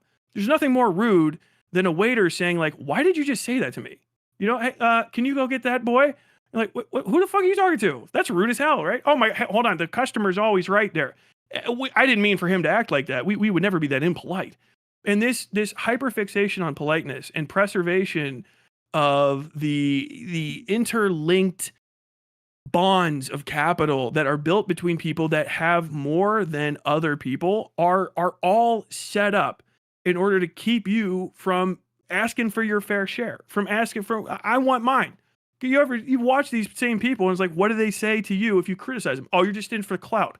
You're just reaching. Oh, you just want money. Like, yeah, I want money. Who doesn't want fucking money? I need money to live. I turn money into food. I turn money into gas so I can drive my fucking car. My dog needs money so that he can get his shots and stuff. Of course I need money. Well, you're on the internet. Of course I need clout. It's the fucking point of this.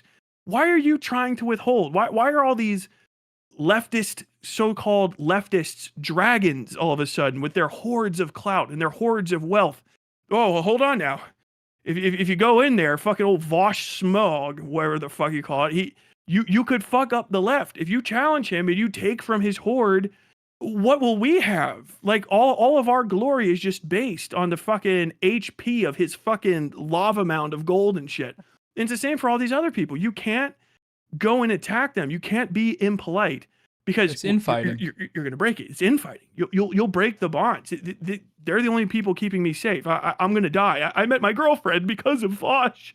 He got me away from the right. Like, dude, average fucks should be getting you away from the right. It should be any person. Just go into a fucking lefty Discord and they'll present you the same arguments he did, but hopefully they won't also try to fuck you. Maybe don't do it on Discord. Apparently the place is really fucking weird. Go to a library. I don't know. You know what I mean?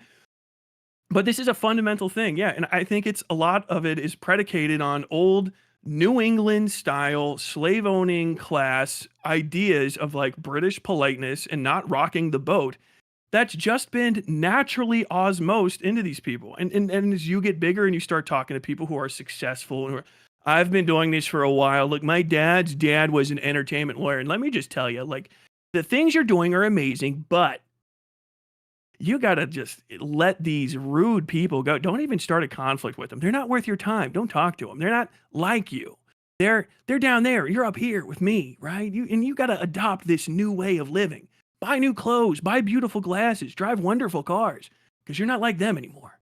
Yeah, you're like us up here at the top. And I think that happens to people, and it's like a snap. You know what I mean? It's just every fucking coming of age rock star movie where the guy stops playing from his soul and starts doing fucking cocaine and slapping his girl around. You turn into a person because you got a little success. You think you're better than the people who are your equals, because none of us are better. I'm a worker. That's it. That's it. I'm a worker. Nothing more, nothing less. I have a platform. I have this for now. If we lost all this and we get socialism based, okay, cool. You know what I mean? But I'm not valuable. I'm not important. I'm only as good right now. And any good thing you're feeling about me should only be as valuable as I am to the movement. You should feel that about every single person that's in, not necessarily you, but like anyone that's out there in your thing. If they're not valuable to the movement, disregard them. Just push them away. You know what I mean? And I think that's what you got to start fucking calling out these people for sitting on their fucking little dragon hordes and then saying they're leftists. Yeah, I feel like there's a contradiction between thinking about the left or the project you're trying to enact, socialism, whatever, as a thing that is above you and that you are only a part of, you can only ever contribute to. It's not about you.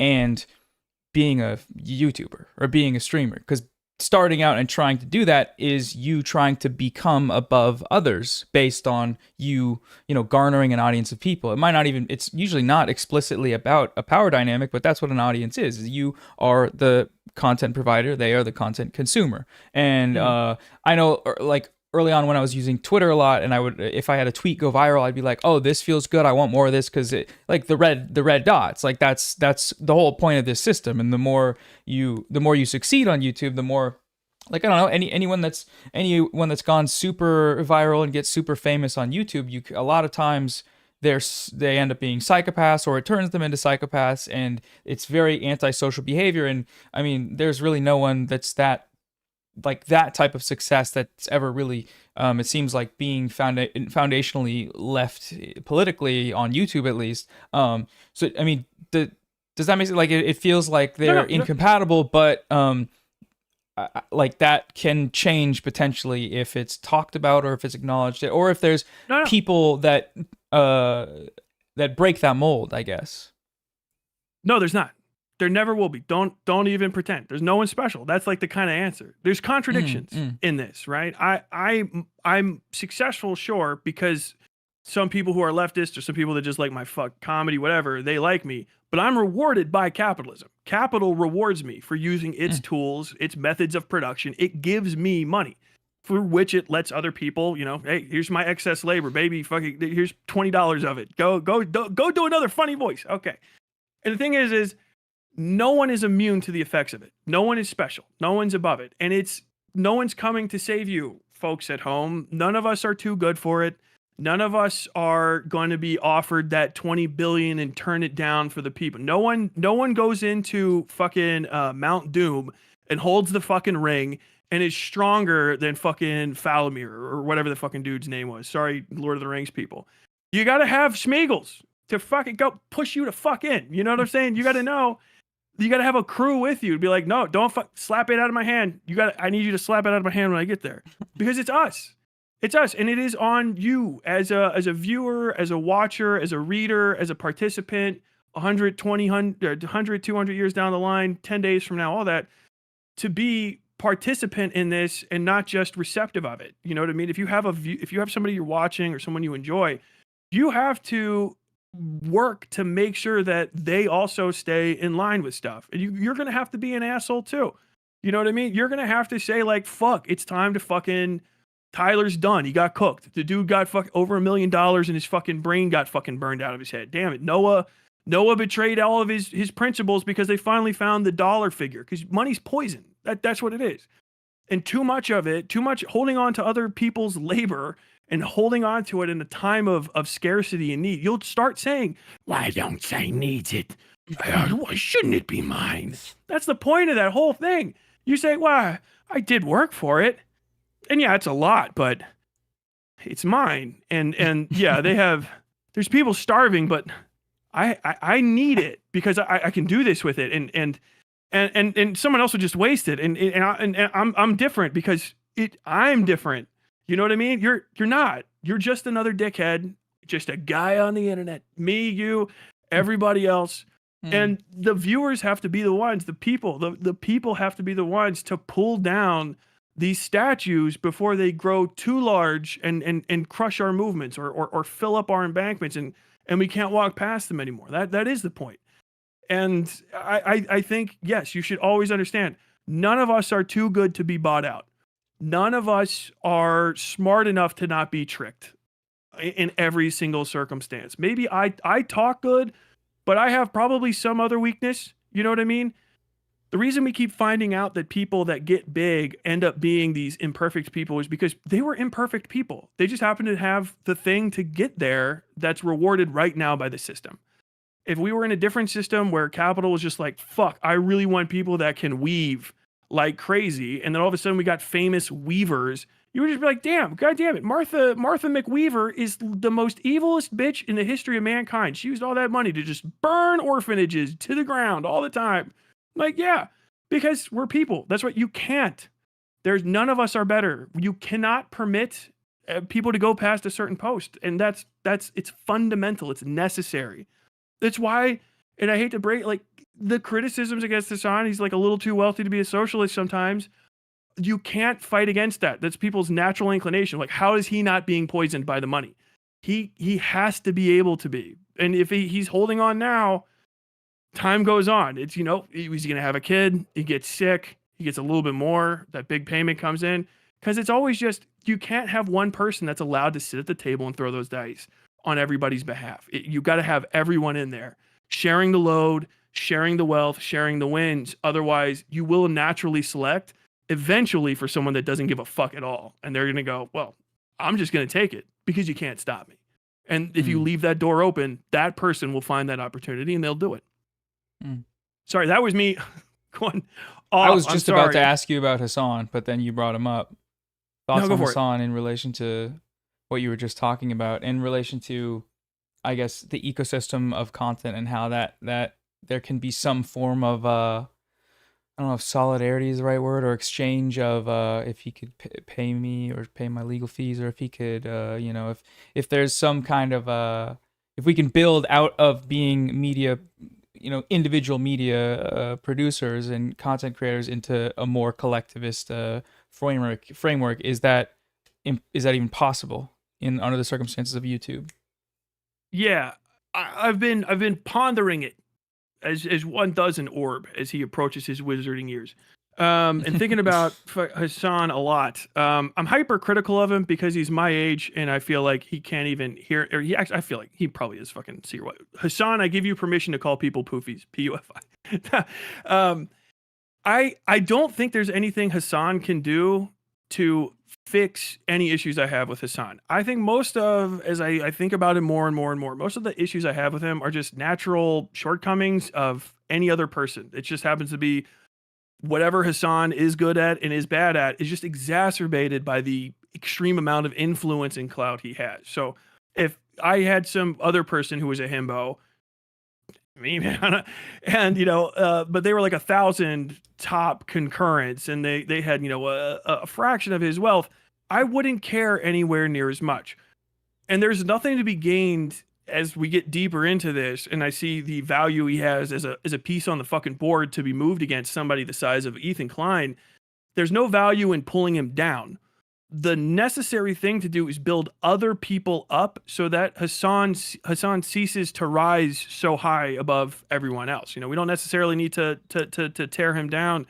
We don't have much. We don't have a lot of creators. Hassan is our only nowhere near as big as Asmongold. You know what I mean? And there's a ton of other Asmongold and Asmongold likes out there. The fucking VTuber sphere of racist VTubers is getting ready to pop off. Kirsch and all those motherfuckers. That's going to be a whole big fucking thing. I think Hassan can do a ton of stuff. I think Hassan is doing all of the things that he will probably do. I don't know him personally. As a guy who's watching him, what I would want from a guy like that is I think that he should Highlander his uncle and create the Old Turks or something. I don't know. But I think professionalizing his output significantly for some period of the day, get a studio, have people pass you stuff, just set yourself up less for stumbling blocks, fewer like Twitter tabs. You can get all your info from your friends on Twitter. Just, it's optically just a kick in the shin that you don't need to take. You know what I mean? You're just tape your wrists up better. Maybe chat interactions. I think that's part of the charm. Maybe not. I think finding a good blend for just some parts of his day between something like what Majority Report does and what he does now, maybe even just to build that up with some other people. Definitely not me. I do not want to do any fucking broadcasts, so nobody even make that fucking assumption.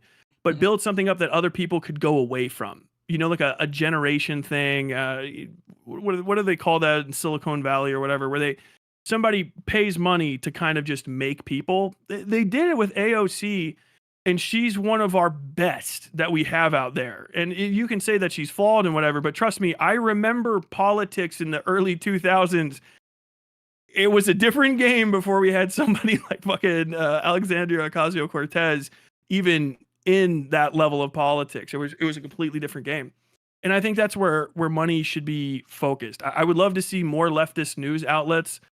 And I would like to see more high level lefties that will actually divorce themselves, which I know Hassan can't do, from the conflict aspect of internet fights. I think we need some good, strong, well compensated, anonymous news types. Not necessarily like literally anonymous, but like nobody fucks who put out big stories. I mean, everybody keeps complaining about the paywall on these news sites and these news sources. I think it's time for us to start getting on the other side of that paywall and breaking it down by starting our own thing. And this is something you can do at home, viewers, watchers. Research and writing is not hard. I don't want to do it because I don't want to do it. I like what I do now, but you can, and it won't be too difficult. You know what I mean? And something from somebody like that. That's all I can say is I could find some better way to use your money than you can, which is just a cunt fucking thing to say, but also very socialist. But I don't know. I was really disappointed with Hassan going into the election. After January, he's had a Hassan-assance, and I'm very, very happy with the good things he's doing. And if he does bad things again, I'll say stop doing the bad things. And all the while, he will ignore me, and his audience that comes into my comment section will say, he didn't notice, little bro. Little bro, shush. He didn't notice, little bro. And, I'll get mogged. Yeah, get his name out your mouth. What's been your political journey? I'm curious. To get to where you are now from jump. Might be a long story, but yeah, just because I'm old, man. I was really like, long story. I come from. Oh man, damn. Oh, yeah, I'm sleepy. I didn't sleep last night. No. Did you actually not this time? Based. Couple hours. Yeah. Yeah, you're pulling the all-nighter shifts. Respect. That's not good.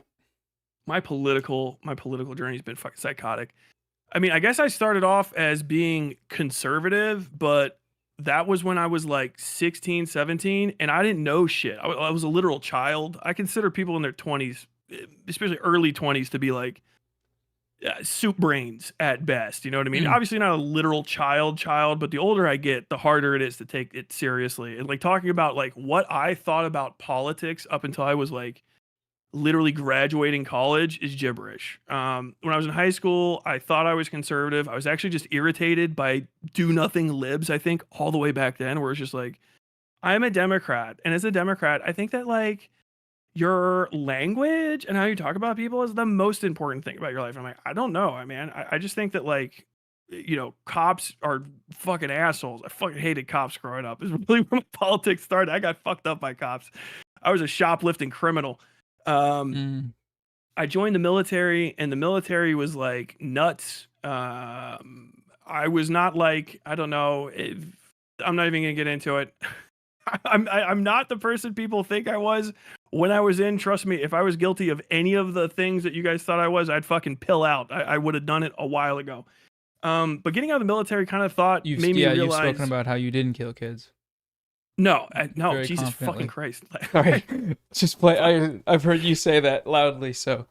Yeah, no, I don't know why I would have, if like I had accidentally, I don't know. I might have actually, I've had like serious issues with like PTSD and stuff after I got out. And that's from just feeling bad about living after friends of mine had died. If I'd actually like legitimately, I'd be, bye. You wouldn't be having this conversation with me. I'd be a long ago sentence with a story, on the period on the end of it.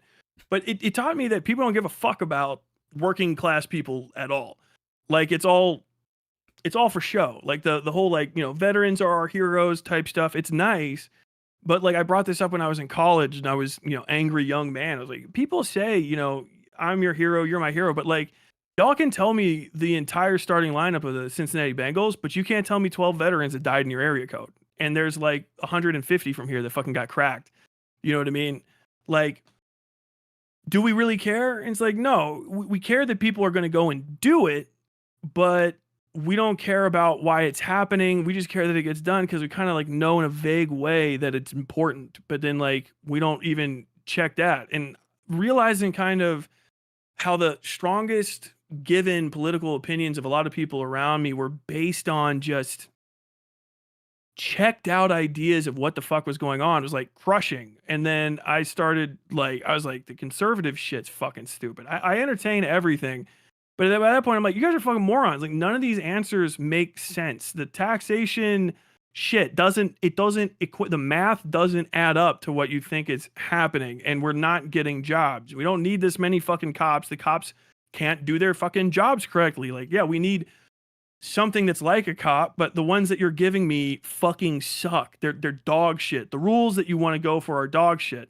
Like, you say you're talking about fucking working class people and all this stuff, but all gay marriage, like all your fucking attention's focused on this, but not like getting my dad a bigger paycheck so he can take care of my fucking my little siblings and shit. Like, what in the fuck is this? And you start going left and left and left and left, and it's a ratchet. It's like a ratchet. I think it invariably you're drawn to like the natural conclusion that no matter how you feel about these sort of socio-political goals, this fucking gay marriage and trans rights and politically correct culture stuff. The thing is those are like the stupidest fucking wedge issues that exist. Like, you want money? Do you want money? Do you want the fucking roads to work? You want the planes to stay in the sky? Left, left, left, left, left. It's the only way to organize everything where the money that we spend is spent efficiently on things we all need and want. And then past that, that's where dignity lies. And like, that became the heart of my thing, I guess. My political mentality was this idea of dignity first for people. Because I don't like homeless people I don't like homeless people not being able to find a place to get a shower. I don't like the thought of like a mother of 3 not having a place to clean her clothes with her kids and not being able to find health care. I don't know who does, and there's nothing happening to fix that on the middle or the right. Libertarian from wherever that is, you think spiritually to the right, you guys aren't fixing that. There's women that are working 2 jobs and got fucking kids on their back, taking their kids to Arby's, and they don't have a place to wash their clothes. They don't have hot water tonight to get their kid a shower. They don't have the money to pay for their kid to take a photo for school or go on their ID and stuff. And this isn't being fixed. And all of those things, if you add them, it makes my life easier, even if I'm a have relative to that woman. That's a hypothetical in my mind. And then your response to it from the right is like, well, we wish in one hand and shit in the other. It's like, what if I just beat your ass and take the controller and I play? Because I feel like you're just lying to me and you need to be gone because you're just standing in my way. And these libertarian types, you're just standing in my way. I don't even have a conversation with you. I just need to make it so you don't have any fucking position of authority in this conversation. And when we need to push to that, because I don't, there's no answers. There's not even a conversation. It's, Marjorie Taylor Greene going up on stage with like doctored photos and shit of a guy that we sent to a fucking concentration camp in another country, and people are like, I don't know if it's really Photoshop. Do we know what the definition of Photoshop is this day? Now, if I look back and I don't even give a fuck, we're permitting ourselves anywhere, just even center left now of these libs to be distracted completely by horse shit. You're like, well, I just want to know. I really want to get back to the good. No, just call her a dumb bitch. All right, it's dumb bitch fucking hour. Go, Marjorie, open your fucking suck, pour shit out into that microphone. When you're done, the fucking adults are going to go ahead and run the country.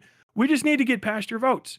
We need to get past you having any sort of authority. And I hope that we can do it in a way that's peaceful and respectful of life and safety of everybody. But like, we're hitting a fucking point where it's going to be like, we're all going to fucking die, man. Like, no more poison in the rivers. What the fuck? Can we stop talking about bullshit and focus on working people and working class issues and the dignity of human beings on this fucking earth? The ability of a kid to grow up with all of his fucking legs and fingers at least and not have to pay for fucking bomblet fucking cluster bombs to blow up random shitholes and fuck over people that didn't even give a shit 5 days ago because somebody wants to like lower the cost of fucking oil transportation through the Sudan. I go, well, shut the fuck up. I'm sick of it. And I'm sick of these distracting conversations. I'm so fucking irritated by these people. I guess that's my political journey, is losing my fucking mind. It's like more, I mean, class focused and economics focused, it sounds like, because you brought up something like trans rights and like, I guess, identity politics, and I share some of the apprehension about specifically in the context of Israel Palestine, where a lot of the focus for the last 8 years has been on things that I bought into that ended up being immaterial, like, you know, language policing and microaggressions, and there's space to talk about those things, but currently you're seeing how that is being weaponized. And I'm curious if those things cross your mind, or if it's more of a economics class, get people basic necessities and we worry about that later, or if those things can happen in tandem. I know you like. Oh yeah, it can happen. It's easy as fuck. Just be good to trans people. They're fucking people too. That's it. It's free. Just don't be a fucking cunt to trans people.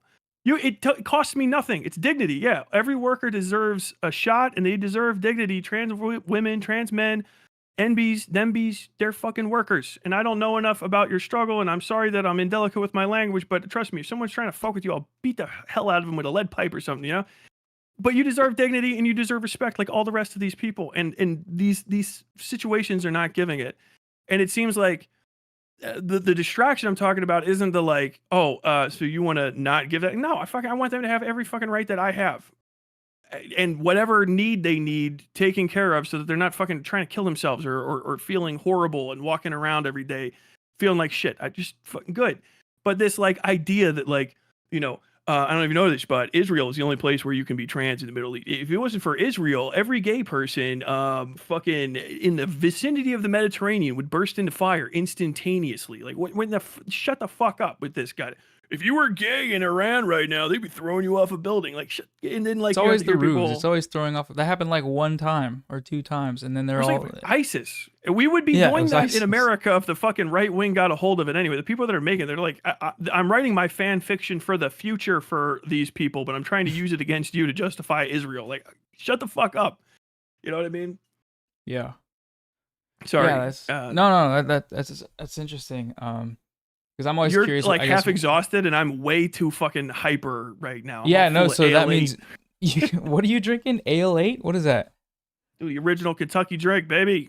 Whoa. Bottled right here.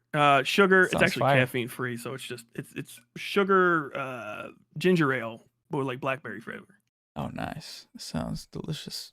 Yeah, I'm always interested in hearing where people get where they're at, because a lot of there's so much hypothetical leftism on the internet. I would put myself in that category of like, the lived experiences I've had do not coincide with any necessity to explore, or any real grounded material necessity or material drivers towards these kinds of politics. But when you're talking about the military and your time in the military and seeing just seeing that firsthand, I think that's really important, and I don't know the right word to say, but it seems like it grounds you more firmly in beliefs because you experience them firsthand, and you know that it's real, and you know there's no question as to like what needs to happen, or how not what needs to happen, but like, or not how it needs to happen, but what needs to happen, right?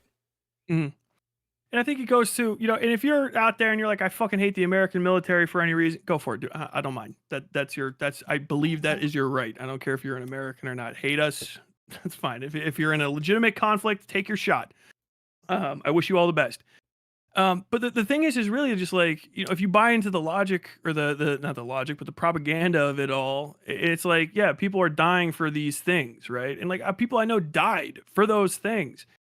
And it's very serious. The gravity of that is like hauntingly intense. You know what I mean? To like know, like it's been almost 20 years now since my first deployment, and like I'm thinking of like the lives guys could have lived, but they got cracked, and some of them died maybe not giving a shit. Some of them died for a paycheck, but like people talk about it as though, you know, that guy died for your right to do this. That guy died for your right to this. And when people say that lightly, it's, you know, it is what it is, and it's your right. But for me, it's very, very intense. And I think about the other good people that died for their rights to do this and that sort of stuff, you know, Blair Mountain, fucking Black Panthers back in the day. People are out there trying to fucking scrap for this stuff. And it's not lightly that people give up their lives for these causes. And I think they need to be taken very fucking seriously. And it grounds you, yeah, but also, you know, I've got to meet the Iraqis. I didn't just like sit in a fucking drone or whatever the hell it is these Israelis are doing half the goddamn time. I talked to these people in mixed English with my interpreter, and I was just like, bro, what the fuck? This is stupid as shit. Like, y'all a bunch of fucking idiots like I grew up with, but you just fucking look different. You're just another asshole fucking breaking OSHA compliance to change your oil. You should not have a vehicle set up on those cinder blocks, sir, but I respect your swagger. You know what I mean? Like, just trying to get by. And, like, I don't know what the hell I'm doing for y'all. Y'all want me to leave? They're like, I don't know. As long as you're giving us money, we don't give a shit, but you should probably go. Like, yeah, I guess we should go. Like, what the fuck? What in the fuck? What a waste of fucking time. I remember it's just like, I was on post the day that fucking Saddam Hussein got hanged, and we were like, dude, we're about to fucking take heat. This is about to be the worst day ever. And nothing happened. There was another day for those people. Like, I don't give a fuck about the president. You know what I mean? I'm not gonna go fucking die for the president. Like, if our president got like killed in a different country, like, I don't, fuck it. Yeah, fuck him. Joe Biden got hanged today. All right. I gotta go to work, dude. I got plywall to hang or drywall to hang. And I think people just need to talk to motherfuckers more. I think we need to bypass these language barriers any way that we can, and these stop letting these fucking goddamn liberal outlets, New York Times and CNN and fucking, these high hoity-toity motherfuckers that they all went to Columbia and they all have sex with each other at weird fucking Mar-a-Lago parties and all this shit. Stop letting them be the only ones that tell you what the hell goes on over there, because that was my biggest thing for years is I have no fucking idea what's happening in Israel-Palestine, because as a journalist, I don't speak these languages. I don't speak Hebrew. I don't speak Arabic.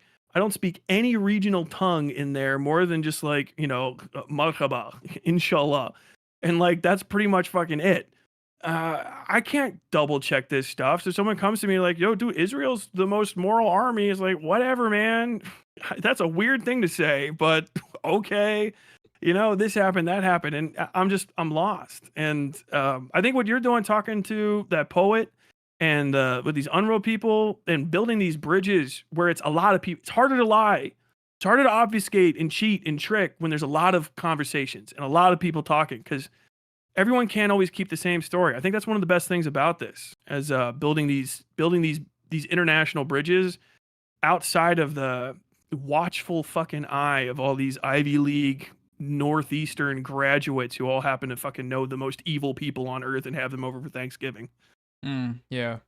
The direct conversations have been they feel very special and unique in comparison to how information is typically spread with not like people don't podcast, but the people who I've had on don't really podcast, and when they're podcasting, it's usually them talking solo or it's just making videos alone in a room. And so I don't know. I have high hopes because of people like that I brought on, because of people like you that are able to talk about these issues in ways that are refreshing and also combative in a necessary way. I think that's like getting on call and yelling at Lonerbox being correct is, I love that. I'm not gonna do that. That guy's I'm not debating anybody. All right, I'm not. I saw you in a debate with Vosh one time. That looked fun for you. That looked like yeah. You're right. Actually, shit, I forgot about. Yeah, I should go back into it. I should become a debate lord.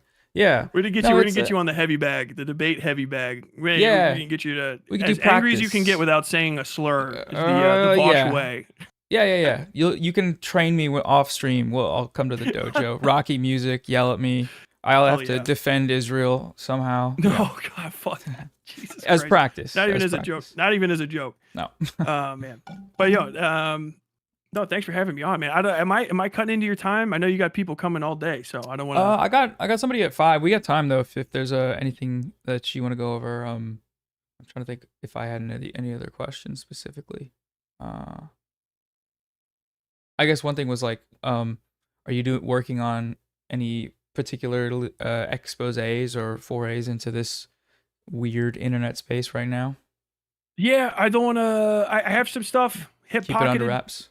Yeah. I gotta dig it up and look into some shit. But my most interesting thing that's going on right now that I did even just a little bit of research is this whole fucking like denims H3 stuff. I don't know exactly where they stand in it. In denims, I hope you go all the way with this motherfucker, but it's just so there's something really weird with Ethan Klein about this whole deal, and like I feel like the guy is cracking up. Somebody said that like they think his like brain's dehydrated from like Ozempic or something. I don't know if that's a thing that happens, but he's in a rough state, and you know Seems like it.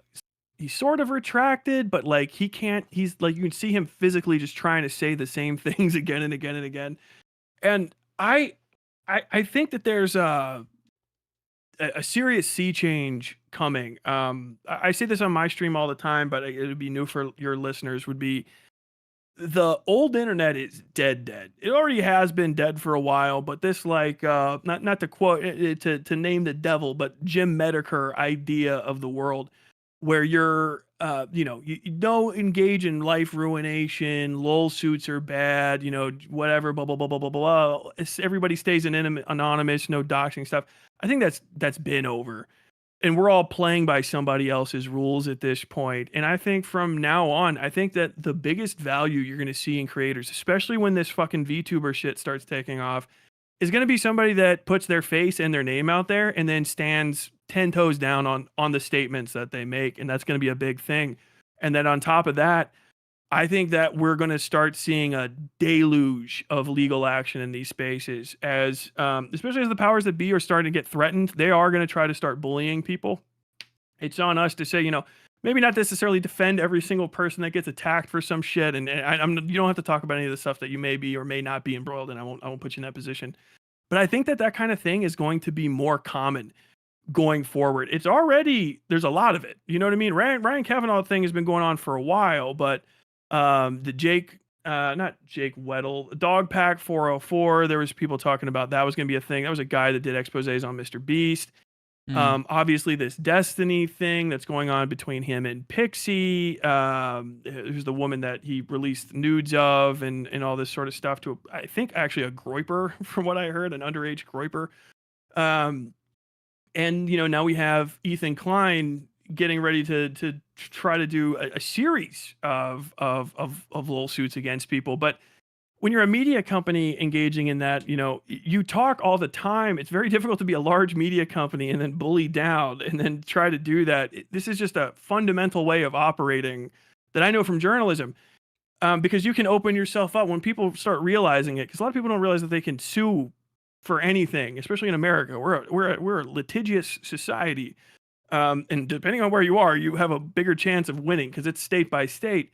If he doesn't check himself, he could open himself up to being like, anyone he talks about untoward, just being like, hey, I want a retraction on that. You said something, which by the way, if you've ever worked in journalism, you've gotten I get 10,000 of these things. I spelled Kleenex wrong, and the Kleenex people go, hey, that could be damaging to our brand for you to misspell Kleenex and not know that it's a brand name and not actually the tissue. I'm not even fucking kidding. Their lawyers will send you those things as a media company, and ask for a correction, ask for a retraction, and they won't necessarily try to destroy you, but those legal setups are part of that issue. The days of owning a lolcow, like they did back in the day, and maybe having some person to talk about for forever may be really, truly over. And if you don't, because there's other things to sue over outside of just like libel and defamation and slander and all this sort of stuff. But like harassment of somebody or engaging in harassment campaigns can be a big issue. You know what I mean? Attacking someone over and over again. And somebody with the size and especially the pocketbook of Ethan Klein, he keeps bragging about how much money he has. There's lawyers that are going to be out there that are going to be looking at him like a fucking settlement with you is probably going to be exactly $250,000 or $400,000, whichever the fucking insurance cutoff is for your basic settlement. And that's how much I'm going to want. And that's what I'm going to ask for. If this guy says something again, go ahead. Yeah. Do 2 more because I want 40% of that. I want 40% of that. They'll be trying to fuck with us, obviously small people, to shut us up. All you got to do is keep talking or just die. You're Zerg rushing. All right. You're a socialist. Just get fucking obliterated. Think of it as Stalingrad. Just pick up the ammo and keep going. All right. But like at the top, they have a lot to lose because once they don't have money, they don't have shit. The only reason people don't think of and talk about Ethan Klein as a lolcow in centrist circles is because he's rich. And that's it. He's rich and currently politically aligned with some shit. But he's a guy that has bugged out eyes. He looks like he's on fucking methamphetamine. He's got a Jack Skellington body all of a sudden. He's all fucking like turned up. He's fucking funny as shit to make upset. And like, once upon a time, we'd have fucking gone after that. And that spirit is still there. And the reason people aren't jumping on it harder is because right now there's money in being on his side, even though he's a fucking absolute clown show. But like, he's opened, and other people like him, Mudahart opened the door, man. Your next little fucking pedo hunt expose better not be too fucking, it better not miss. You better start fucking talking to lawyers and shit. You goofities putting up that big ugly photograph of Keffels. I don't know how much reputational harm might that have caused. What kind of issues are that? That's kind of like fucking mean. Is that actually covered? And you don't know. And the thing is the more you talk, every time you have a conversation about somebody, that is a possible legal action that could be pursued.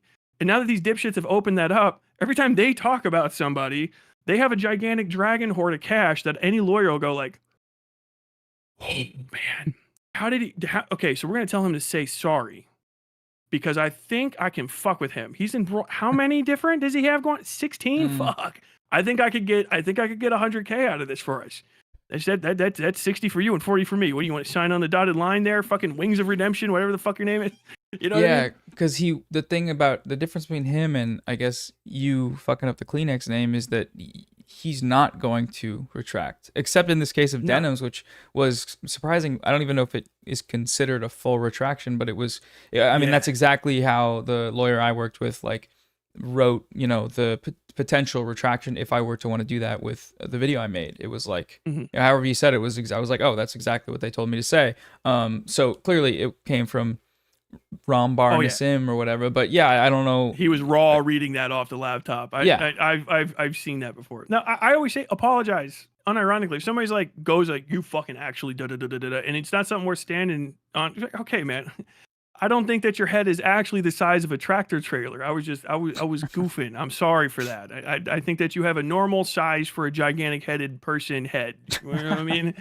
Like you can retract. And that's the thing about these like pride games and these fucking those work when you're anonymous. They work when you're a nobody or a rich fuck with free time. But like now the lawyers are here and the lawyers smell blood. They always do. The lawyers fucking love a lawsuit because that's how they get their money.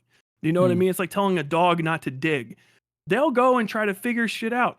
I would not be remotely surprised to find out that there's lawyers double checking with people that have talked or that Ethan Klein has talked about and sending them emails like, hey, I don't know if you know this, but Ethan Klein said this in a video about you on, December 8th, 2018. And he was extremely condescending. It seems that after this happened, your YouTube channel got much, much smaller. Do you think that this conversation was, intentionally to harm you? Do you think that he was truthful? And do you think that real harm was caused? They might be out of statute of letters. I'm not the lawyer, but people will fucking do that shit. They will actively go out there and they will try to fucking trailblaze into the money pits. They're like that for good or bad. And they cost time and money to deal with. And I can't feel pity for you, and you're not going to get my fucking spiritual support if you're the one that fucking opens the door in order to try to fucking bully somebody down with legal shit. Like, this is bog standard stuff that used to happen in the journalism industry all the time. One of the assholes from fucking West Virginia. I think he's the fucking governor now.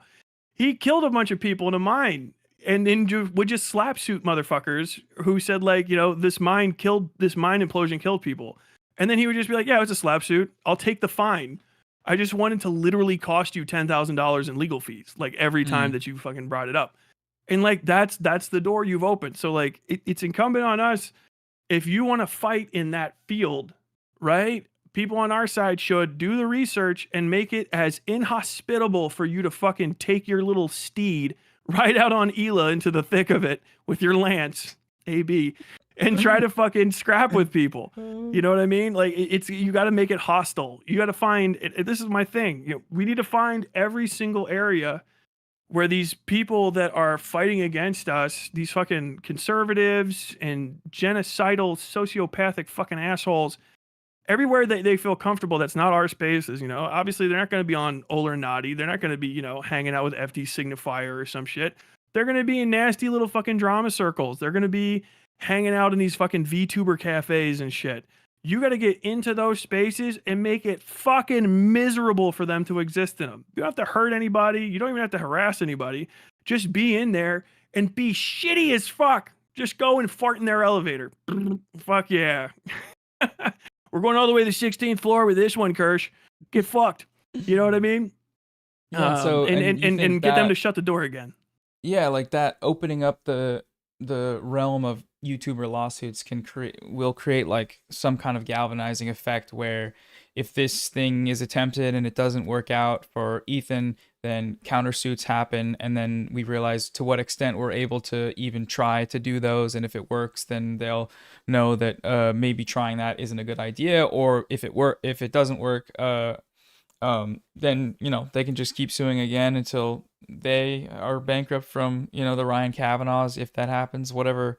I guess it'll just Um, continue to play out. I don't know. it's very difficult to give a predictive thing. You'd have to Yeah. be a law historian. This is people get their Juris Doctorate, for stuff like this. But I can say, just having written about stuff and looked up things, essentially laws exist once there's a purpose for them. And the YouTube arena has been lawless for really long, especially considering how much money's in it. And when I say YouTube, I really mean online internet creation. TikTok, YouTube, all this stuff. And you've seen these dundering fucking gray hairs try to have conversations about the legality of TikTok and all this stuff. And they are going to die. And they are going to be replaced by people who are younger and younger. And whether they're on our side or not, more familiar with these systems. And once that happens, these laws will come. There will be legislation added to it. It's just going to be like when there were smartphones and stuff, and they weren't quite like all similar. You're like, what the fuck? Oh, remember when phones all looked completely? Well, you might not actually, but they all used to look a lot different. And then regulations caught up, and best practices caught up, and people would get sued for this or that, or this function would cause an issue. And then once the lawyers found out that there was money there, you can't predict where it's going to go. But I will tell you, we don't have a lot of precedent setting court cases in the YouTube arena, right? And there's Mhm. a lot of things that are legal or unfettered by law in the online information arena that are completely closed up in the FCC. Vosh's tax folder instance would have been on a national television show half his size, career ruining, and also would have gotten him a massive fine from the FCC for exposing people to pornography. It's actually a crime. He committed a crime, even doing it accidentally. But because the law enforcement bodies, the attorneys general, all the way down to, enforcement individuals, we don't have someone. Is that your cat? I heard that. Was that your cat? The Oh, noise. sorry. So, yeah. Oh, Oh, sorry. no, My bad. No. She's over here. She's about to I turn like the cats. power button. You got a cat? My bad. You got a bunny, No, right? I have a rabbit. Yeah, he's rabbit. around here somewhere. I What's can't the get him. difference?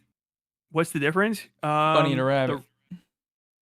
Oh, nothing. That's just Oh, it's the just same, different names? Oh, same okay. names. Yeah. Sorry, but yeah. Once people start getting individuals my age in charge of these organizations and stuff, they're gonna go like, yeah, I'm gonna make my nut making this thing illegal, or this irritates me. It's always been my bugbear. Now I'm in charge of this. I'm going to vote for this thing to happen. I'm going to vote for that thing to happen, and da da da da da da.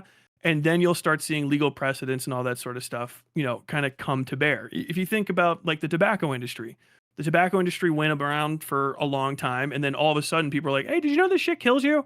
And it took 20 or 30 years, and it became this gigantic deluge of lawsuits and litigation and new laws and people arguing about it for decades to come. And I think that's getting ready to hit this sphere like crazy. I think the adpocalypse is the first kind of vibe that you could be like, okay, it's gonna be like that. Like when the adpocalypse hit, and all of a sudden you're like, oh, all of these people's careers are gone. Those individuals that used to make these like Frozen Elsa, Spider-Man pooped in a microwave videos that were a thing, those vanished. Those prank videos that were like playing fast and loose with assault, those vanished. And Mommy makeout day. yeah, fuck. Don't fucking remind me. Celebrated every year. Yeah, but I think you're going to see a lot more stuff like that, and because there's already politically savvy individuals here taking advantage of this open system in order to do stuff the FEC wouldn't normally let you do, or that the FEC doesn't know to look for here, the Federal Election Commission in America. I think as we progress into a more adult stage, a real mature stage in these platforms and stuff, you're going to see all sorts of shit break loose, and it is going to be, the Wild West is going to come to an end, and it's just going to be fucking El Paso. You know what I mean? It's going to be Phoenix. Yeah. Well, Sorry, that's like a true downer. It's not even like doomerism. It's just like consumerism. It's going to be a sad, gray corporate organosphere spreading out around us. yeah. I mean, that's Huh. I guess the last question I had is like, what do you have? I'm gonna end this one now. Huh? We can keep going. You can keep No. going. I'm just, my brain is like completely failing to come up with answers. I'll just comment on your live chat when something comes up. This will be good. This is a good last question time because I gotta hit the head anyway. Yeah. In the realm of politics online, is there any silver lining or any sort of positive hope for the future about what's happening on here? I know you said you don't do predictions, and yeah, we probably shouldn't do predictions, but does anything stick out to you in that regard? Yeah, the kids are all right. I think that's what it is. People like to shit on younger generations and stuff, and then they deserve it because fuck you for being young. As I age into my eye wrinkles, My fault, but Unc. the speed at which people progress through their dumb fuck years is getting very, very high. I've noticed that, like, with the red pill stuff. I think I heard you talking to I can't remember who you were talking to. Ugopnik, I think, about that stuff. Obviously it was an issue, but if you think about it, like, those kids blasted through it. When you think about people that were my age that were like, anti-Muslim because of 9/11, that shit lasted a while. And then you go back 2 or 3 generations, people wouldn't get rid of anything ever at all. They got stuck in their ways, and they would be whatever politics they were handed at 18 into their 90s, you know what I mean? And never change. And I think it's faster and faster because people are just like, it's uncouth, man. It's weird. Like, I can tell that this shit's not good for me. It's hard for you to make me into a white supremacist fascist when I'm fucking half Latino and also gay. It's really hard for you to fucking tell me that, like, working class people just should work harder when I'm working class and I work hard. It's really difficult for you to tell me that this and this and this and that and this and that when I can just see the reality of it. I don't have to hear about trans people from fucking Tucker Carlson. I can go talk to a trans person. I can see trans people talking about their issues, a lot of them on TikTok, and get a good fucking feel for how these people actually think through their issues, and people they're speeding through it. We're speed running the ignorance of youth in a way we haven't seen before. And this wouldn't be possible 10 years ago. You know what I mean? Yeah. 2015 fucking mid Gamergate era. I mean, I guess what you had, like, the H bomber guy thing maybe back then, and that was a sort of a deal, but like really concerted effort, people raising money for a real cause, and actually like, hey, this is going to be something when we wake up in the morning, all of us are still doing it. Now, we're not just showing up for the fucking for the presentation and then tomorrow I'm going to figure out something else to do. And I think all of the young people that are following in our stead here, they're figuring it out, and they're figuring it out quick, and they're not letting the fucking world bullshit them the way that people my age did when we were that young. And hopefully that trend continues, and 20 or 30 years from now, if the fucking oceans haven't drowned all of us, then we'll just have natural leftism appearing everywhere or something. I have no idea. Hopefully an end to capitalism in my lifetime. That's not a fucking old school late 90s apocalypse movie. Explosions, yeah. No, well said, man. That feels good to hear, especially as I am falling asleep. It's like a sweet dream. Do you want to plug any stuff, like I guess I can just drop your channel in the chat. Oh yeah, please. I have a video essay channel. I think this will be the only thing. Any of you lefty reactos, Hassan, I give you permission for this one. I made a documentary sort of thing called Slop Mafia. That's on my essay side Tyler channel. You can watch it. It goes into what was 45 minutes of it. It's great. Sorry, go ahead. It's very fucking long. But it goes into the background of what really was going on during the Destiny leaks that actually started back in November with the Pixie thing and all these other pictures. And covers a lot of stuff that wasn't covered and things that kind of feel like they were covered up, and gets into a little bit of the personalities and stuff that were around it. And I think it paints a pretty decent picture of how some of these drama channels and drama adjacent channels try to manipulate the truth in their favor, and how their incompetence at times can cover up for somebody like Destiny. Hmm. So check it out. Check it out. That would be Last the one thing thing I I'm plugged. wanting to see. They're saying somebody said you drew a Maid photo of me in Maid costume. We need. Yeah. They want to see it. Let me. I want to okay, see it. I got it. I'll If send it's, it. I'll if it's send it. appropriate. I don't know how to put my screen up. You can send it on Just- Discord if you want. Yeah. Let me send it to you. We on might need to Discord. stay Let me and debate for a little bit about debate your on the depiction of my. on the little guy. Where the hell did that go? Desktop. Stream? Sorry, I'm like doodling all the time now. There we go. You're sketching on stream. Oh, yeah, shit, yeah. that's fire. I look awesome. Hold on. That was during the Hassan empanada debate. You were like literally falling asleep, and I thought it was very funny, so I drew you. Sleepy cat. I'm showing the chat right now. I gotta scroll down because you got the shoulder, you got the deltoid definition pretty good. Shout out fellow gym bros. Thank you, dude. I appreciate you coming on. No I problem. appreciate Yeah, if you ever want to talk about anything, hit me up. Shout For out sure. to the Noah Samson crew. Shout out Unrwa. I hope we raised money with me shit talking. Yeah, how much did we for- raise? Anybody chat? Like probably say 5K, maybe 6K, 7K while you were here. It's a So reasonable amount. I'll take that. Don't tell me it's lower. Just Did let my ego rest on it. Okay. got you, man. Thanks so much, man. I'm out of here. Yeah. Take it easy. Take it easy. See ya. Dude, that's awesome, this photo.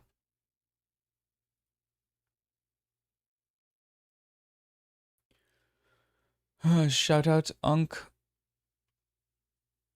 Oh. Oh. Oh. Yeah, Tyler's one of the few streamers that I pop on and I'm like, it doesn't really matter what he's talking about. He's usually cooking. Being entertaining. Natural entertainer. We still need to see the cat. Oh yeah, hold up.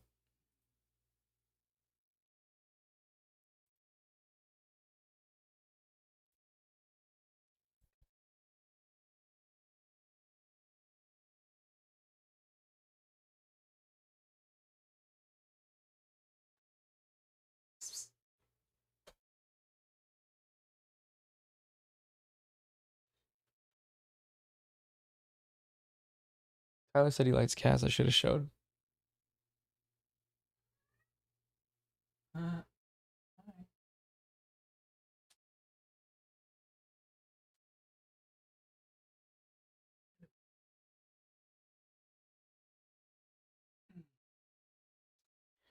You didn't miss iDubbbz. He hasn't come on yet. I think I got the day wrong. He's coming on Thursday, tomorrow. So yeah, his document is on, or his documentary is on his side channel. It's Essay Side Tyler, I think. I think I might have put it into the chat. Put it in again. Car.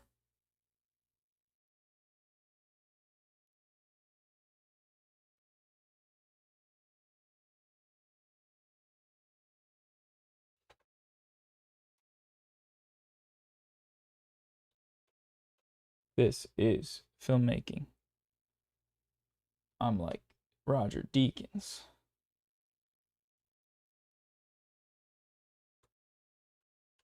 Fucked up that thing. Oh, I don't want to take a nap. Oh, we already, did we hit 500K yet? Surely we have, right? Sure.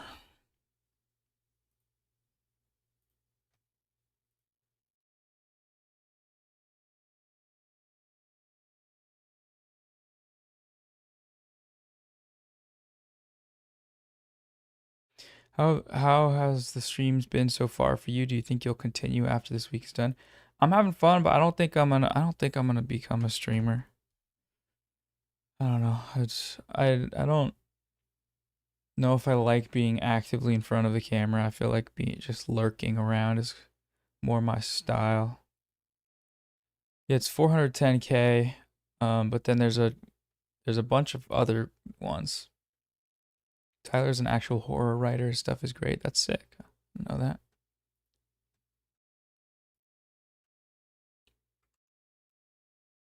This thing is awesome, bro. And lore accurate too.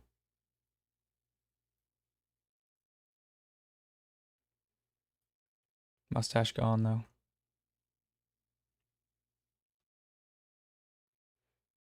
Wait, it's called East Side, Tyler?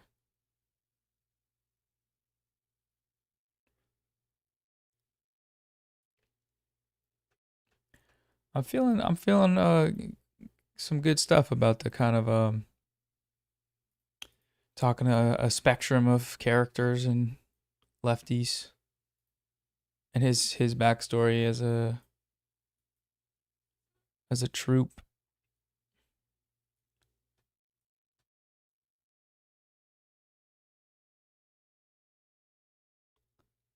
I mean, unlike probably much of my audience, my relationship with the politics is in a lot of ways hypothetical, except the politics of, I guess, hold on. Hey, kitty, stop. Back out. There you go. Oh no, kitty. Come on. Come here. Come here. Can I pick you up? Or no? Come here. You're gonna hurt yourself. Come on down. Or sit. Is there a spot for you to jump? Oh, come on, baby.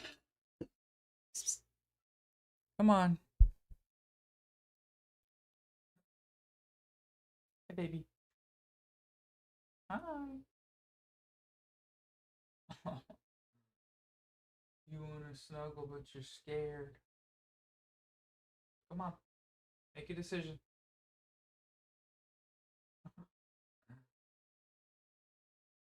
Okay, don't fall. She has trouble walking backwards. There you go. Good job.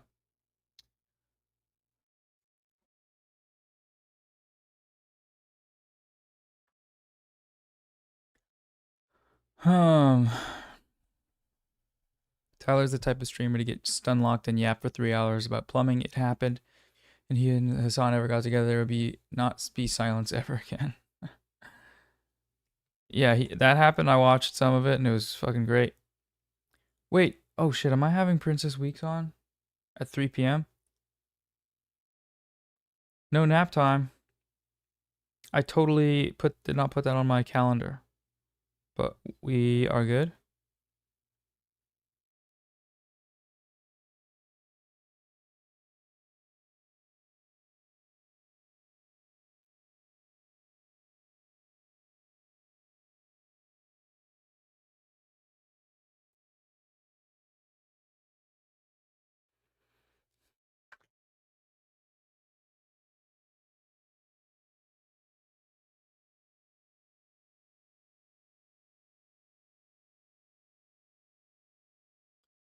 No nap time, but it's time to lock in. I had no nap before. Which stream did we have no nap for? Which stream did I lock in? Lila. Donate because of no nap time. Should I stretch? NNT. I'm not gonna play Guitar Hero anymore because it completely Also, are you guys still getting ads on this? Because I saw they were switched on at the start and I turned them off. Because the shit you can't have it be just that you click on a stream and an ad plays and then it's over. It makes it so that you have to do ads in between. Which I don't want to. That sucks. As like I'm the biggest ad hater. You got hella ads the whole time? For real? Fuck, man. I turned them off. I turned them off halfway, not even halfway, like 10 minutes in when everyone was like, what the fuck? I'm the biggest Ad hater. You have U block, is that what it's called? I just got cut off by an ad. Okay,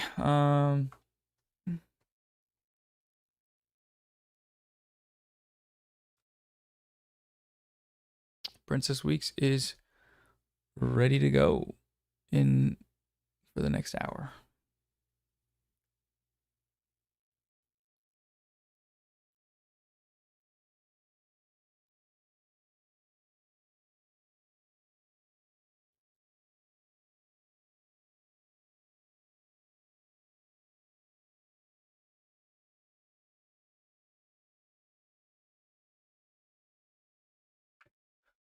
Princess Weeks!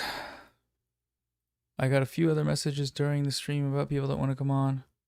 And I say, do it. I just need a new type of brain. We got Elliot saying at 5. And I have plans at 8. Or like 7:45. So I'll be ending stream not late. Idub's probably sometime tomorrow. Also, wait. Yeah, tomorrow is Tara Mooney, Mike from PA, Andrewism, Idubs, and maybe more? I don't fucking know, man. At this point, who knows?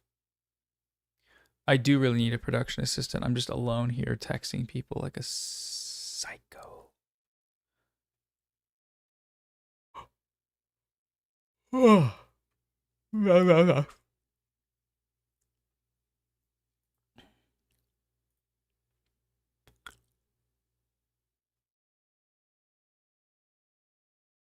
I saw some people start to get not riled up, but like start to be like, huh? When I asked about his political journey, and then he mentioned something like something about trans rights and language policing being immaterial or something. And so I just asked a clarifying question because I was like, yeah, I'm pretty sure I know what he's trying to say, and chat like reacting that way I think is a product of just not having seen him before.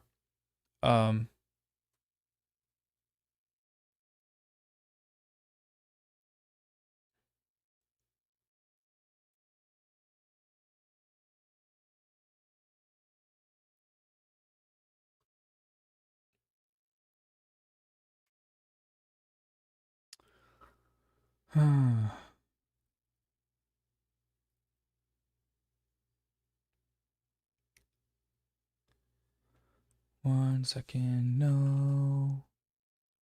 No, no, no, no, no. Da, da, da, da, da, da, da. Da, da, da, da, da. Also, I took a shot before that, and I still won. I'm the GOAT.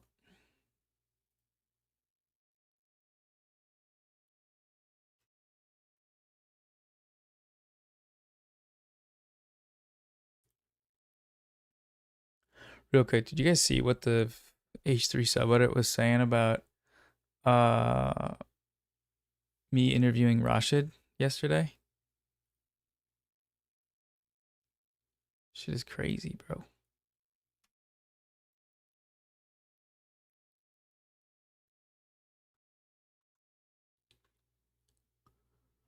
Look at this shit, man. I just want to show this. I'll, I guess, show this after.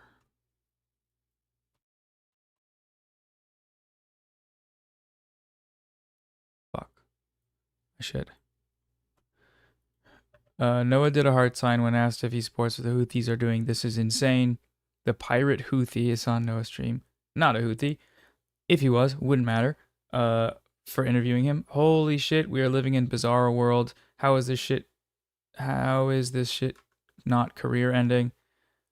Just reported the stream for promoting terrorism. I disgusted. Dude just looks evil. That's a knife around his neck. Like, what the fuck? What the fuck? He even has his murder weapon on him. Fuck this timeline, bro.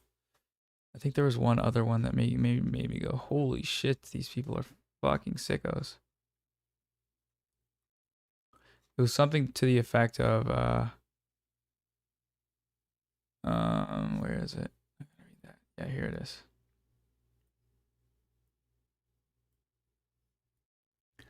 The inner monologue of Houthi Luffy. This one may be a homosexual I would kill on sight based on his hair, but don't let anger show. Use naive Western idiots to advance terrorism. 13 upvotes, by the way.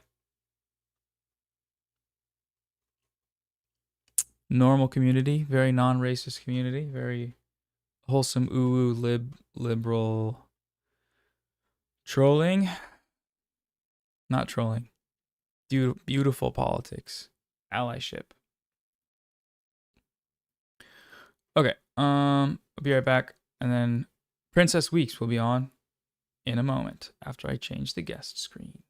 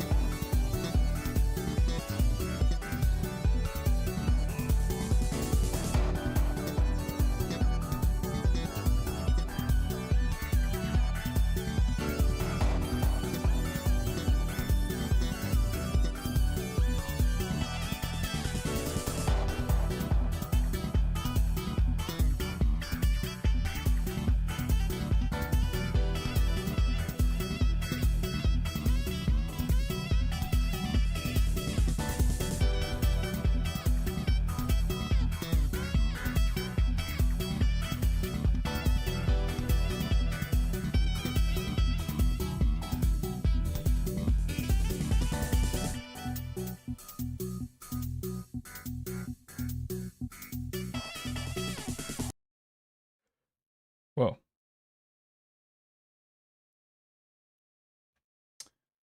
Uno momento, gamers.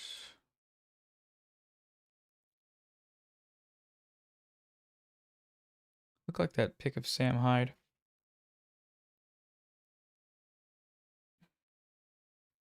I'd like to de-Sam Hydeify my aesthetic as much as possible. Thanks. I'm ready for all your pop culture questions. Oh, yeah. I was wanting to talk movies and shows and pop culture generally.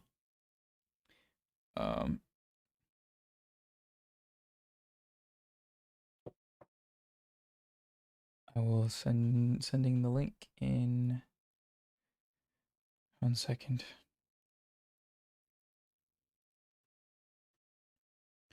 Movies, shows, music, art.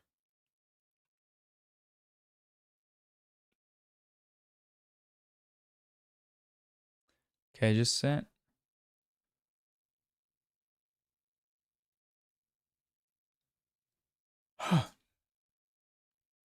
Okay, wait, don't want to be doing that when she gets in here.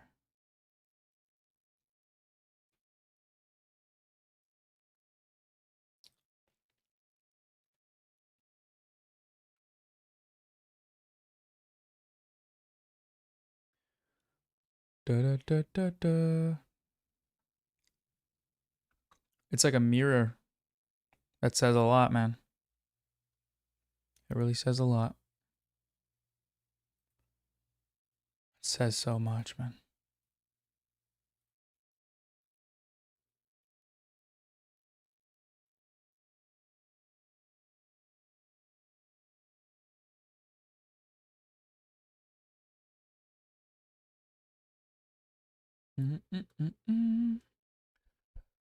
Da, da. Hello. Hey, can you hear me all right? I can. Can you hear me? Yes, I can. And I can see your hair so much better. It looks really good. Oh, really? You think so? Thank you. Yeah. Yeah, we dyed it on stream and then ran out of dye, so we only half dyed it and didn't tone it. But I kind of like it, but It's we'll giving finish it. blue lock. It's like it's very anime sports Oh, boy. for So sure. I approve. Todoroki, Yes. definitely. My sweet son. How's it going? Uh, Life is lifing. It's kind of been funny how like everything about this administration has been like directly targeting my life in certain ways, but we persevere. Fuck it, we ball, as I say. Yeah. Oh my God. Period.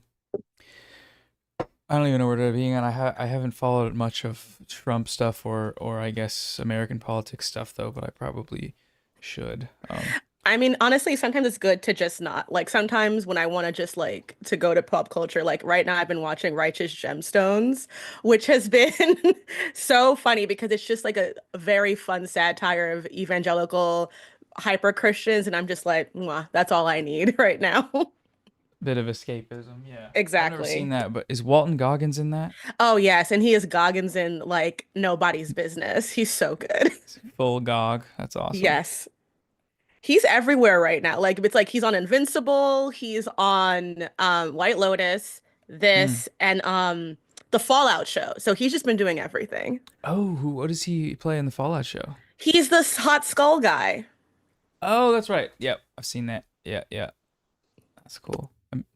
Everyone is asking me to ask you about Andor. That's what the chat is saying too. You watched Andor. Just Yes, starting off offloading strong. my labor right to the chat. So We I love was them gonna for ask you that. about it anyways though, because So I finally watched the first season of Andor, and I paused because I was worried about the second season because Star Wars is so deeply disappointing as an IP right now. But Andor is like it's that girl. It really makes me feel a bunch of things. And my ex got me into it because we were having a conversation about like what's the most emotional piece of like anti-war propaganda that you've ever seen. And I'm like, oh, Casablanca when they all start, saying against the Nazis. And he's like, if you like that, you'll love Andor. And so it's really just been really great. And I think it gets to the truth of like the politics of Star Wars, which for some reason has been totally forgotten with like the sequel hyper studio fixed series, which is very annoying. But I love Andor. yeah, the I guess original claim of George Lucas about it being an allegory for the Vietnam War kind of Hmm. got lost, and it kind of was never. I guess I don't know how explicitly it was stated or understood when the original series was released, but definitely re radicalizing and more kind of explicitly, I guess, in Andor, which I think is.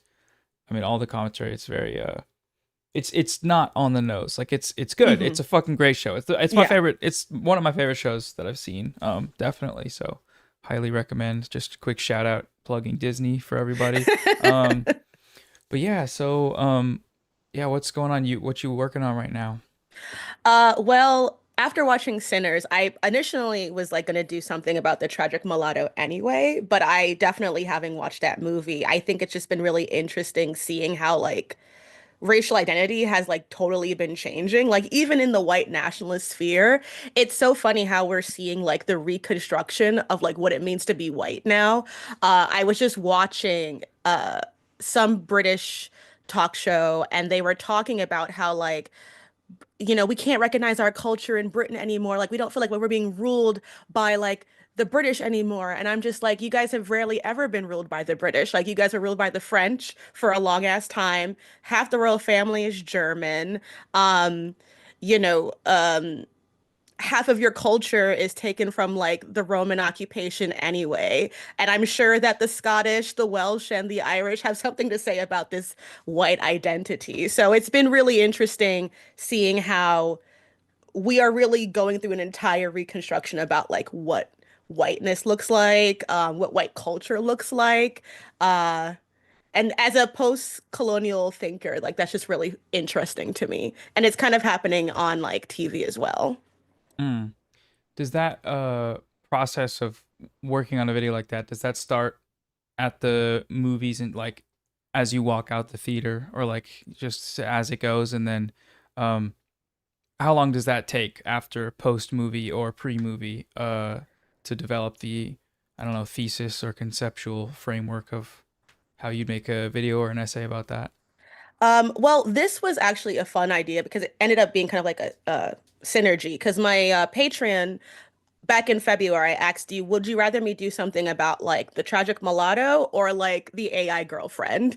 And so I had started reading stuff about that time period, and I was just stressing out like, how am I going to link this to like a pop culture moment so people will actually click on it? And then Sinners came out, and the conversation about Haley Steinfeld and her ancestry and the idea of what it means to be Black in America, and how that has changed legally came up, and I was just like, yes, a layup, Nice timing. finally. Yeah, Exactly. perfect. And so like that's been sort of how I start. And part of the reason why I'm so slow about creating videos sometimes is because I am someone who needs like at least 8 sources before I feel like I can sustain an argument and that I've thought about the counter argument enough so that like when I do get those kind of annoying comments, sometimes I'm like, I've already prepared for this because I was on JSTOR for like 10 hours I'm to ready. get ready for this. So, Yeah. yeah, exactly. So that's kind of the fun bit for me. And I love researching. Like I really enjoy learning. It's quite dorky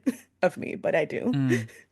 Did you write a lot when you were like in school? I guess that's a weird question. Like, No. did you um foresee yourself writing and arguing and writing essays professionally, or on YouTube or something like that? Well, like I started off YouTubing when I was like 16 years old so that I could like yell about Twilight.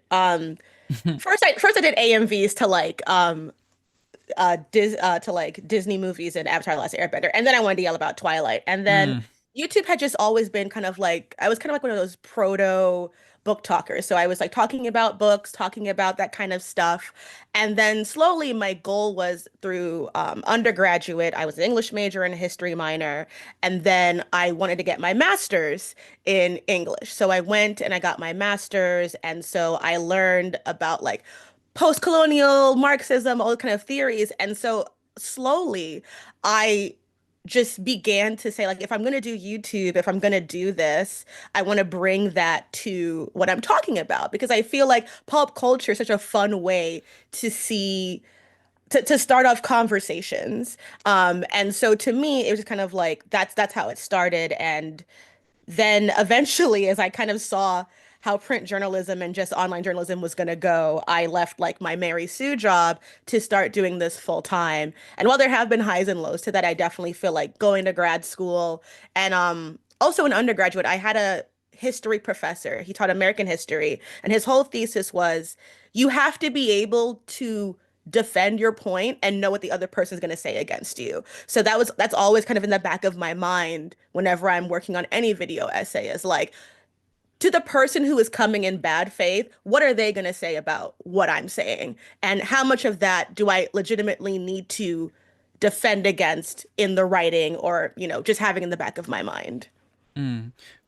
how do you filter out, or where do you draw that line, I guess, from what is a valid criticism I should take into account while thinking about this project, and who's trolling me right now? I mean, I guess it's yeah. Yeah, that's a hard one because I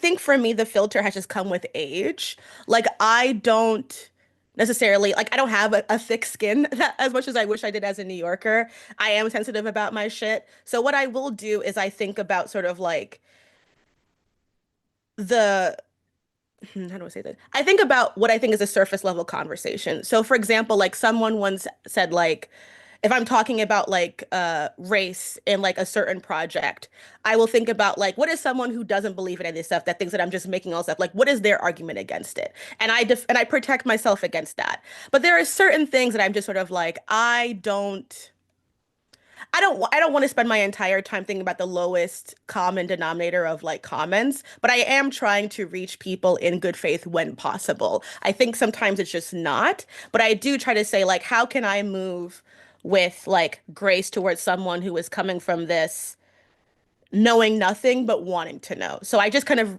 go for that. Mm.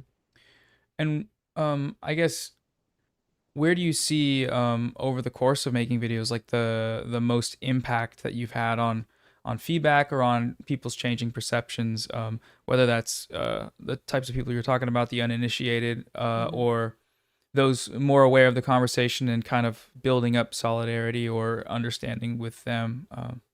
Could be both. I don't know. Yeah, I think one of the funniest things about having worked at like a feminist website is that a lot of people just want to have a response. Like a lot of people, they come in with a sense of like, I'm gonna fight you. And as soon as you're like, lol, whatever, it kind of diffuses the situation.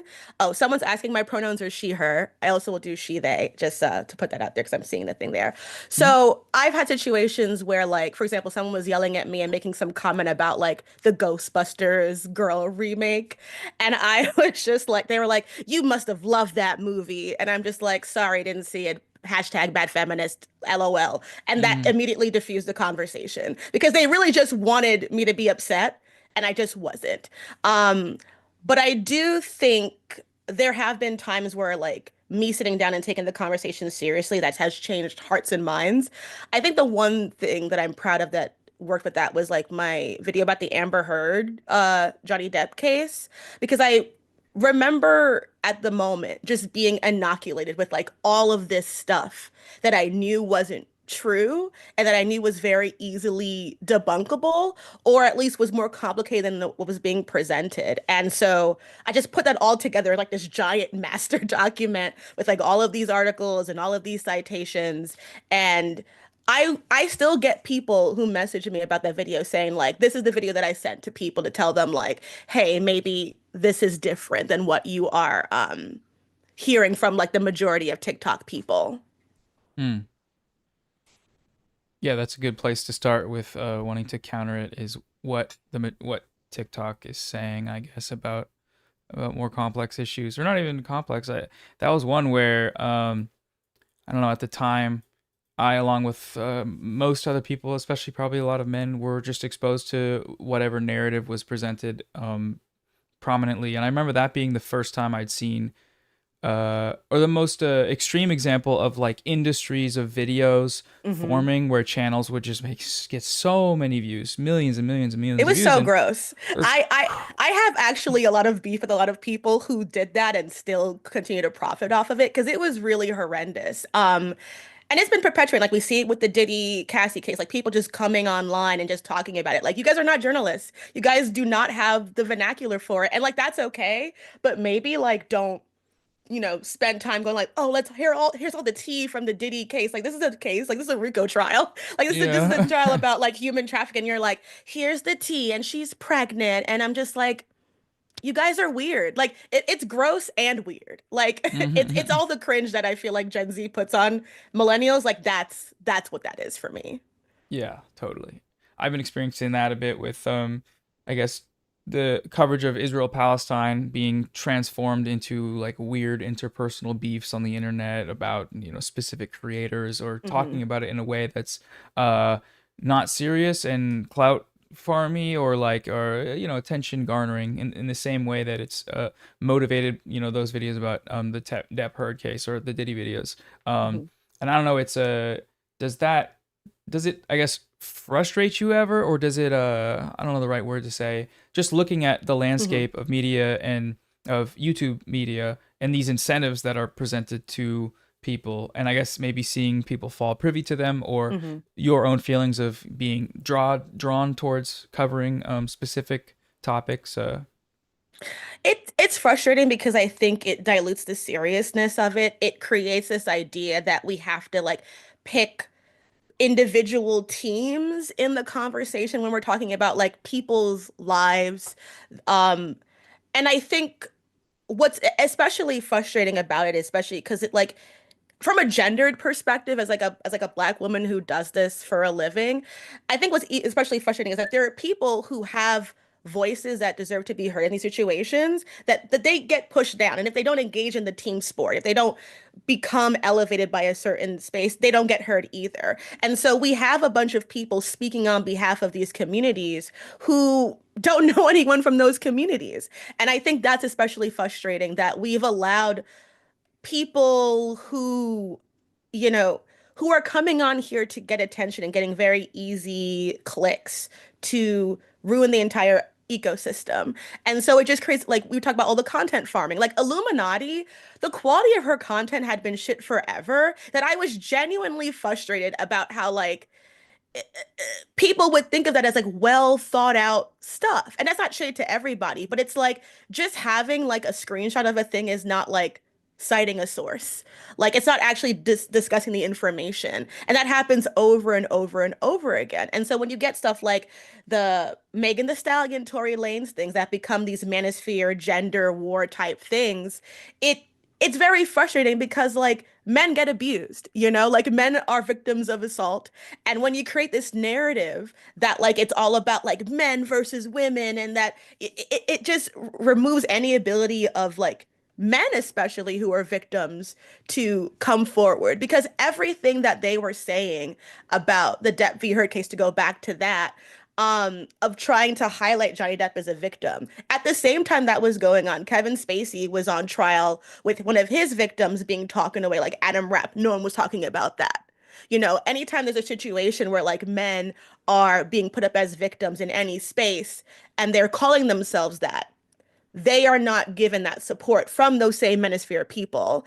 But Johnny Depp, who never called himself a victim during the trial, was given victim status because it was taking down this like cis white woman. And that became like a political movement. And I'm like, making fun of her and her face reactions and you pretending to be horny over like her domestic abuse testimony is like like deranged and out of pocket, like in every way. Like Yeah, it's sicko shit. Yeah, the internet incentives makes people do things like that, but they're also, yeah, like reinforced by such strong narratives that I don't know. I think I was just watching a video. I think it was from FD about the inability of conversations about sexual abuse of young men, given what's the system that's set up to trivialize it or even reward it in this Mhm. backwards way. And I don't know. They're super important conversations to have, but it's almost impossible a lot of times. It feels like on YouTube and in the gender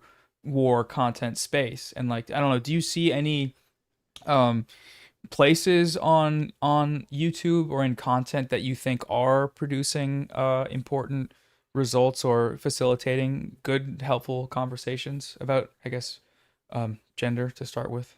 Well, I'll say I'm a Shayna Spear truther. Shayna Spear, she does some of the best work out there. I was just watching her their video about You Just Hate Women. So excellent. So Hmm. good. Doing amazing work on that. Khadijah also does that. FD talks about this quite a lot. And I think FD himself has really put himself um at the forefront of talking about Black men's sexual abuse. Kat Black, of course, an OG in the space, always talks about this stuff in a really engaging way. But again, they have to go through so many hoops to get to that point. You know, FD's success is like extraordinary. Um, but it does come with like a lot of work and putting a lot of effort into like the thumbnails, everything, like all of them, their thumbnails are rotating because they're trying to get that attention from the algorithm. And it takes away from them being able to just focus on the work and the effort. And I think that is frustrating to the audience because I think the thumbnail switching annoys them as well. But it Yeah. also Like, I like thought I creates watched this video. yeah, and Yeah. it's like, oh wait, it's this one again. I got tricked. But it's all about like how the algorithm like is making you have to do so much work. And as someone who honestly like if I subscribe to you, I watch whatever you watch. So I'm like I don't really care about titles or anything like that. So Mhm. to have that be like something that actually like for example, the Legend of Korra video I just did, I agonized over that thumbnail and those thumbnails for like a day. And like that's not necessary. Like it shouldn't have to be that hard. It's the Legend of Korra. There should have to be some massive idea to get it out there. But that's what it forces you to do. And that's why we have the kind of people being plateaued as leaders that are not ready for leadership, which I think is another issue as well. Is like I may be like someone who talks about stuff and I may have like a background in like slightly higher education, but I'm not an expert and I'm not a leader and I don't position myself that way.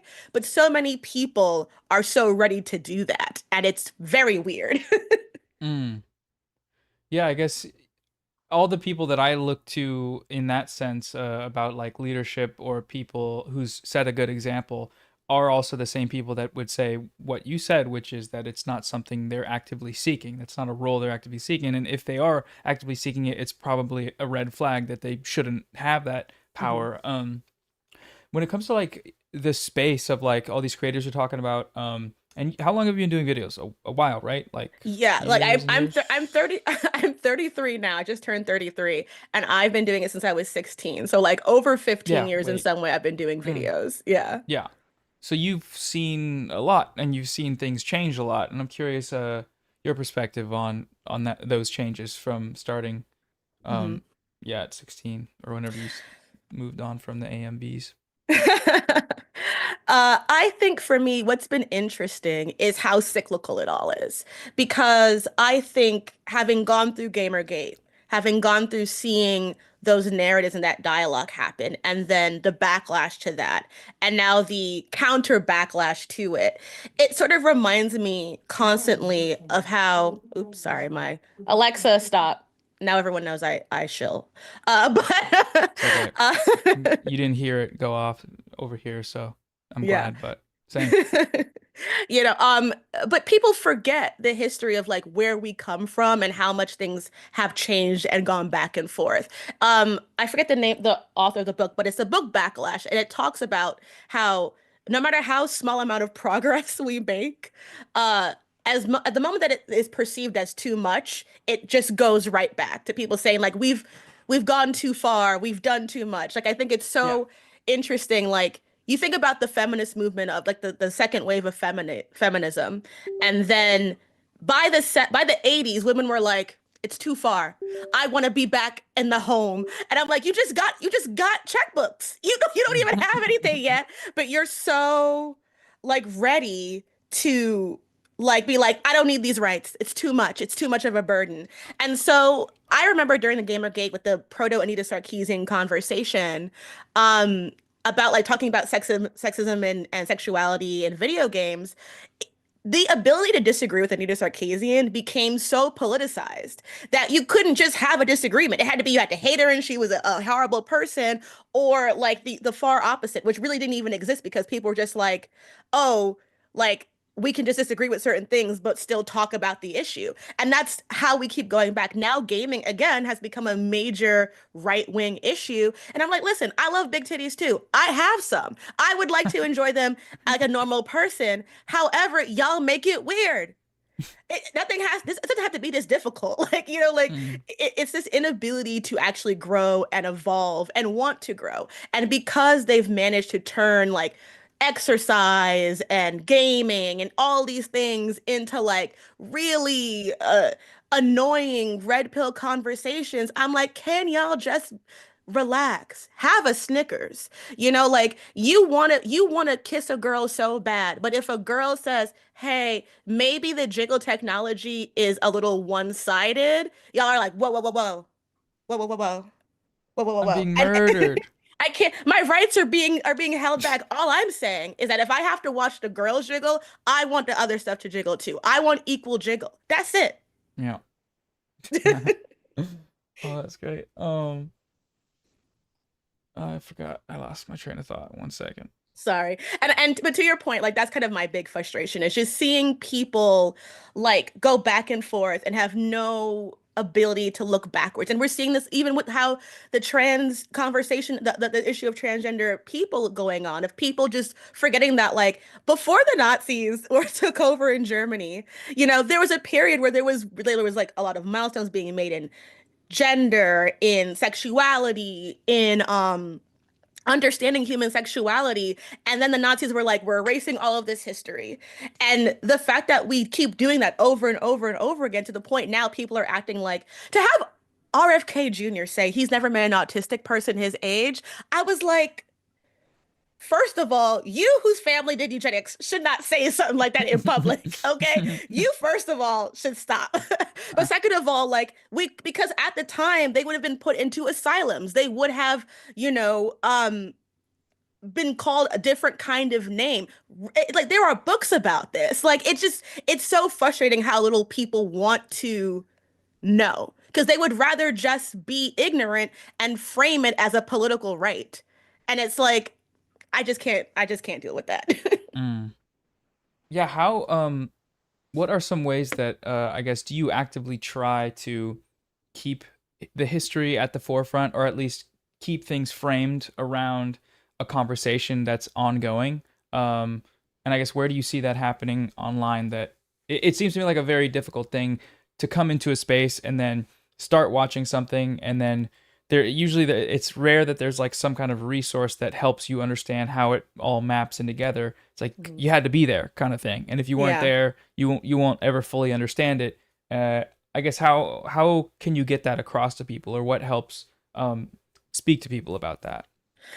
I think to a certain degree pulp culture, but even that's hard because people are so weird about Star Wars. But I do feel like pop culture for me is how I communicate things. Like one of the things I kind of want to do a video about eventually is Hogan's Heroes because my mom loved that show growing up. For the audience who's like too young to know, but like Hogan's Heroes was a sitcom that came out that was about a bunch of American prisoners of war in a Nazi camp, and it was a comedy, and run by like mostly like Jewish writers and everything.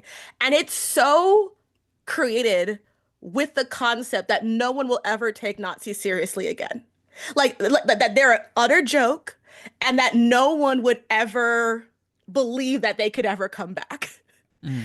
And it's so surreal to think that, like, oh, they were so wrong. They were so wrong. Like, there's this period of like that era where people really were like, Nazis are a joke. They should be treated as a joke. They should be parodied and taken down, because no one's ever going to want to be one again. And then it all just kind of and it's so surreal watching it now and being like, oh, you couldn't make forget Tropic Thunder. You couldn't make Hogan Heroes now. You Hmm. couldn't make MASH now because we have no consensus on like what is evil anymore. Um, and it's really surreal. But I think pop culture helps illustrate that to have a tangible show that like some of our parents watch and be like, that show was more radical in its politics about dealing with fascism than like the prequel, like the sequel Star Wars movies or like things that we're seeing right now. And I think that line of like how we have in some ways like we have more diversity on screen, but we have a lot less social intention, like social justice intention with our works. Because like Norman Lear, for all of his like you can critique some of his stuff, he really was intentional in what he wanted to do with like working class sitcoms, with having diversity in sitcoms. Like sitcoms were important to the landscape of teaching people about different identities. Like that's why, not to invoke his name, that's why the Cosby Show was so revolutionary. That's why Good Times, The Jeffersons, All in the Family, like All in the Family as a sitcom, which I used to watch with my mom all the time, fascinating to have like the racist, like called a capital R racist main character, and have like all the political landscape being put in the table for like the American people to like talk to and deal with and have those conversations about. Like we just don't do that in the way that it was done then. And I think Mm. that's really interesting to talk about and use it as a way of discussing things. I see people talk about Urkel. Urkel was a menace. But yeah, that's part of why I think good satire, because not all satire is good.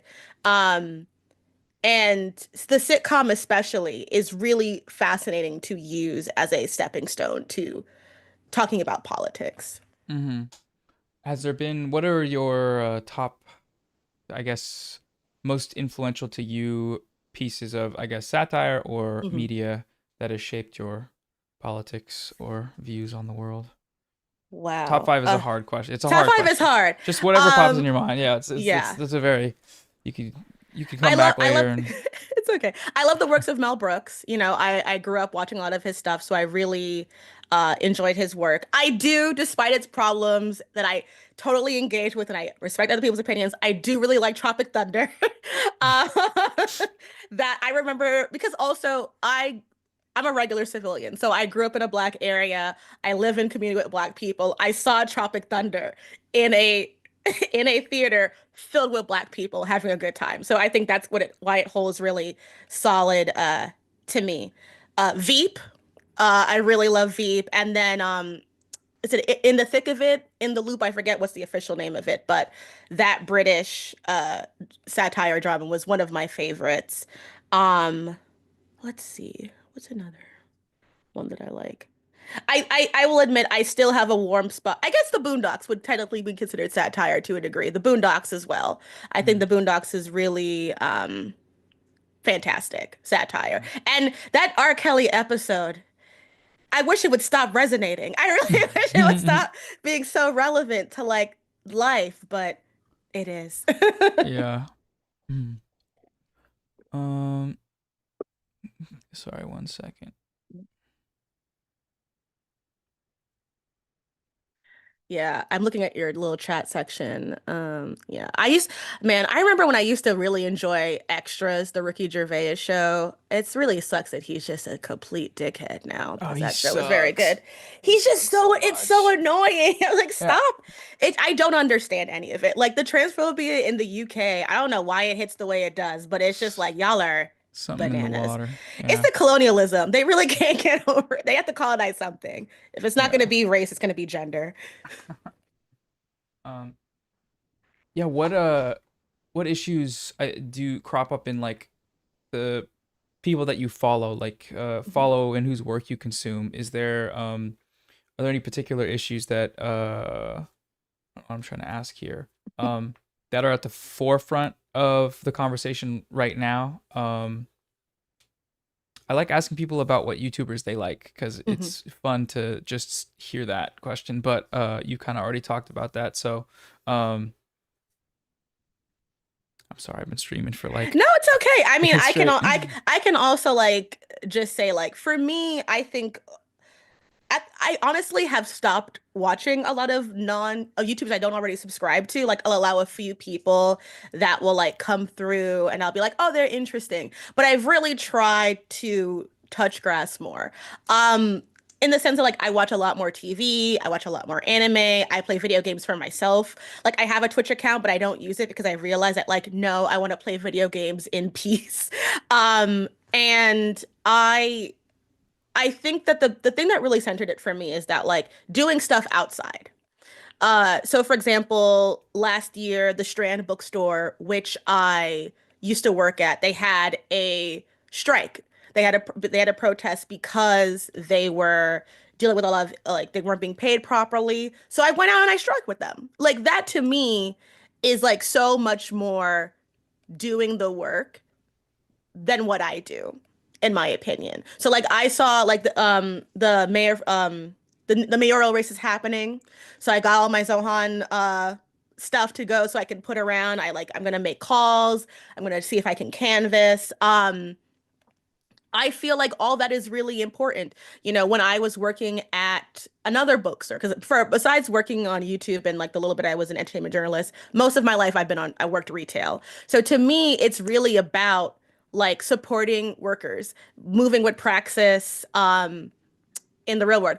Someone just mentioned the Alamo Draft House. Like I'm an Alamo girl, but when they were on strike, I deleted my membership and I didn't go to the movies. I just kind of like did not do any of that because I wanted to be in solidarity with workers. Um, and to me, I always tell myself that like if this were to go away, as even though it's more physical, I would just do retail. I'm not afraid of hard work. And I think doing that kind of keeps me grounded because dealing with what was going on while working at a bookstore, another bookstore in Brooklyn, um, it was just it's so not noticed how hard it is for like the retail employee to deal with what the higher ups do. And I think when you have that experience, you gain empathy. And it was also very illuminating to me when I would be reading the Reddit threads of like the information about the strike for the Strand of people saying like, oh, these unskilled workers don't deserve a living wage. And like people asking what like why UAW was even caring about retail, even though UAW has been part of retail for like decades. Um, it really reminds me that like even the people who say that they care about like oh we voted for Trump because of the economy, you don't respect workers. You genuinely do not think that the person who does your coffee, who sells you your product, deserves to make a living. You think they're unskilled. You couldn't do what they do. You don't want to do what they do. And there's so many issues that I think um are part of like so many of those issues of why we don't have worker solidarity, but worker solidarity is being hit from both ends, from people who are elitist and from people who also think that you have to earn your paycheck, that you have to earn the right to have more money to live. And that is very gross to see. Hmm. You talked about touching grass. hmm Post COVID, I guess how bad did it get, and did that affect your ability to touch grass? I think it affected everybody's ability, but hmm I wonder when I ask people about um, their own journey out of that, and like how to what extent like media influenced that, or hmm your own work. I don't know if you were putting a lot of videos out at that time, but is that a part of your reemergence into touching grass? Because you said you've been trying to do it more hmm concertedly in the past few Well, years. it's interesting because my COVID experience was very mixed because I think like a lot of people, right before COVID, I thought that my life and my career was about to be on an upswing. Like I was about to be like going on like being paid to go to a convention. Like I just got this job at Netflix. I was like, yes, like I'm doing it. And then this happened. And I was privileged enough to be living at home because I am from New York, so my family was here. So I was able to like save and do a lot of that stuff. However, I was so lonely. I had a partner at the time, but I was still very lonely. I felt very uneasy. And so I actually got on Lexapro for anxiety and I gained a lot of weight. And not that anything's wrong with that, because it did give me this lovely round face and a button thighs, which I'm thankful for every day. But it was a very dysmorphic experience, or I think, and I don't know the proper way to say that, but it was a very much like all of a sudden I had this whole new body that I half loved because I was like, ooh, I do like a curvy body. I have one, yay. But then all of a sudden people were like asking me about my weight and my health. Like, are you healthy? Are you okay? And I'm just eating French fries. Like, girl, I'm fine. The Lexapro is hitting. Like, I'm alive. So this is great. I have a cat. This is great. Then I went to the doctor and they're like, oh, like now you're pre-diabetic. I'm like, that's crazy. And so like part of me reemerging was me kind of like walking again. Um, living out in the world, like doing things outside. Because I think with what I do for a living, even when I was just writing, I didn't have to go outside. I could just be at home. And so like what I've been learning to do is like masking and like going outside, enjoying other people. But then I also think everyone is gross. So like whenever I'm on the plane, I have a mask on and I'll be like, how y'all just hear raw dog in this air? Like that's like I went to Scotland this year for my birthday and I'm just like y'all are just on the 7 hour flight. just breathing in everybody oxygen on this United airline. Enclosed tube. Enclosed tube. Couldn't do it. So like for me, that's kind of what I've been doing, like trying to, um, you know, spend time with people again, like relearn how to be a good friend, relearn how to be a good daughter. And also, I think learning to be comfortable outside of the home again. Because I think, especially because that pre-COVID life, I was like, I hadn't turned 30 yet. I was, I still consider myself young, but I was younger. I had like more money. I could go out to the club. I could, go out to like the bar and get like $1, like a great, you know, drink for like a small amount of money. And now I'm like, I hear someone cough. I'm like, what is that? Who did that? Who did that in this club? Get out. They're in the club. We are not all fam. If you don't know what your vaccination status is. So Mask to on in the me, club, yeah. yeah, we are not all fam right now because whoever sneezed needs to get the fuck out of here. So yeah, I think for me, like touching grass has just been like um, reassessing my life and my ability to like be a full human outside of my own house. Uh, Especially because I have a cat now. I'm a mother now, so I really Can the stream meet the cat? let's see, where is she? She's napping right behind me. Lola, do you want to meet the fam? Hmm. That's okay. You don't gotta wake her up. She's not gonna get up. If she moves from this one spot, like she's literally right behind the chair. So, Yeah. but her name is Lola Artemis Edelgard Atreides Weeks.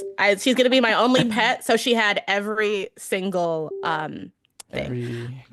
Every name. Reference, yeah, to fit it in there. Yeah. Exactly. One and done. I think How you're do you like the cat? frozen. Yeah, chat is every time chat I freeze. It's the first thing I see. I appreciate you let me know, but I immediately go to change the battery. So Amazing. She's great. I love her. She's an older cat. She got no teeth. She was saved from a bodega. sorry if you want to see that's mine. Kitty. What I love. Is it a It's a girl. Her name's girl Baby cat? She's Baby like cat. standing right by the window. There's her. Oh head. my Wait. gosh. Yeah, she's my best friend. Oh, I love that. I could tell she's beautiful. Yeah, she's a sweetie. Yeah, I love her. Like sometimes I will because one of her other last names is Atreides. I will play the Dune soundtrack sometimes, and she'll immediately just come and just be Arrival. like, yeah, she's like, Yeah. it's me. I'm like, that's right, girl. You go get them Harkonnen. Looking for worms. Yeah. Exactly. And she has kind of like a weird bow leg because of like her age. So she really is sand walking all the time. So I'm really proud of her for that. Adorable. Oh. Zach. No, yeah, take your time. Hi, baby. David Lynch. I do also like the David Lynch version. I just see someone's comment. I think I have the Criterion version of that somewhere because I do buy digital, like actual physical media. So I do have a lot of stuff, unfortunately, in my home. Do you do like a Blu-ray or like what do you do for movies? I have a 4K Blu-ray player, which I got so that I could have the Batman in 4K.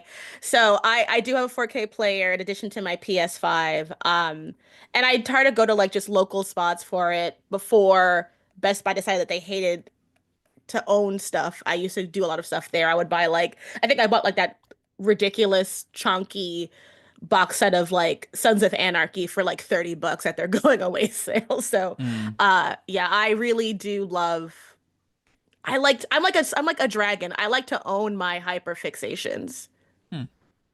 Yeah, but I mean like I was unfamiliar with Blu-ray. Well, I was not unfamiliar with Blu-ray, but like people coming back to being like the best quality you can have, and the way streaming services are now fucking with the bit rates. Yeah. Blu-ray is the best thing you can get essentially in terms of quality. Yeah, so for me, I'm like one of those people because I'm obsessed with like early 90s and 80s television. There are certain shows that you can buy now that have totally different music than what it was when it was released, and it is agonizing. Like my sister used to be an animator on Daria, so I grew up watching Daria. I love Daria.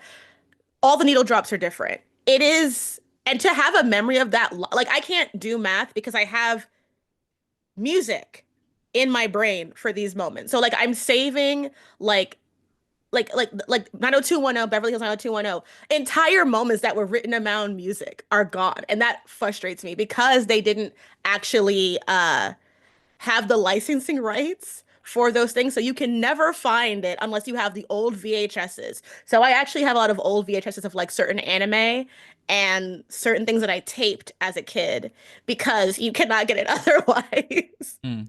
And do you recommend the chat go and find some physical media? They're all saying Yes. physical media supremacy. Physical media is the best. I mean, I back when I even like vinyls again is like I really do like that holding it. And like I used to love buying CDs to like look at the lyrics and like see that like I remember having the Katy Perry Teenage Dream album. I bought it and it smelled like cotton candy. And I would just be like in my bedroom like Like they made it smell like cotton candy? Yes, like Wow. super processed cotton candy smell. And I was just like, oh, I think actually the last time I sniffed it was a couple years ago and it was still there. So they really put that thing in Shout it. out to that, whatever spray that was. Whatever It's very processing powerful. plant made that. It's However probably many giving me unicorns died for that right. cause.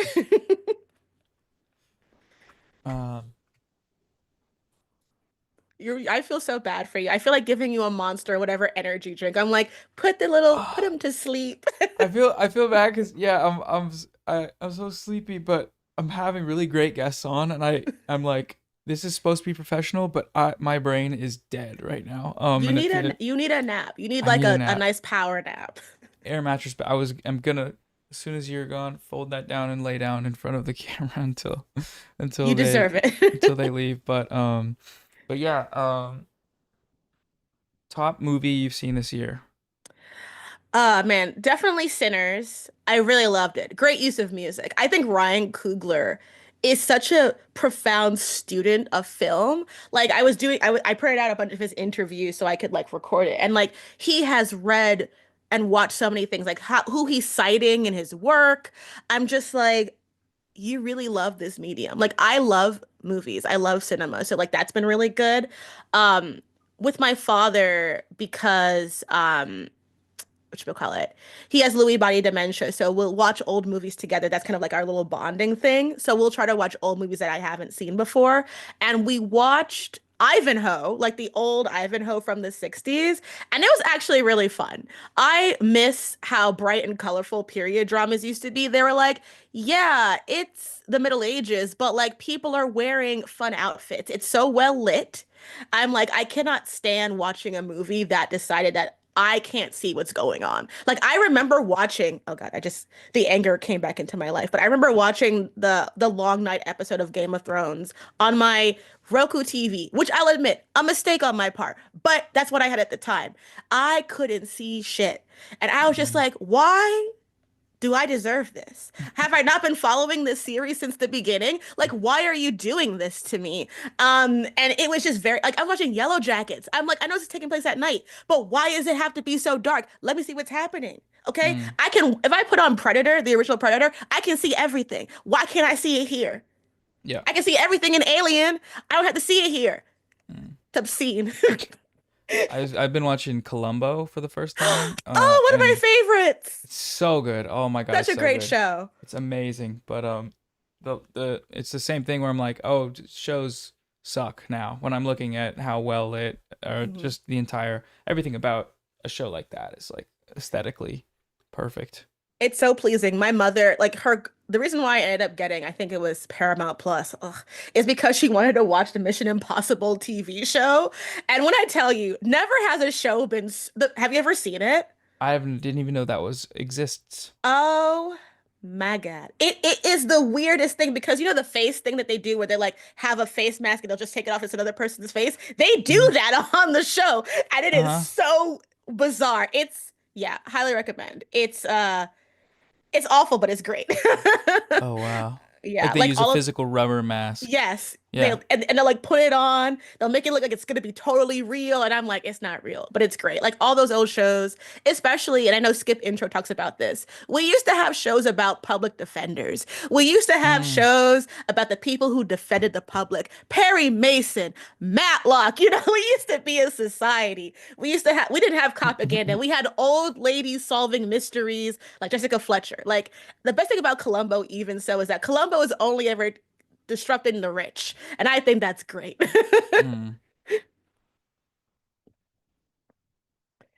Murder She Wrote, someone mentioned it. Murder She Wrote is so good. I loved watching that as a kid.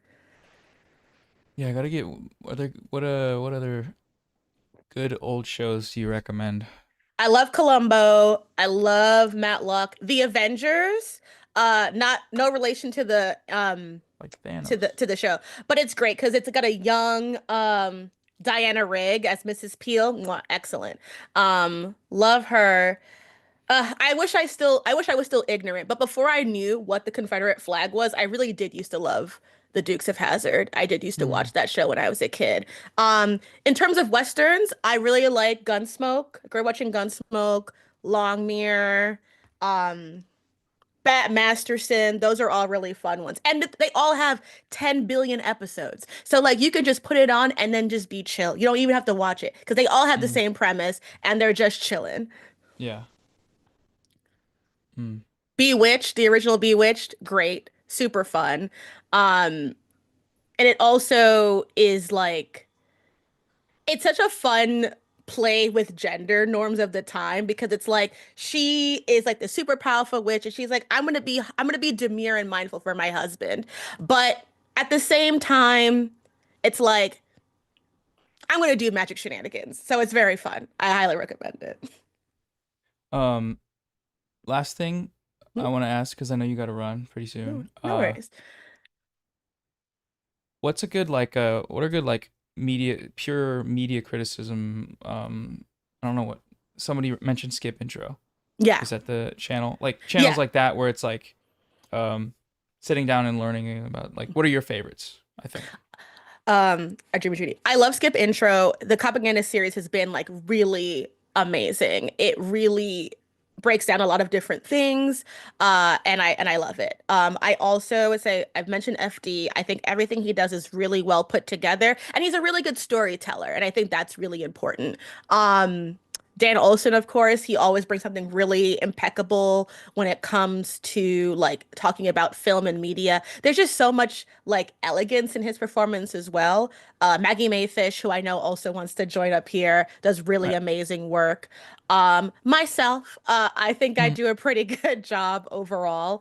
And Shanspeare, I think she is one of the best out there. Jessie Gender, and Council of Geeks, I think both do really amazing work. And then Cat Black, OG. I think Cat Black's older stuff from about 10 years ago, she was really talking about pretty much everything that we're having a conversation about now. She was like the rebranding of white nationalism. She had a whole video about that ages ago. So I think she was really worth watching. And someone mentioned Be Kind Rewind, one of my actual in real life good friends. If you love stuff about movies and movie history, absolutely. Mm. Great. Everyone's going nuts for the recommendations. Yay! I'm agreeing with you. They're all such great people. Like I really there's so many great people making Mina Lee, yeah, there's so many great people making content right now. And I'm glad that they are getting the views that they deserve because I think it's so oh Yara Zed, my that's my baby girl. I love her as well. Yeah, it's this job can be it's one of the best jobs you can ever have, but it is very emotionally taxing. So I think like if you like someone, watch their stuff. If you don't know the topic, give it a listen anyway. They will really appreciate it. Because it's hard out here. It is. Well, I know you gotta head out soon. Is there's anything else you want to bring up or um, talk about? just, I think that thank you for doing this. Just being able to be here a little bit helps. And I think just, open your mind to the different politics of things. I will, if I have a book recommendation, um, which I said I was going to bring with me. It's Legacy of Violence: A History of the British Empire by Caroline Elkins. It is a really interesting look at the history of British colonialism and empire that we are still dealing with today. And there is a section talking about Palestine, I believe, as well, but it really does discuss sort of like the impact of empire and how we're still dealing with it. And then the other book recommendation I would give, and yes, I have seen Deep Space Nine. I like Deep Space Nine. I would do anything for Kira Nerys and Jadzia. The other book I recommend is Black Ghost of Empire: The Long Death of Slavery and the Failure of Emancipation. I think these are both really good reads, and I think having a good post-colonial knowledge and education and vocabulary is like super important in this time of being able to communicate certain things. Because I know I want to make sure that like I am in support of Palestinian people and I'm not perpetuating any sort of like anti-Semitism and that kind of stuff. So it's really important to actually have the language to be able to communicate what you're saying. And that way you can just shut down anyone who's telling you dumb shit. It is one of those few times where like knowledge is power is the most adequate thing. But yeah, Absolutely. thank you so much for having me. Thank you for coming on, and yeah, have a good rest of your day. And I will get a nap, please. I'm already leaning back to jump on the air mattress. So I know when you thank did you. it before, I was like, he's like in like freaking Perfect Blue, like one of those little idol boys just sitting there with his colored hair, just like watch him sleep. Ooh woo. So laying on my have a- belly, kicking my feet. Yeah, just have like a good day. have a good night. Yeah, Bye. you too. See ya.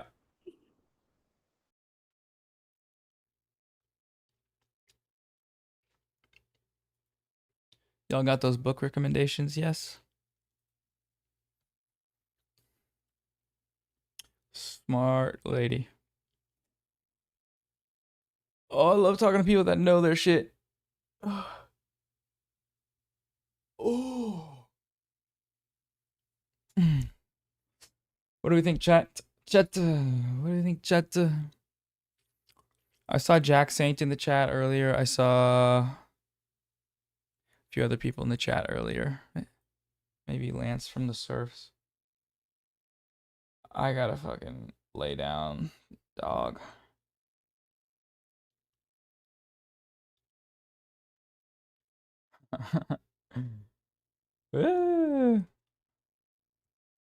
Yeah, great guest today. Bad Panada was in here again. Yeah, I saw him dropping a couple of messages. Thanking me for what's the word? Mainstreaming him. Yeah. Yep.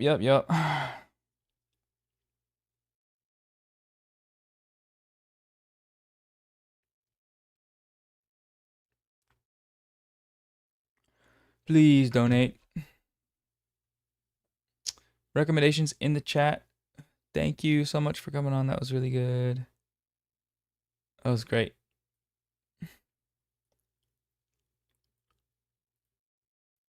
I forgot to ask about Arcane. Shit.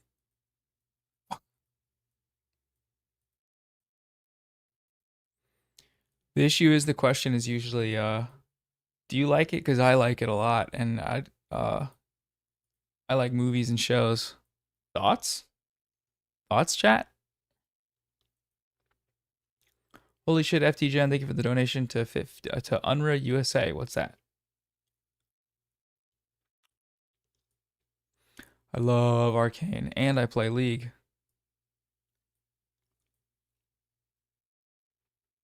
We've got 10K to go.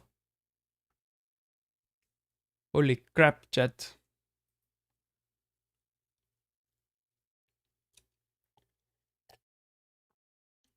Carolyn Kwan said she will be down to go on your stream. Hell yeah.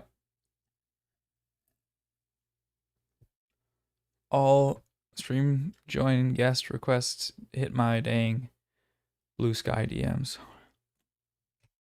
I'm taking off my headphones now. $500,000. That's like I could buy a freaking. That's like I could buy an egg in Trump's America.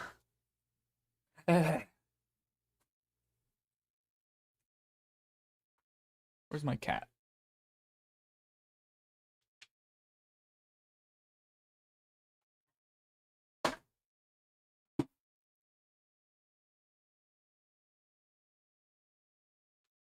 I'm gonna go lay down in my normal bed.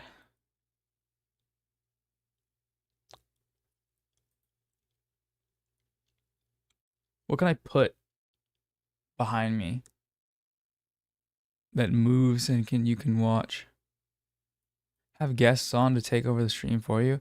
Oh, is that a thing people do? We're at $490,000, by the way. Holy crap. Holy crap, Lois. Elliot Sang's coming on in 52 minutes. Mwah. I might be able to nap in here. Stream Columbo. Can you do a Columbo React stream? Because that's the best fucking show ever. I'm so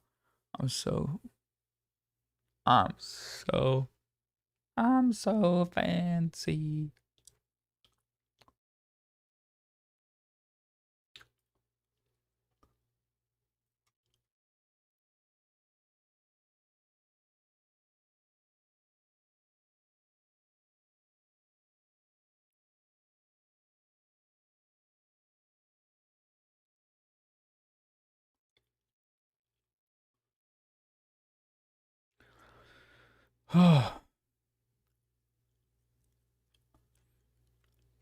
Do you get copyright struck to do a Columbo React stream?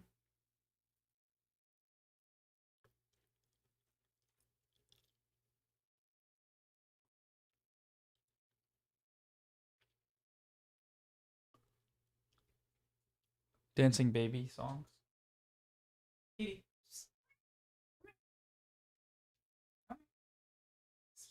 Come here. Come on.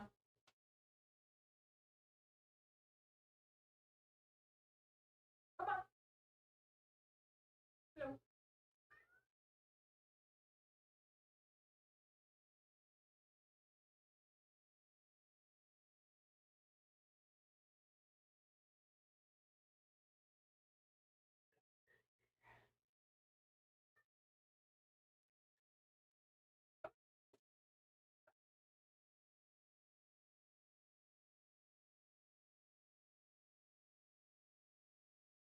Oh, come on.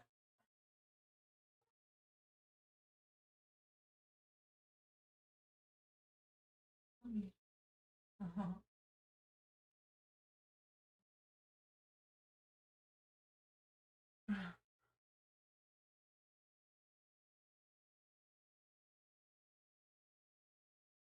You can see it, right?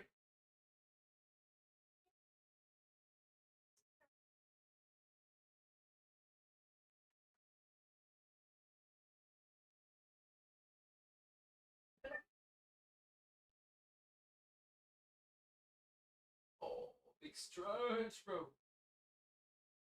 It's a big stretch, eh? Isn't it?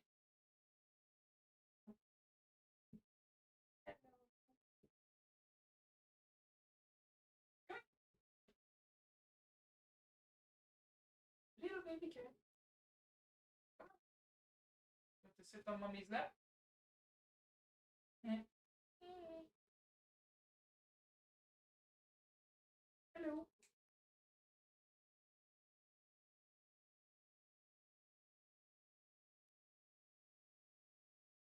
Hi.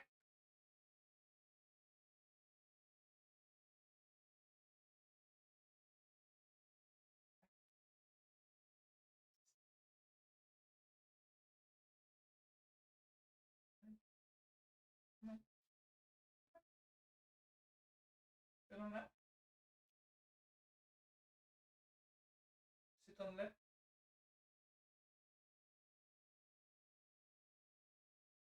It's like totally the perfect spot for you. Yeah.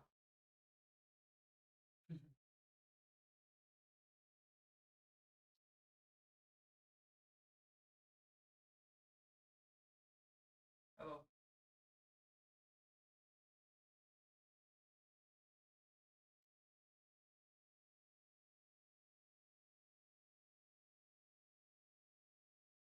Whoa.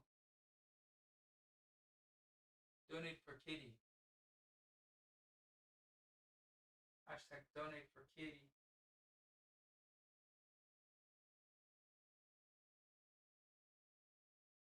Hashtag donate for Yeah,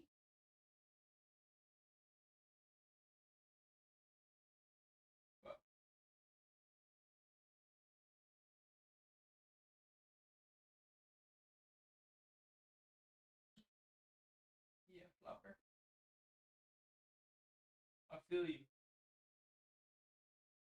I'm sleepy too.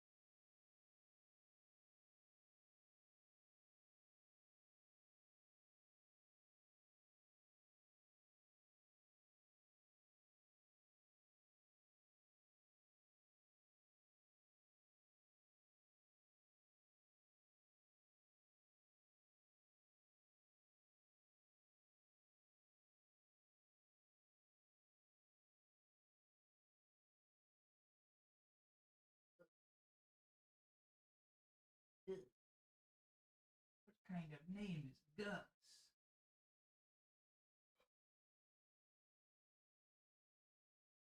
They're watching. Say hello to the show. Hello to the show. Say hello to the show.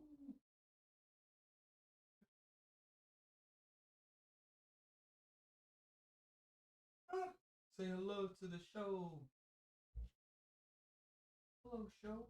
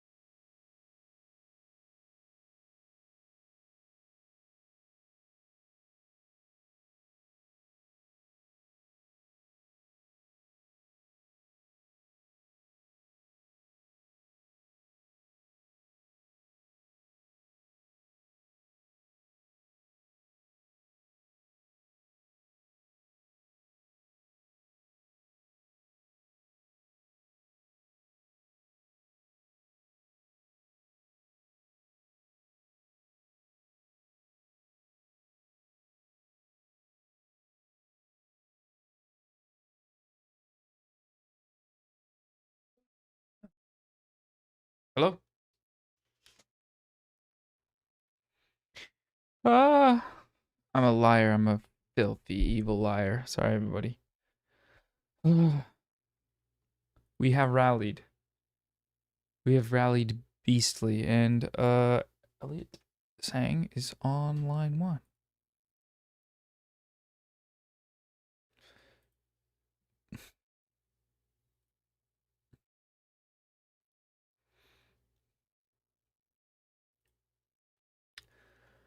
Hello.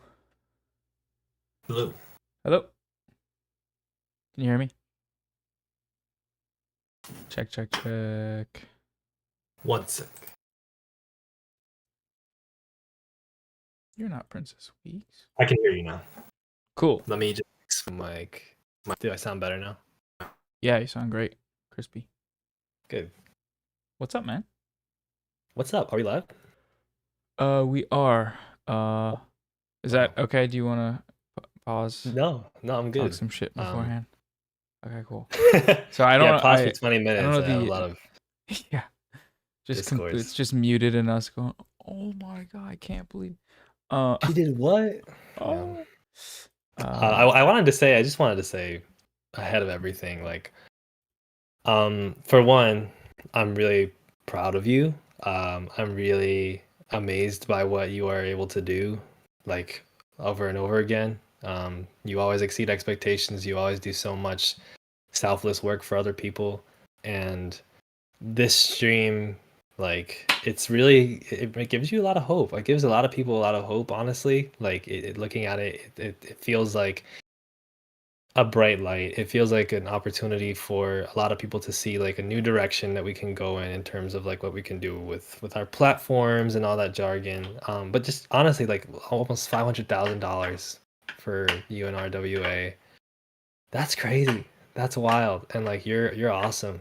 And I just want to tell you that, before anything else, like, I'm super proud of you.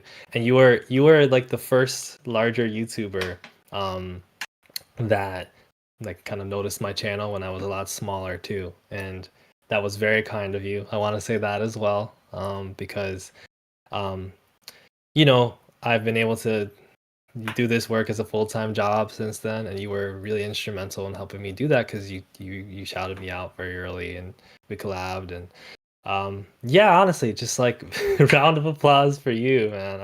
I'm very excited for what you're doing and your future and everything, Noah. And kudos to you. Thank you, dude. I really appreciate that. I appreciate you a lot, cause yeah, it's been a crazy stream, and everyone's come together to help, and I'm feeling very hopeful, like you said. I think it's good signs that we're all kind of working towards the same goal, and just so happened that I'm the guy who was getting sued and wanted to host it on my channel, so we did that. And yeah, I don't know, everyone's been not to downplay what you said, because I appreciate it, and I love your channel, and I love your work, and I always have. And Thanks. yeah, Nice. so sweet. Let's hug each other digitally. Digital hug. Digital hug, bro. What are we gonna talk about? I'm prepared for anything, so you can kind of just hit me with whatever you got. I am gonna hit you hit me with the stuff you've prepared with, and then we can sort of build off that and bounce ideas and sort of link and build. Yeah, let's just build. Let's network. Yeah. I mean, I don't know. I was prepared to do, like, thoughts about lefty things. I know that you had Westside Tyler on, you had Ugopnik on. Obviously you had a very important and monumental debate the other day. A lot of lefty issues, discussions about, like, leftism and different, like, tendencies or different ideas and potential psyops and things like that. So I was prepared for some of that, but also, I mean, honestly, I feel like every time you and I talk, we end up, like, having, like, a heart to heart about something, and like mental health stuff and things like that. So if you, I don't know, I guess if you're making me talk. No. Like pick a Those topic. those topics are things I could yell about all day. There's been a lot of Sure. points in in the stream where I've been like, I don't even know if I have any questions for this person because they aren't online like me and they aren't they don't know, they don't watch all this bullshit. So, but I know you do watch some of this bullshit, and you were looking at some of the like, I guess the big debate and just like lefty YouTube politics and the discourse around it, right?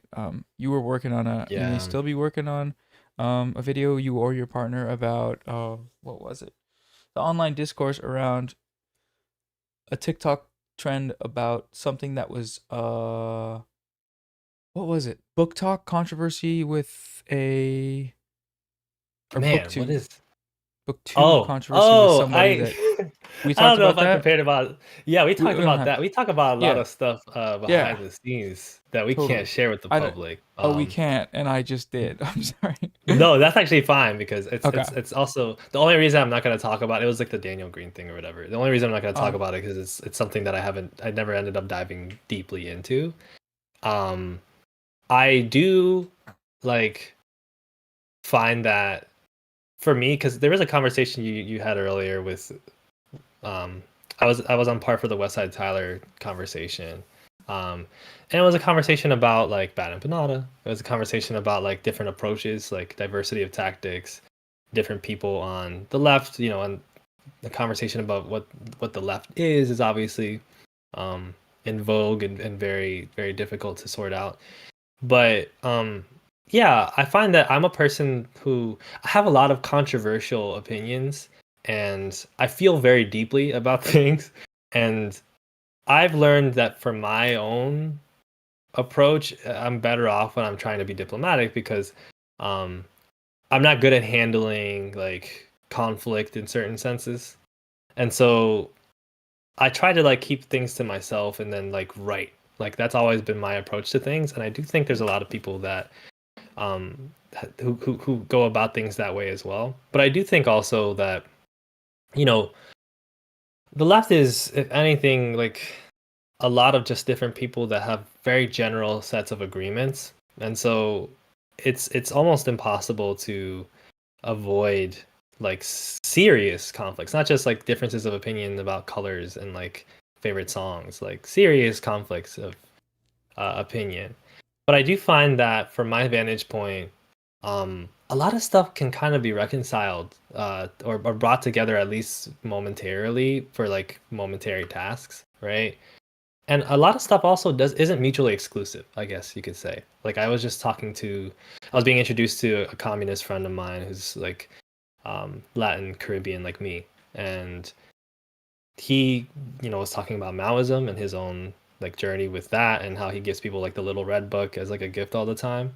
And like there's a lot with Maoism that is extremely valuable in terms of understanding let's say the developing world or the global south, understanding like different forms of like organizing for economic development from the bottom up and listening to people from the bottom up. So I'm not a person that likes to say like I have a very specific tendency. People will sometimes ask, "Are you an anarchist? Are you a Marxist? Are you a Maoist?" I do think I say Marxist most often because when I do my videos, I talk about history and politics in a way that tries to do like a kind of Marxian analysis. I try to talk about capitalism like in a real sense and not just in a theoretical sense. But like I have friends from all different persuasions of that side of things. And it's like at different points you'll see different people's like specializations kind of come to fruition or like become really relevant. And so yeah, that's I guess my first super controversial opinion is that like everybody, diversity is welcome. But I do think that for instance like the woke thing, right? Like there's been conversations about the woke left, right? And whether or not being too woke is part of what has held the left back in recent times. Like, are we not addressing bread and butter issues and class issues enough and focusing too much on like cultural issues or like cultural discourses? And I do think that like I understand that a lot of stuff gets pared down to like conversations about culture that are not reckoning with the class element and the capital element enough. I also find that like trans issues are inherently part of the economic order, like economic hegemony, like suppression of gender expressions and sexualities. Like those aren't mutually exclusive things. And like to talk about either the economy or that, the economy is interlinked with all of that. And it's not just an intersectionality thing, it's like inherent, right? Creating class divisions is part of how the system works. And those class divisions are not just based on like how much income you have in like strict brackets, but based off of like how you're perceived in social situations. And so I do find that like you can be very focused on class issues and also still be, and you actually really have to be very in tune and open with and fighting for the rights of different marginalized communities. And you don't have to just dump out one for the other. And I think that something that's really good about your work is how you get to bring a lot of different people together, and ultimately the message comes back to that. It's a universal message in a way that I do think kind of unites the left, if nothing else does. Yeah, I mean, you bring that up, and I kind of had a moment in the last thing where I was talking to West Side Tyler. And I don't know if this is what you're referencing specifically, but it was like his focus was talking a lot about class and economics and the meeting people's basic needs, which is something that we're all on the left in agreement on. He made one comment about setting aside, the more niche stuff, and I think he used trans issues as like a turn of phrase or something. And I kind of followed up like, do you think those things are mutually exclusive? I didn't ask him that directly, but it was kind of like a question of like, can we focus on both at the same time? Because I wasn't sure, having a conversation with this person who I only know through streams and videos. I didn't know to what extent, like what his actual views are, and like if he had said something differently, I would have probably disagreed. I don't, I'm not trying to do debates, obviously, because I don't think that's necessarily helpful. But I also think there's been points on these streams where I've been asking questions like, okay, what do you think about this? In the same way I'd ask a question in real life to someone that I know. And, sometimes you get mad and you want to debate someone in real life, and that happens, whatever. But obviously there's more effective ways, such as, like you're talking about, as you prefer to do, which is being diplomatic and trying to understand rather than attack. And on that point, I mean, he followed it up with the similar sort of a perspective on it that seemed like, no, these things don't contradict, like they should happen at the same time. But in that case, like an idea like that, or a perception I might have about someone else's politics is able to be worked through and mitigated by actually talking to them about it. And that's something that, as essayists or as people that are just releasing videos every once in a while, like checking something out, going to the lab, typing it up, and then posting it, and then doing that, rinse and repeat. You aren't given that opportunity, or it's just harder for that to happen on a real-time basis. And that's, it's not to say we have to force people out of their video essay writing, like cribs, to go to talk to everyone all the time, because I don't like doing that either. I like doing my shit on my own. This stream has been fucking insanely like draining, not in a bad way, I can in a great imagine. way. Yeah, it's draining just because I'm not the type of person. I'm more so the type of person I've always wanted to just do my stuff, kind of not be too in front of the with dead space where I have to like be here and not just be doing something here and then dipping out. Like I'm just like sitting here. It's like what? But in terms of the actual politics or the actual information exchange behind it, like getting to common ground on a point such as the simple, okay, all of us have to be working on this together and nobody can get left behind. Not just poor people, not just working class people, not just trans people as separate entities, everybody together. And like that's something I think broad strokes we can get behind. But again, it's like if we're trying to work through the ideas in a way that you work through them in real life, then you just have to talk through it, instead of, oh, I saw a tweet, or I saw a video screenshot, or I saw a clip from a video that means that this guy's transphobic, or that this guy thinks this one thing. Or, you know, yeah, going, yeah, I don't know. Do you know what I'm saying? Yeah, of course I know what you're saying, and Yeah, like you do. I do think one of the key things is that, you know, with Marxists, they get criticized a lot for being like overly economistic and like, you know, bringing everything down to class analysis. And it depends on what Marxist you're talking about, because that's a very diverse realm tradition in and of itself. But when people talk about class struggle being the motor of history and things bearing down to that, if they really understand it, what they're talking about is the fact that it is the realm through which politics kind of occur, and that you know, that makes a difference on cultural levels, it makes a difference on social levels, and of course it makes a difference on economic levels. In a video I did about like solidarity, I talk about Nathan DeFord's book, Solidarity in Conflict, right, which is all about these concepts, and it's a really great book.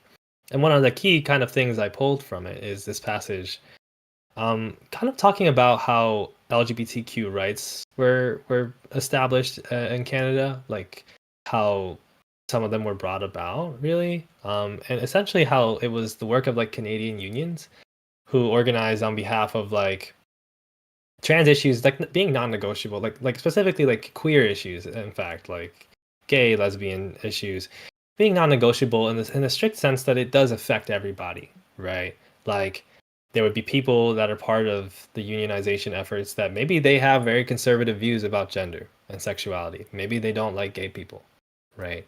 Um, but they recognize the importance of having a law passed that says you can't be discriminated against at your workplace, right? You can't be discriminated against based on your sexuality, because like it can very well directly affect them as well, and it also makes their lives more difficult in myriad ways. And they also stand to benefit from the power built by the gay communities, trans communities, queer communities. Like we don't leave people behind, not just because we have to burden ourselves with their plight. That's like a way that I think we get taught this idea when we live in like the global north, when we live in like the west, when we live in the US, and we're taught about equal rights from an early age. We're talking like, oh, you have a bleeding heart, or you just care about all these people and their plight. And it's like, sure, like that's part of it. Part of it is having morals. But part of it is also that like you want to have a big tent when it comes to the issues that you care about. Because the larger you build solidarity across all these different places, the more people you have fighting for something, right? And the more people who have not only their you know bodies and their voices that they're willing to offer, but like all these different insights about how oppression works that can and will be relevant to you at different times.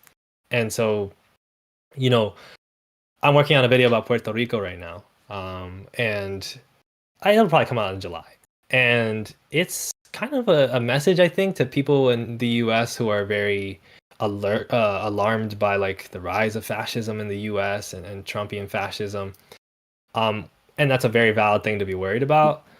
But I think a lot of people also kind of look at what happens in the colonies, because Puerto Rico is a colony, right? Puerto Rico, you know, for those who don't know, it's an unincorporated territory of the United States. What that really just means is that it can't govern itself fully, just only partially according to what the US allows it to do. The people who live, the Puerto Ricans are US citizens, but they don't get a lot of the same rights as US citizens, both de jure and de facto. Particularly, they can't vote in the presidential election. And Puerto Ricans also don't get the kinds of government programs in full force that people do on, you know, in the metropole or in the mainland of the US. Like Medicaid and Medicare are severely reduced in their efficacy, their effectiveness in Puerto Rico. So, like, in a lot of ways, it really is a colony, right?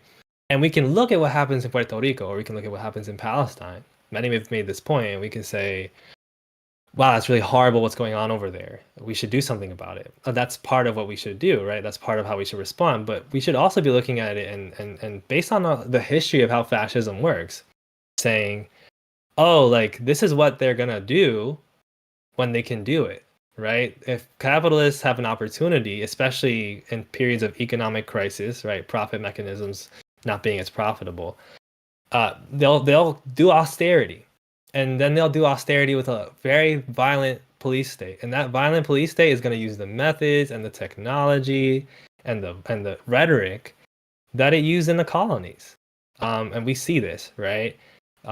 So we benefit a lot from studying the stories of the oppressed everywhere. And I think that's one of the biggest insights you can get that's valuable for any leftist, is that ultimately, like, there is no such thing as like just worrying about what happens at home. There is no such thing as bread and butter issues. There is a system of oppression that works in what we call economic realms that disproportionately affects people across different marginalized groups.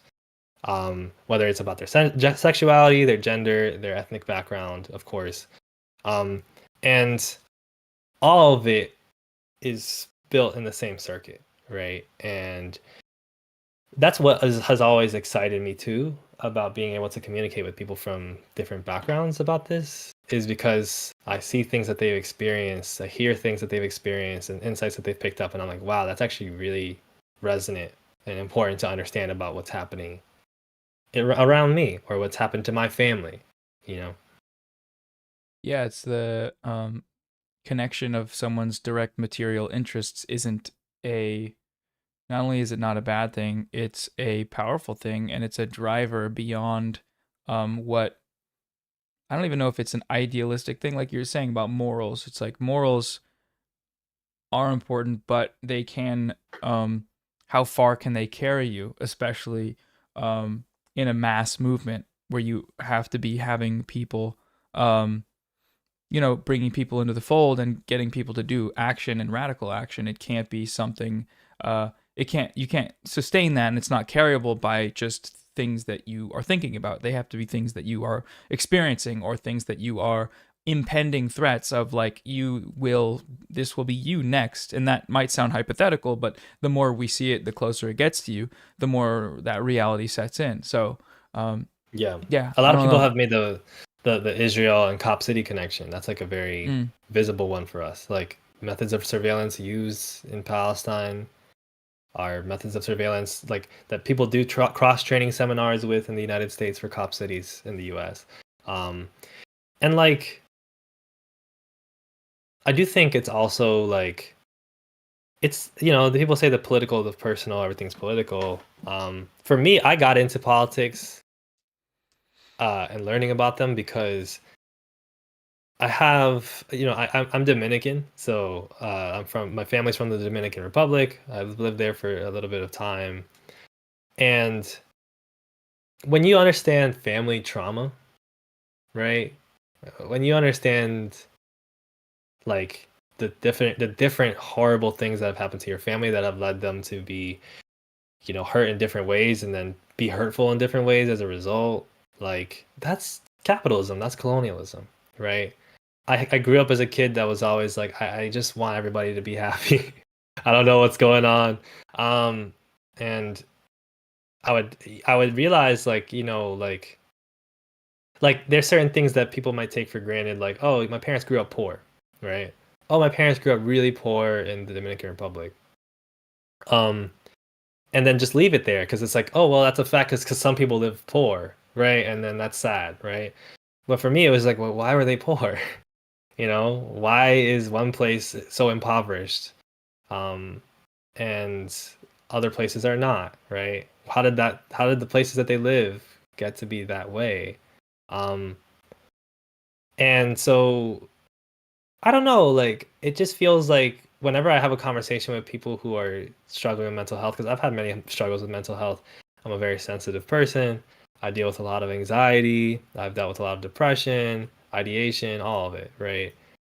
When I talk to other people about their experiences with it, sometimes, in fact, almost all the time, it really just like helps when we have like a bit of a political conversation. And I know it's really scary and it's really enraging, and so a lot of times you don't want to talk about it, right? If you have to accept that, like, the shit that happened to your family happens mostly because of things that they couldn't control, and mostly based on situations of just pure exploitation and extraction, violence, slavery, all of it, right? That's infuriating, right? And it's despair. It makes you feel despair. But when you process it, it actually helps you realize, like, first of all, there's no other way around it. It's the truth, and so it's really important to understand. And second of all, you can actually do something about it because you don't think it's all on you, right? You can recognize how much responsibility you have, after you realize how much is out of your hands. And I think that this is something that, people from formerly colonized places can definitely understand, but even people from the US, from Europe, right? Like, even if your family wasn't poor, like even if your parents didn't grow up poor, like a lot of the things that they might have suffered with, there's there's serious geopolitical stuff that you can connect it to. Like maybe serious health concerns, right? That didn't get addressed, and then medical bills that pile up, right? Or like neurodivergency, they were a little bit different. They get bullied a lot, right? So I find it just kind of funny when people are like, "Is the personal really political?" Or let's just get personal. Let's not talk about politics. It's like everything is just talking about politics, and everything's talking about personal stuff for me. I don't know. Like it's there's yeah. Yeah. Mental health. You bringing that up has me thinking about. I guess I've always treated my own struggles with mental health as kind of a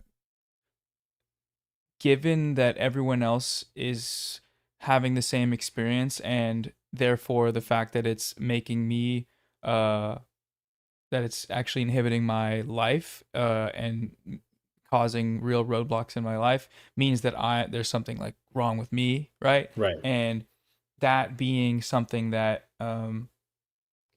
can be then related to some things are out of my control, and even though I might have internalized it and allowed it to be something that punishes me, um, like you're saying, looking zooming out and looking at a broader structure, in this case your colonialism or capitalism, that oppresses everyone in varying degrees, and it's not something we can control, or not something maybe in the future, but in terms of the way it can subjugate you, it's something that is there and must be mitigated somehow. I mean, that's kind of like I guess it gives you somewhere to orient your gaze in Yeah. terms of like what you want to do, and a common goal, or a goal for yourself, that once you find people around you, get people around you that have that goal, you can all orient together and do something.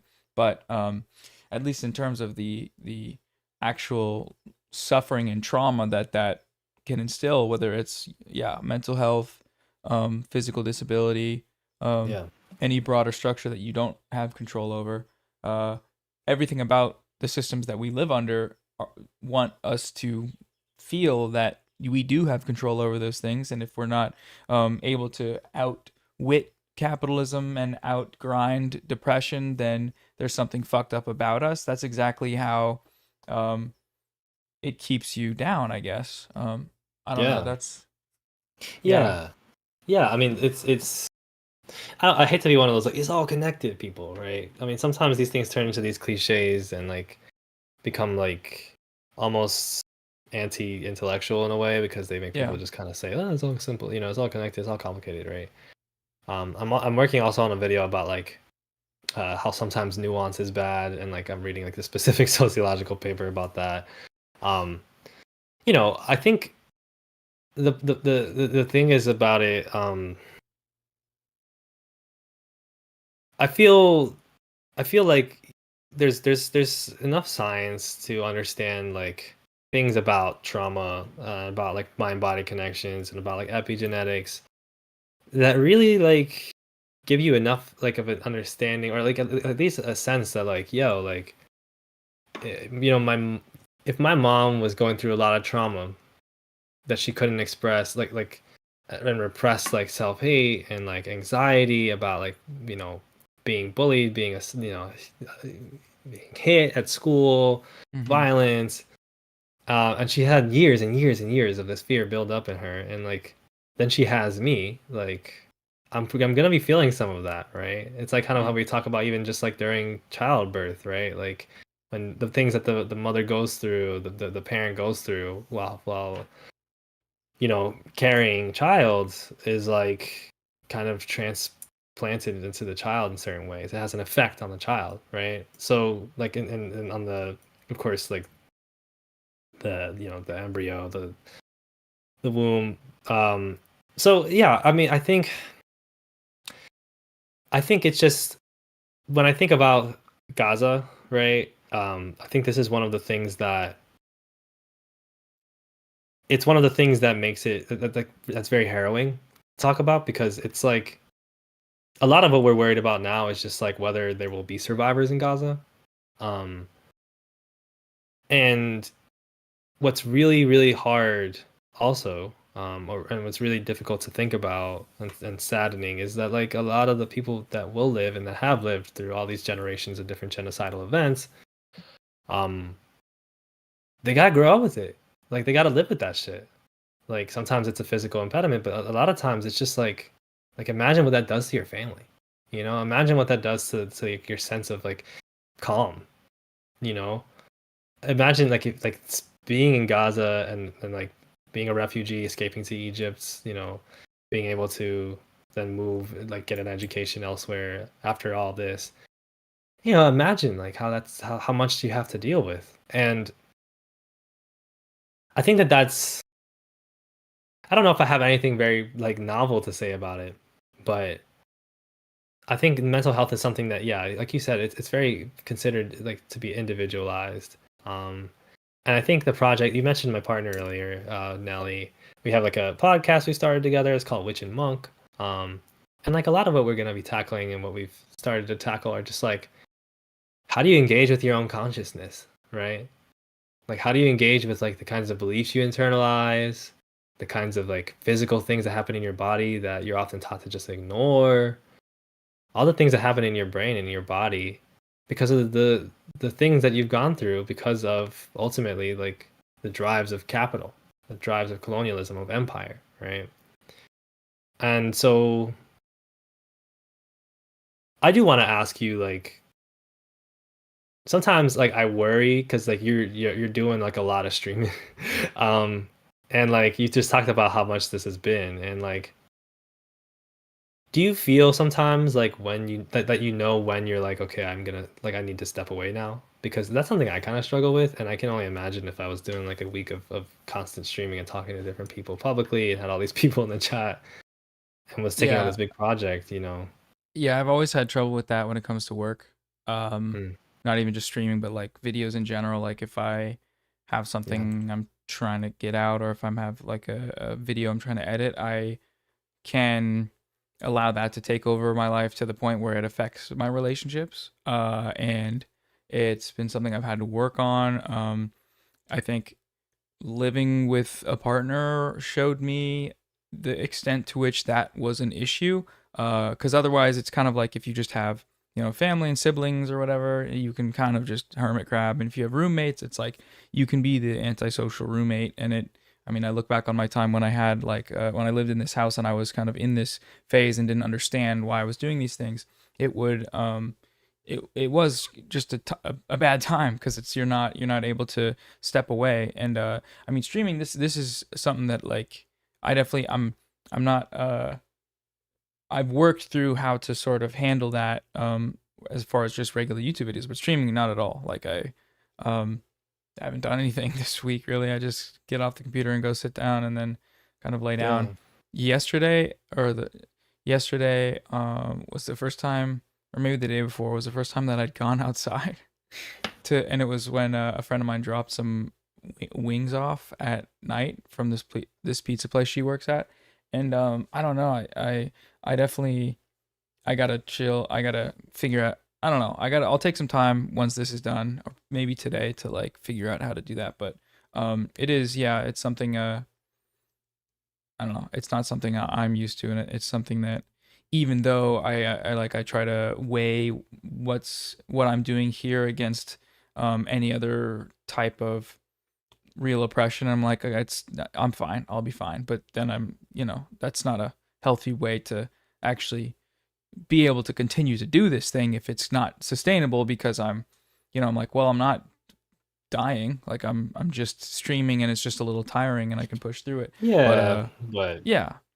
you know, yeah, that's not, it's physically demanding. Like sitting in a chair a lot for one, it's like physically demanding, right? For me, it's like it's the yapping, bro. Like I can yap for a while, but like, I'm not saying shut up. I'm saying for me, it's the laying Yes. No, I'm just kidding. Yeah, for me, it's all this shit that's happening right now. I felt like that with Princess Weeks. I mean, I felt bad because I felt like I was pushing her to be like, I'm like, all right, I don't want to keep you, and then I was like, all right, I don't want to keep you, and I was like, all right, I want to get rid of you. Actually, is what I mean to say there, but it's just because it's not like sustainable, in terms of like It's we all hard. have our different social batteries and stuff, Yeah. but yeah, you've dealt with that, like I guess I don't know what the word is, how you would characterize it as being able to like unplug.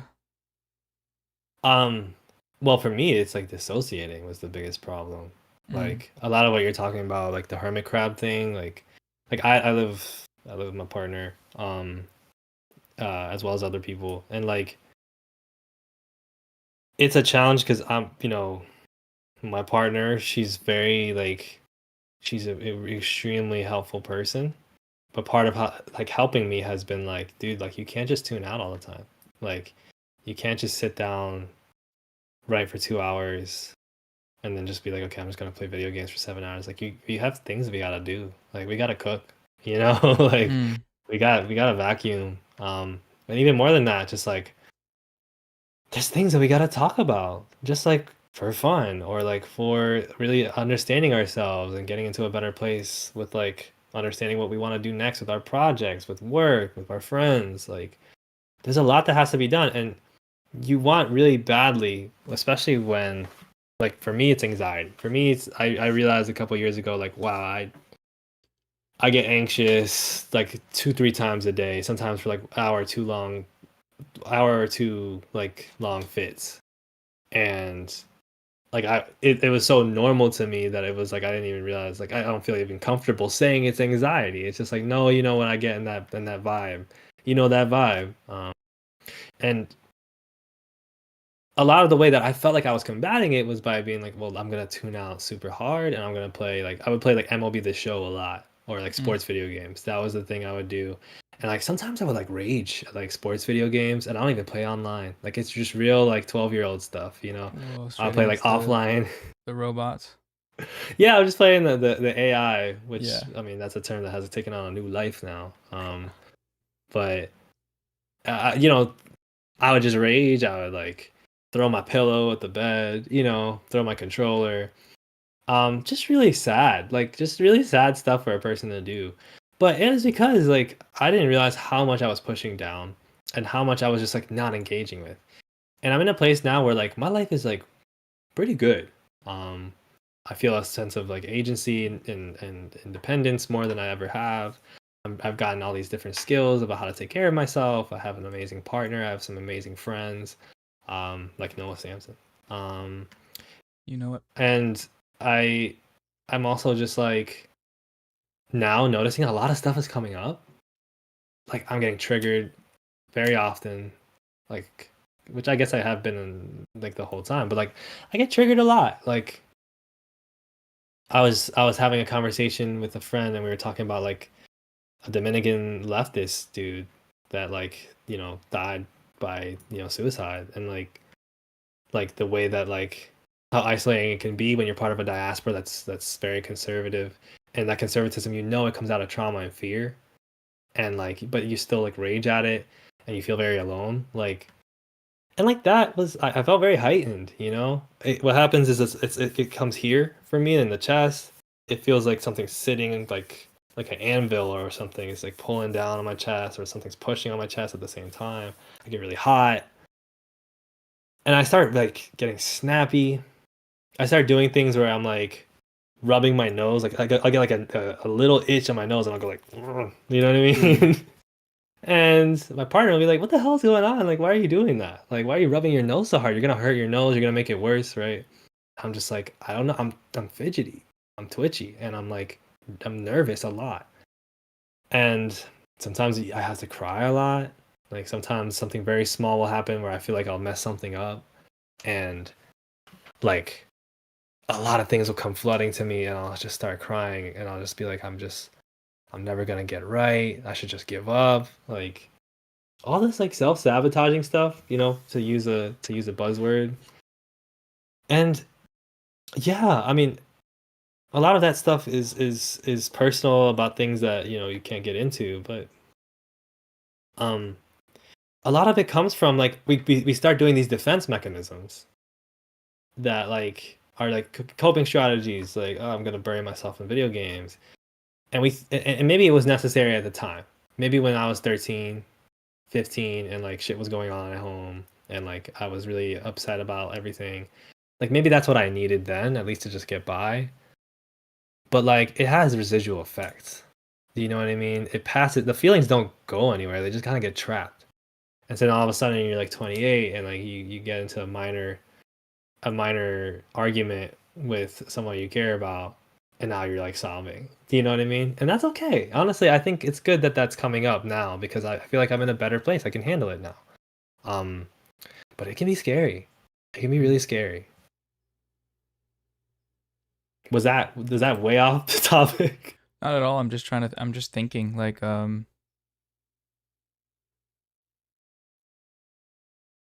it's been a while since I've had a moment like what you're talking about, where something that I haven't been tapped into just comes out, erupts out of me, like emotions wise. And Yeah. it's I've been struggling lately with like anxiety related stuff, like up late at night.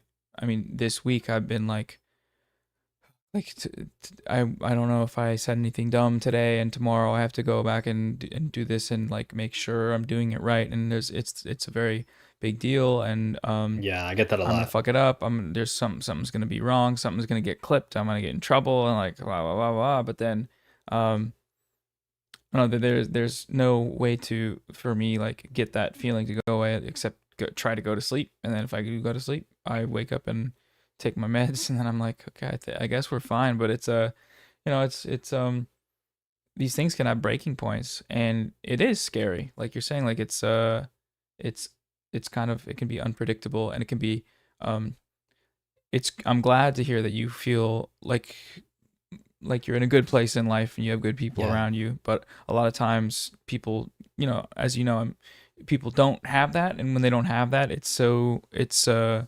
can be, anything from, unfortunate and sad to like life altering or life changing. And I'm glad to hear that that you're in a better place. And it seemed like it every time I've talked to you in the last, I don't know, 6 months to a year. You've seemed like you've been in a more calm place. But it is yeah, it's scary. I don't know, hearing how that can happen. I'm sure that's like, Yeah. is it something that you're trying to figure out, like after things like that happen, and after the anxiety like comes back in full force? Is that something you are um exploring mentally actively? I think I have to. Like, I think it's so. The first thing is just like you gotta get in your body. A lot of the time, the thing that I do is like, and I'm sure like everybody has some degree of this, but like if I feel something, I'm coming up with logic for it immediately. Like there's no pause. Intellectualize. I intellectualize it immediately. I rationalize it. I'm like, and it's just, I mean, it's so funny because it's like not grounded at all. It's like, oh, I gotta get out of here. I actually just gotta go home. I just gotta Yeah. leave. I gotta, or I gotta, sometimes it's like, oh, I gotta do something to myself, or it's How did like, that anxiety come up, like in school? um it was. I mean, that was the thing that brought it up a lot of the time, right? mhm. That thing where like I have a very one of my stark memories of just childhood, and the thing that brings up a lot when I think of childhood is just the phrase "I don't want to go to school." And it's such a cliche, but it's like, um, I don't, I school is like torture. Honestly, like I did a video a while back about how bad the schooling systems are, and like how specifically like they're engineered to like put people in these states of mind, like schools aren't there to like whatever you learn in school that is really really helpful. Like I'm not gonna say it was a coincidence, but it's not the number one intent of what the schooling system's supposed to do. It's supposed to train you to be like a worker, right? And it's supposed to train you to be like a more obedient member of society. And like those are valuable things to learn in a lot of ways, but like a lot of it is, I mean, you're sitting in chairs for like 8 hours every day. You're getting up at early hours when you really need more sleep. And like I would get a lot of anxiety too because yeah, I get very nervous about how people perceive me. I always have. I did when I was 6. I do now. You get a lot of anxiety as it goes on.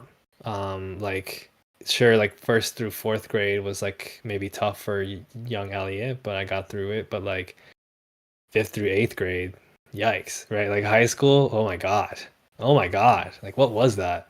And then college is cool. College is cool. The worst part of college is that you have to wait so long to get there, and then you have to pay so much money to do it. But like a lot of college is great because yeah, you spend all this time in high school being told like you better get all your shit together now because in college it's gonna be 10 times the worse, and you're just like I can't imagine how hard that's gonna be. And then you get to college and everybody's like yeah, you can go to the bathroom whenever you want, you can skip class, it's cool, you can study with something that you want, you can go to the library, pick up a book.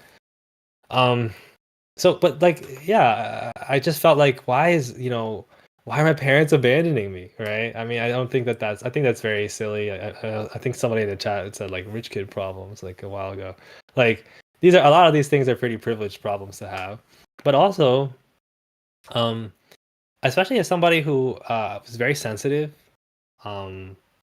very like nervous, very worried about people's perception, very worried about making people happy. School is just like a nightmare because I'm also very awkward, and I didn't have very good social skills. I didn't pick up on a lot of the things people picked up on early on. I wasn't good at sports either.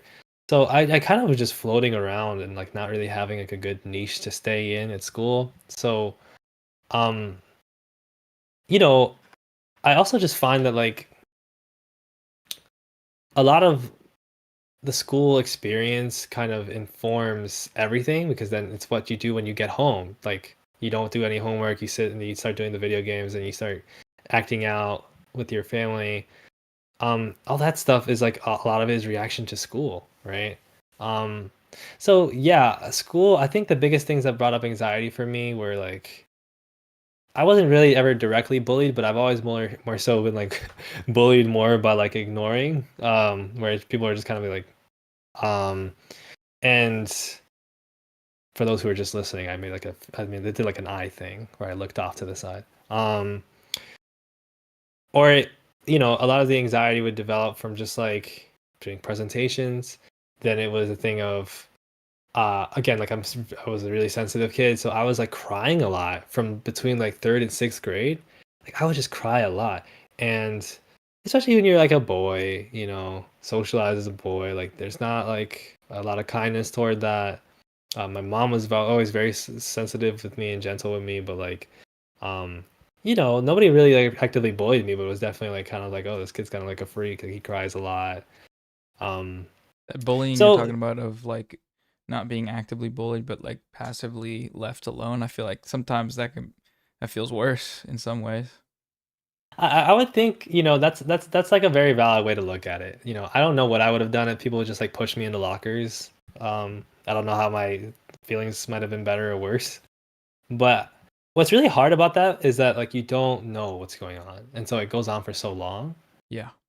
And like, like I went through like, a little bit of racism in high school. Like I had like a crush on this girl for a long time, and then she, I found out later on she was like I wouldn't date Asian guys or whatever, like stuff like that, or like people like doing like the eye thing at me, and like stuff like that is like it almost makes you laugh because it's like okay that is what it is, but what sucked is that it took so long for me to actually come to terms with it because it was so passive and it was so like out of sight, or there are times where because I'm not a good person like necessarily picking up everybody's vibe in the room.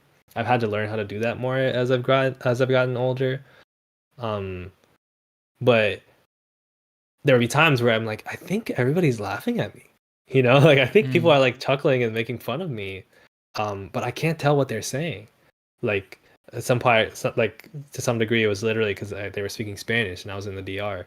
But like sometimes it's just like you don't hear them, or did I hear what I thought I heard, or so things like that, like they definitely don't help. And I think that I had a lot of great memories from school, especially as I got older as well. But you develop this complex where the best thing to do is just kind of just dissociate, like nope out, don't engage too much, get through it. I would sleep a lot in class too, because that was what I was going through. I was just like, I can't, my mind is racing, can't focus, trying to focus, but you know. And I'm sure a lot of people have experienced some degree of that. Do you know what I mean? Yeah, it's an experience, and it's hard to even gauge how much it affects you. But if you are able to get out of it when you're older, I mean, you can look back and say like, oh, I was suffering the entire time or so much of my life and didn't really know it, and that Yeah. feels wrong. That I could go through that and not be able to explain it, and then discover one day that it could have been so much better. Even you it's like you want to think, oh, I don't want to like look back on time and regret things, but it's not even something to about regretting. It's like about something that was taken from you. It's not an active decision you took. It's not like on you that you um was suffering from this extreme anxiety or depression. I remember the same things happening in school. Like walking into a class and the feeling of everyone watching you and the feeling of everyone thinking you're weird, and then trying to initiate some type of social interaction, and if it doesn't go well, then you just don't do that anymore. Or if you're waiting there assuming that they don't like you and nobody says anything, and then the class is over and you get out as quick as you can and you don't make any friends, and depending on the class, if you don't know anybody, and all the like continuous stressors, that's like I don't know. I think it's hard to tell, but most people, like when they go out to a bar, they're just going out to hang out with their friends. But for some, it's just like, this is fucked up. This is actually really fucked up. What's going on here? And it's not until you're able to pick it up. It's like, oh man, that sucks to go through life like that. And I guess a lot of people, I mean, historically have gone all the way through life like that before it was talked about for medication and things like that. But damn, I'm just reflecting now on that bad shit. It's making me feel bad. I mean, I think one of the most important things, like I said too, is like we're at a certain age where we've developed some skills, we've surrounded ourselves with some good people.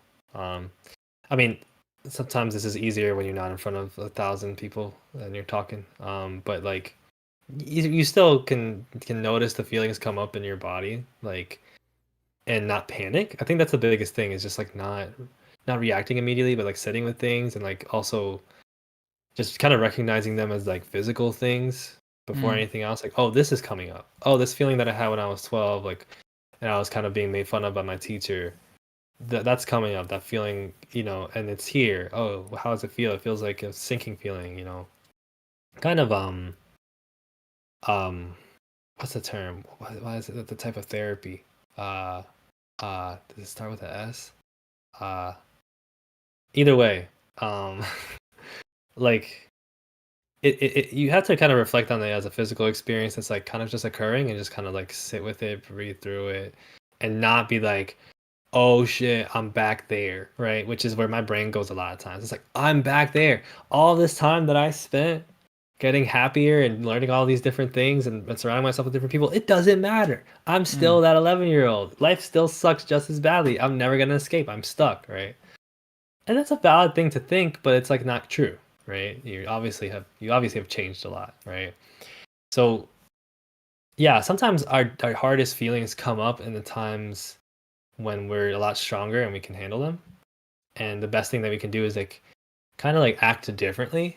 Like if when you're going through something like where you're feeling these really difficult feelings, and then you decide, well, I'm gonna act in a more, let's say, positive way, for lack of a better term. Like I'm gonna just, I'm gonna just like write. I'm gonna just walk or something, or I'm gonna turn it into something that I'll be proud of later. Like the feelings kind of like have a place to go, and like you also no longer fear them as much because you're like, part of the hardest part is that like it's not just that you get the feelings, but then you also think, I don't think I can survive them.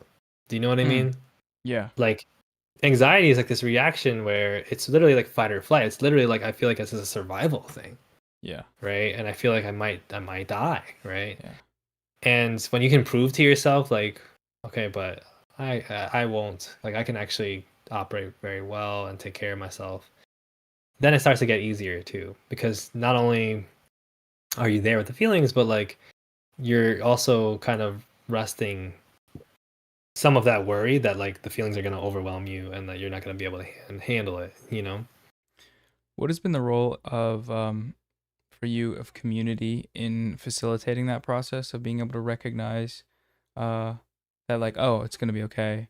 Oh, I've made it this far, and so I have that to fall back on as like that's who I am, not like the terrified running like caveman dinosaur bird running from the dinosaur bird, like thinking I'm Yeah. gonna die always growing up. Um, Yeah. what has been the role, I guess, like family, friends, partner? Um, Or did I you do think it you all on your realize, own? well, that's really the ultimate answer. Like I'm Rise just and built grind. different. Yeah. Like I'm cut from a different cloth. I think honestly, obviously it's crucial. Because the ultimate feeling is like you're alone. Um, and that like people are gonna take advantage of you, people are gonna hurt you, you're in danger. And when you have people around you that like I was talking about how the other day I messed something up. It was just something dumb, right? It was something very simple with my like bank account. Not like I didn't like lose money, but like just a setting that I didn't do, and so whatever. And So hello everyone. I got really upset. I started getting split vision, just staring at the wall. You know, when you just like that starts to blur in front of you. Um, and then like I laid down, and then I went up to Nelly, and like I just told her what happened, and you know she said something that like was actually very affirming, but like I didn't take it that way at first, and like I stomped off, like I stormed off. I ran downstairs. I just like shut my door. I started you know I started doing all that, and she came up to me and she was like, hey, like it's not that serious, it's okay, like I'm not judging you. And it wasn't just the fact that she's saying it's okay, but like the fact that like she wasn't scared of me, and she wasn't like I wasn't harming her. Like she was just like I'm totally good, like we're good, like that like really assured me. And like you know I cried a lot and let it out, and it's just really good when you have a feeling of like somebody is like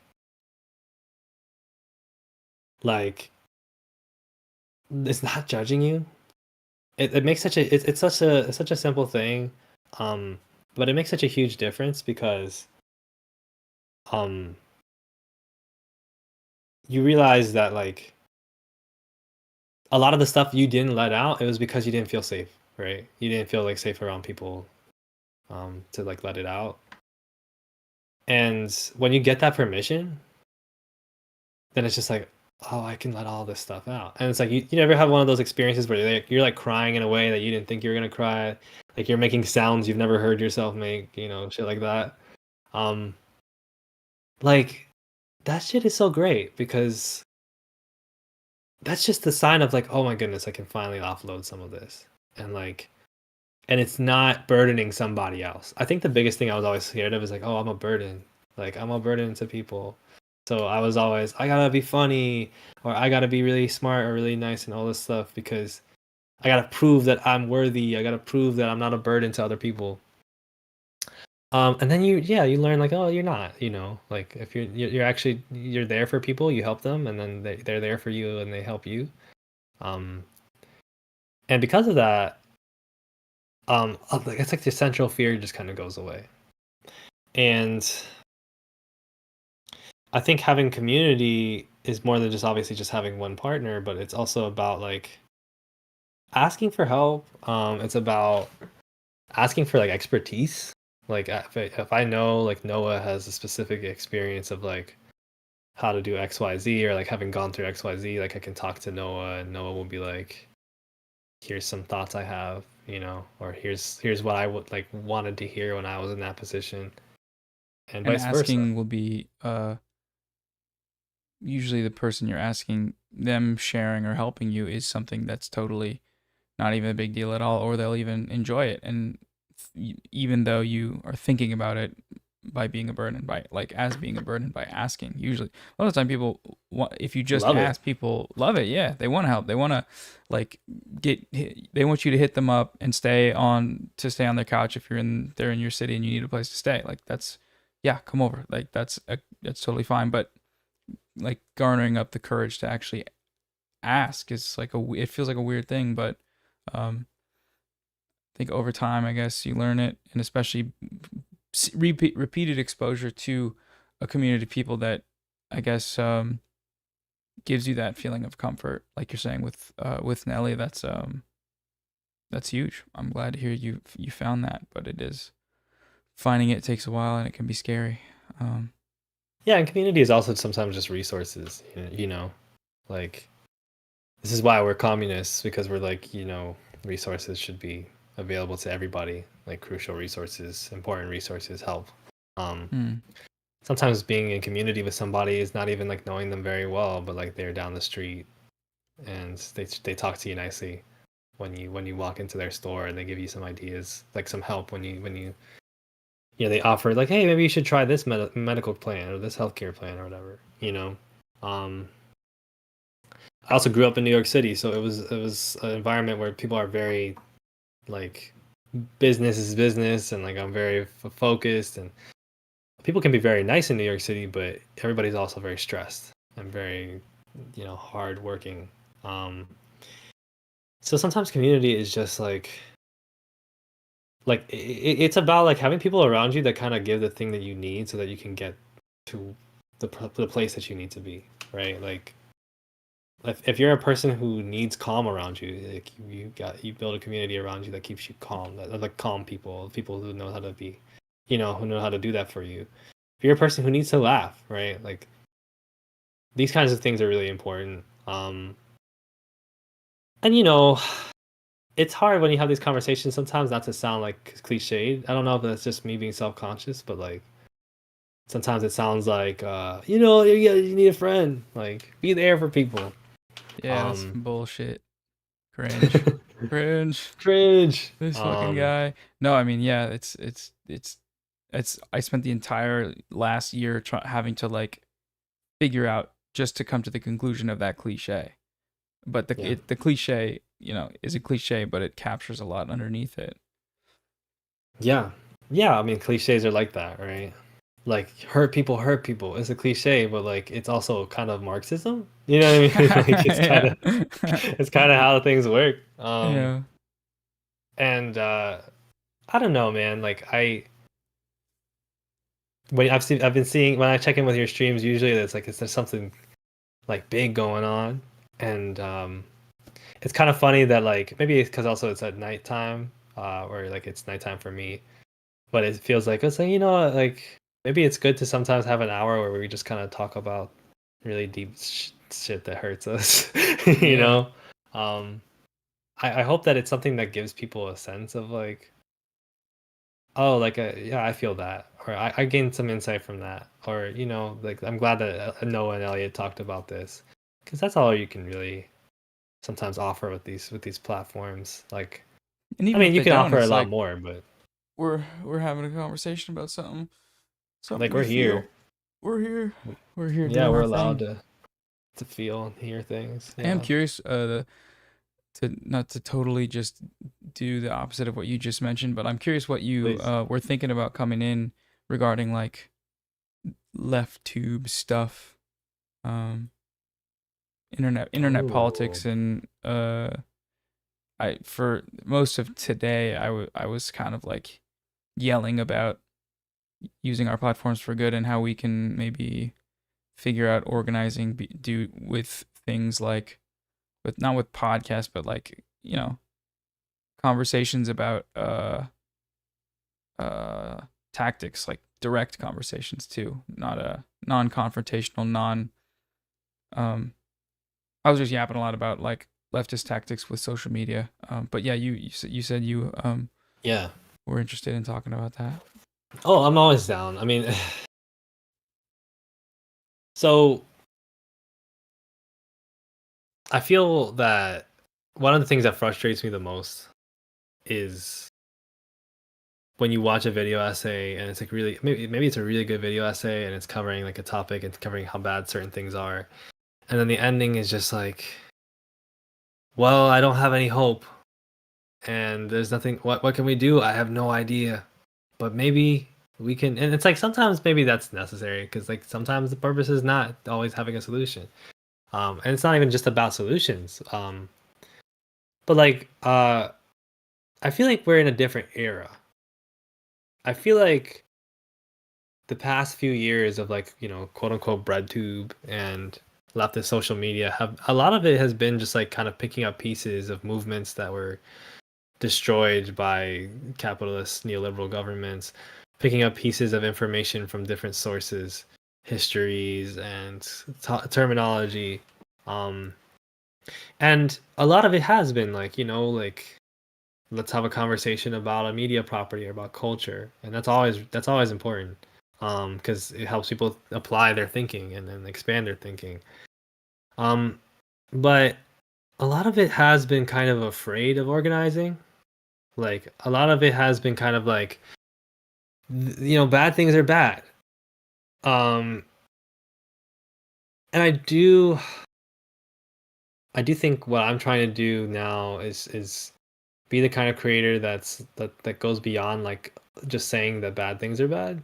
I try to like give people kind of like a, not to sound pretentious, but like an intellectual apparatus.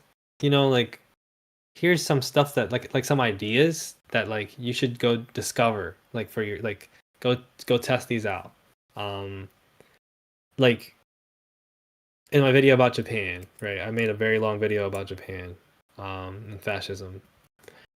And a lot of it was like, okay, this is just history of Imperial Japan a little bit, and also post-Imperial Japan, neoliberal Japan, conservative LDP rule, and you know, the cool Japan projects and like different ideas of like geopolitics and how people perceive that country. And a lot of the goal of it was, for one, to get people to understand that that like the US is behind basically like all the bad shit. Do you know what I mean? Like it's just not to say like it's the puppeteer. I think people can be very caricaturish about it. But like it's honestly fucking remarkable. It's honestly fucking like it's I emphasize these things, and I think it's important we emphasize these things because I think for most people it's still a lot worse than they think. Like we can have a conversation about agency. You know, sometimes when I talked about the Korean War a little bit, and Japan, and people were like, "Well, you're taking away agency from Koreans by saying, you know, it's all about U.S. imperialism." And I'm like, look, people have agency, sure, but like, if you're a poor country and you are in a place situated conveniently with a competing country, the other competing country who's really rich, they're going to be interested in what you've got going on. And their interests are going to dominate. And they have all these apparatus to do so. And it's not just that they send bombs, right? Like they send movements, they send religion, and they send political campaigns, and they train people, right? In Chile, right? You know, what happens after Salvador Allende's coup, which was orchestrated by the CIA? Everybody kind of knows that now, right? The economists that build the Augusto Pinochet regime, which is one of the most brutal and repressive regimes, and also economically quite devastating in many facets in the long run in Chile. You know, it's sparked in a way by like Chilean economists who were trained in the University of Chicago under to Milton Friedman and neoliberal concepts of economy, of market privatization and austerity, right? We're literally providing the schools that get people the training to orchestrate coup d'etat. That was something that I made a video about Greta Thunberg, and somebody mentioned an activist, Berta Cáceres, from Central America, who was a land rights activist and a climate activist. She's killed by somebody who was trained in the School of the Americas, right? That was a project by the United States to train people to conduct CIA operations in Latin America, right? It is worse than people think. And it's like, I don't want, like, it's not the same as us just saying, well, the USA bad, right? But now that we're in this moment where we're looking at the United States hegemony being kind of depleting, like kind of declining in certain ways, because of the internationalization of capital that it orchestrated, because of the mere fact of it not being able to control certain countries' development, or certain countries like profit margins changing, like just a variety of complex processes. One can say, like, we're in this moment where it's like, it's really important that we stop just talking about socialism as something that just happens in Europe or in the United States. Like, well, if we just get Medicare for all, if we just get universal healthcare like those Swedes, like that would be so great. It's like, sure, but don't you understand that like the exploitation is still happening, and it's still violent, and it's not just a moral question like we were talking about. It's something that comes back around because they're doing it in the colonies, and that's where they're getting the labor. And they build these mechanisms. I might be rambling right now, but they build these mechanisms, in the United States that eventually, entrench further and further wealth inequality. Then they create, class divisions. Then they push regimes of austerity, and then those regimes of austerity create more and more people who are part of that industrial reserve army. People who are poor, who are just trying to get into the workforce to survive. Regime like climate change. This is a big part of the Greta video. Climate change is something that's like treated as like this thing that's just happening to all of us and that we're all doing. People are always like, oh, we're destroying the planet. I'm not destroying the planet. Like, I could always do more to like reduce my carbon footprint. So, I'm trying not to use aluminum foil anymore. We're trying to use like reusable coverings for things in our fridge, and I don't eat meat anymore, like stuff like that. But I'm not the one who decides to fucking frack. Like, I'm not the one who decides to like make the United States, in this period where we're talking about being the finally being engaged in climate change policy under Joe Biden. I'm not the one that maintains a regime where we are the biggest producers of oil in the world because we need energy dependency, because we are concerned about these countries in the Middle East, and like how much dependency we have on them to provide us with oil and gas. Like, I'm not the one doing that. I'm not the one that's fucking bombing Gaza. Like, am I complicit in it to some degree? I think that we can all say to a degree we are, and that's why we try our best to fucking do something about it. That's why we have to advocate for an arms embargo in the United States. That's our role. We need to be fucking advocating for this shit and pushing for this shit and engaging in occupations and direct actions that a lot of people are going to judge as being unruly. But like, we're not the ones deciding to do it, and it's happening to us, and it's being decided by a bunch of people who it's not happening to. It's not a thing that humanity just decides to go to war over and over again because it can never reconcile its differences. No, it doesn't. It's a bunch of dudes in a room who decide that people will go to war for them. And they have all the apparatuses, intellectual apparatuses, spiritual ones, religious institutions. They have the money. They have the ability to tell you will die if you don't fucking follow what I do. And because of that, we go to war. And what we do is we create limiting beliefs out of it, sure, where we're like, I have to do this to survive. So reckoning with that is actually very frightening. So instead, I'm going to just like convince myself that this is good, actually. That, actually the US military, it defends and serves and protects freedoms and rights. And but like, we're not the ones conducting the U.S. military operations. Like there's certain people that are doing that, and like that means that we have a complicity, and that means that we have to reckon what we're doing. Especially the more power that we have, the more economically privileged we are. But it also means that we have to get away from these narratives, because these are narratives that they push. These are narratives that they tell us, right? What happened with Greta Thunberg? I'm ranting now. What happened with Greta Thunberg? She was put as the face of this international youth climate movement. And it was the UN, and it was, companies like airplane companies and then world leaders like Emmanuel Macron, who were like, this girl, she's really waking us up. They know what the fuck they're doing. They don't have to be woken up by a teenager from Sweden to know that they're destroying the environment. They're fully well capable of stopping it tomorrow, and they'll never do it. But they make it into this thing where it's like, oh, humanity is trying, but it will ultimately fail. These are processes that are happening from on high, and that are pushed down and pushed down and pushed down. And part of the reason why we struggle so much with our mental health, and part of the reason why we struggle so much with like getting through every day, is because we're trying to actually to change something, and that's really, really hard and scary. We're outgunned and outmanned. Not to quote fucking Hamilton, but like people make this point a lot about, oh, we needed like a left-wing Joe Rogan, and people make this point a lot about, in counter to that, we don't have the resources that the right wing has, and that's just the truth. If you want to be a right-wing commentary YouTuber tomorrow, especially if you're someone like Noah Samson, you got 500,000 subscribers already building a lefty audience, and you want to start being like, I don't know about like black people or whatever, you're gonna get fucking $200,000 in an envelope on your front porch tomorrow, right? Mm-hmm. Like, effectively, that's what happens. So this next era of like breadtube and leftube, it's no more like hand-holding about empire.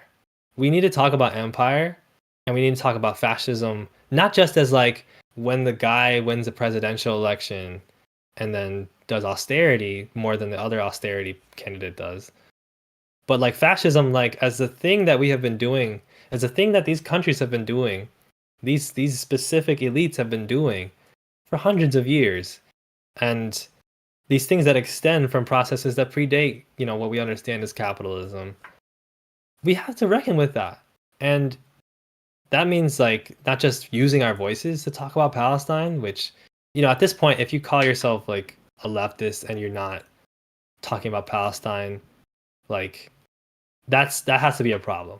That just has to be a problem. There's nothing else to say about that, let alone talking about, systems of extraction everywhere else and global issues. But like, if you're not looking at what's happening in the third world, we used to call it, in the global south, and looking at what's happening in the United States, in impoverished urban communities in the United States, right? And you're not saying like this is a reflection of all of us, like that's like no longer useful. It's no longer useful to just be like, hey, like maybe people from different ethnic groups should exist, or different communities should exist. It's no longer useful to be like, well, we just have to vote and just, like do our best to like build power from within the system. It's no longer useful to be like, well, things are pretty fucked, but like sometimes a video game comes around and it's got a great plot and that changes everything, right? It's time to be like, hey, let's talk about fucking Vietnam. You know what I mean? And maybe that's just me. But especially like having that understanding of history, I think it's just so important now, Yeah, situating whatever we're talking about in a context that makes things significant and makes things patterns recognizable. Yeah, knowing the history. I thought a lot about that when it comes to Zionism, when it's like you just go back through and read what was said, and you read what they were gonna try and do, and then they did it. All it takes is to read that and then show people that and be like, hey, this is real and this is what happened, to kind of make a pretty compelling case on its own that there's a problem here, that this is wrong. And there's the big issue is getting to that point of being able to give people the book or give people the resources or get them to listen or expose them to some type of contrary narrative as to what the hegemony is. And that's the hardest part because it's so powerful and it's such a, like you said, it's an uphill battle. Yeah, but like it's also like the only way around it. Like there's It's the no only way other around way. it, and it's inevitable. I think. Yeah. It's like there's no point at which the subjugated people are just gonna be like, okay, yeah, I guess you can kill us all. Sure, that's fine. You can just do whatever you want doing. We'll leave. That's fine. That's not how it works. It's the other side that is, there's going to be wiggle room in terms of how tenacious they want to go about their subjugation. And that, yeah, I don't know. That's Yeah. Yeah. I mean, that's just, people will fight. That's just the reality. And you know, no matter until a time where we can't conceive of, like beyond time, people will fight because somebody's gonna be oppressing somebody else, and somebody's gonna be fighting back. And the decision you have to make is like, am I gonna side with the people fighting back, or am I gonna side with the oppressor? Like, you know, Nelly just did a video about like Twilight and white supremacy, right? And like, there was a period of time where like left-leaning YouTubers were very much like, we gotta kind of like talk about how Twilight was hated on, and we gotta talk about how like people who hate Twilight are misogynistic, and we gotta talk about like, hey, Twilight was actually kind of good, right? And maybe that was useful like 5-6 years ago.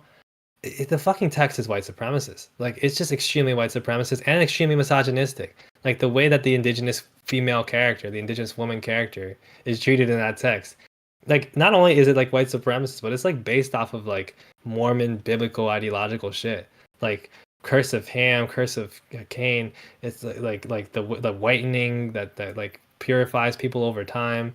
Like this shit is like in the text. It's no longer like, we can no longer do this whole thing about like, I mean, like, who's your favorite Marvel character, man? You know what I mean? Like, I don't care if you like want to watch it, but just like at least bootleg it.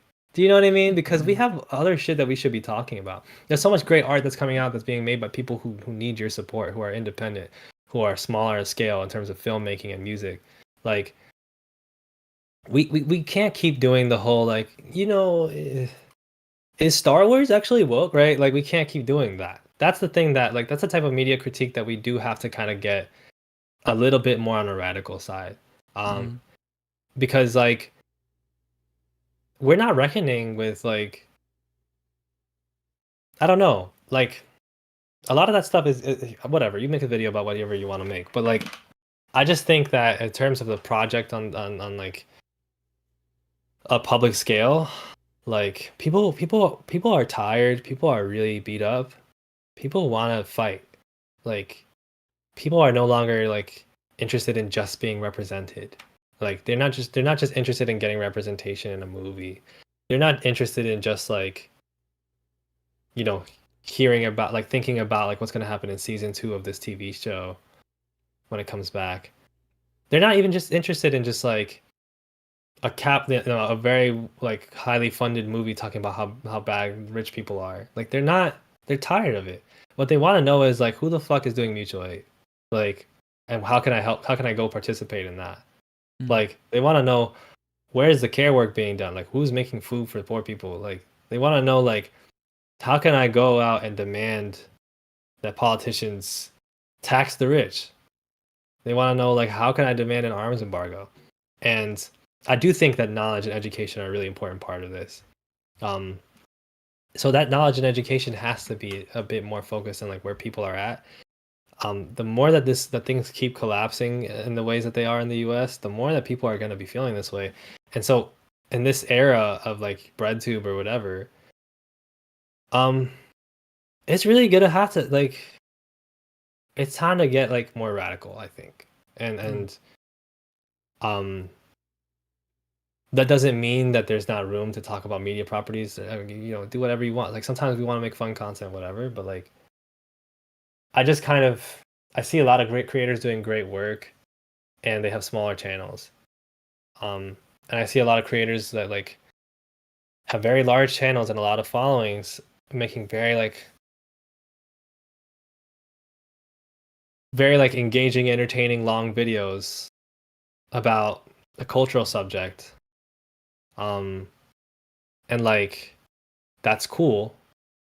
That's great. But like, are they helping people get organized at all? Do you know what I mean? And like, are they advocating for any kind of radical politics? So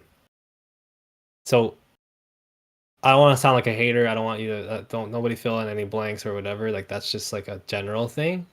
I do love I a think lot it's of the not content. it's not just but like it being solely media centered.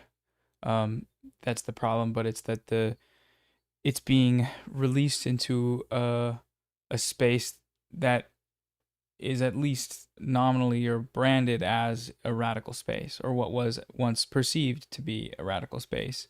I think there Yeah. can be some issues with that because depending on who it is and depending on who's giving their assessment of what their intentions are with the content, it a big part of it can be a projection onto people of the audience's desire for consumable radicalism, or the audience's Yeah. view of what this content has been doing and is doing now, and one that might be skewed into thinking that it is more than what it is. I think there's that part of it certainly, but then on the whole, on aggregate, the potential is being wasted.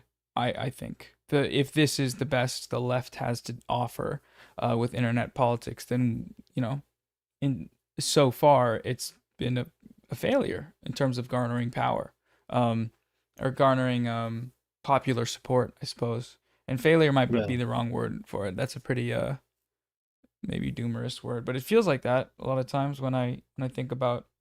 I mean, it's all, like witnessing a genocide and having millions and millions of people, you know, following all of us and watching all of us and prepared to at least hear what we have to say, and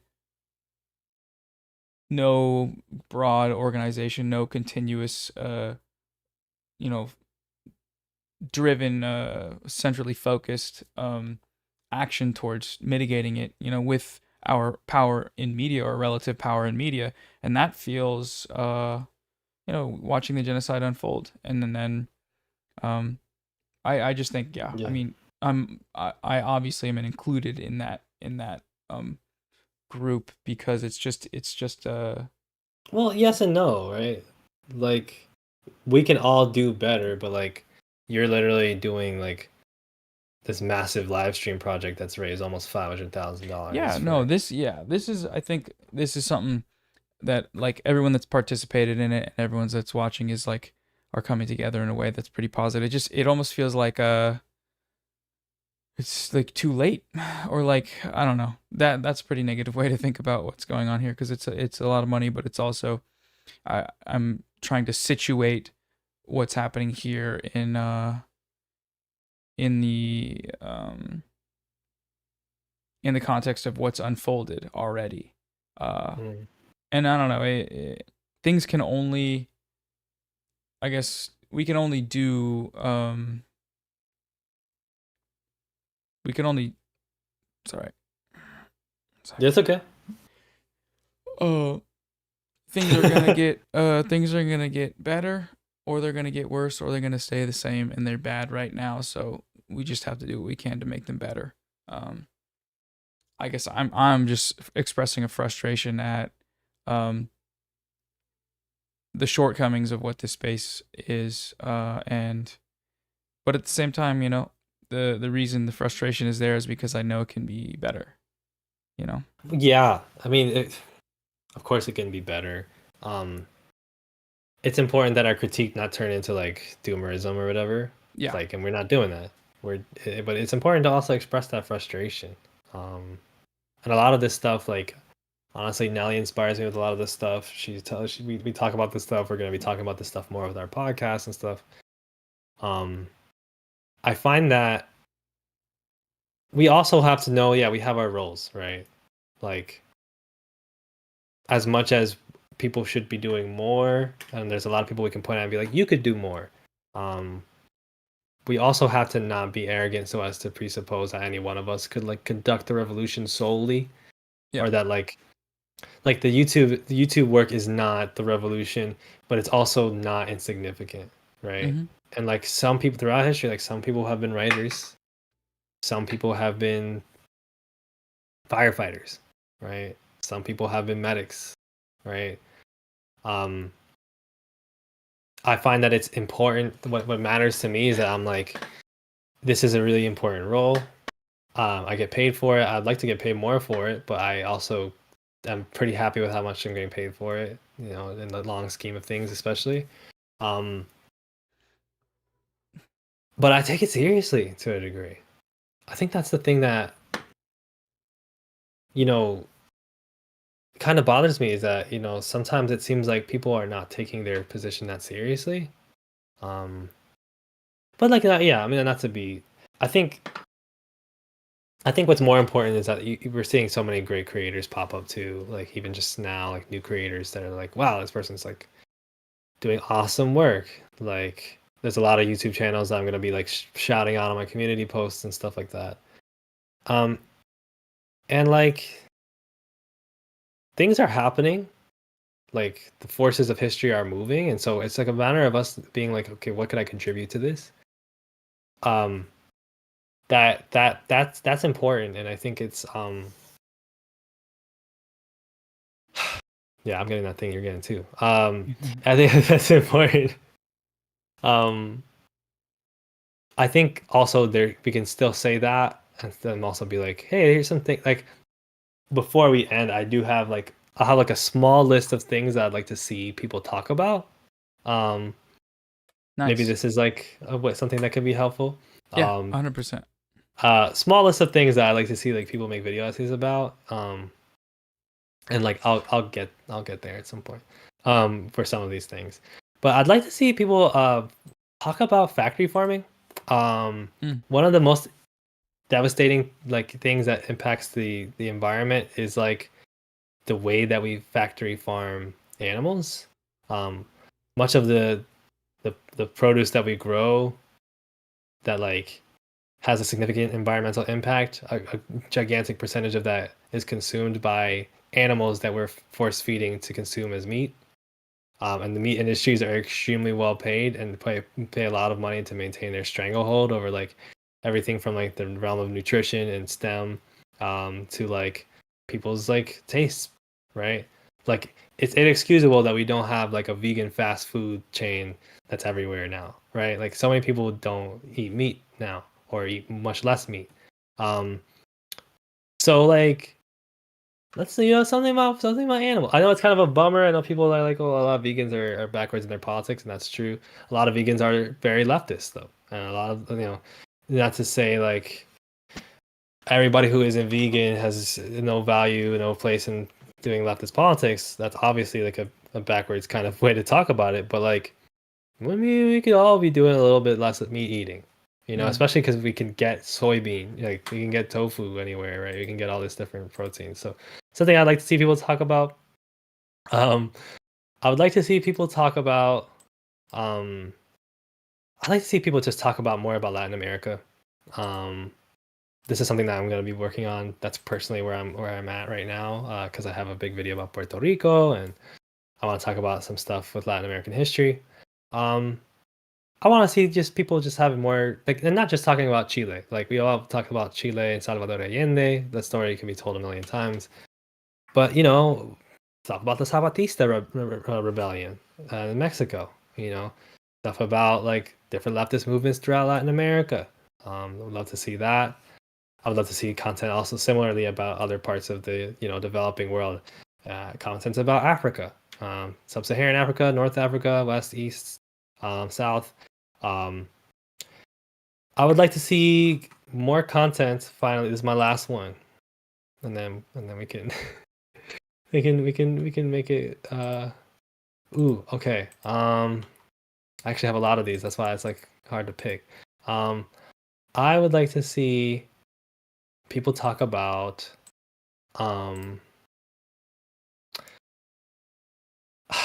okay.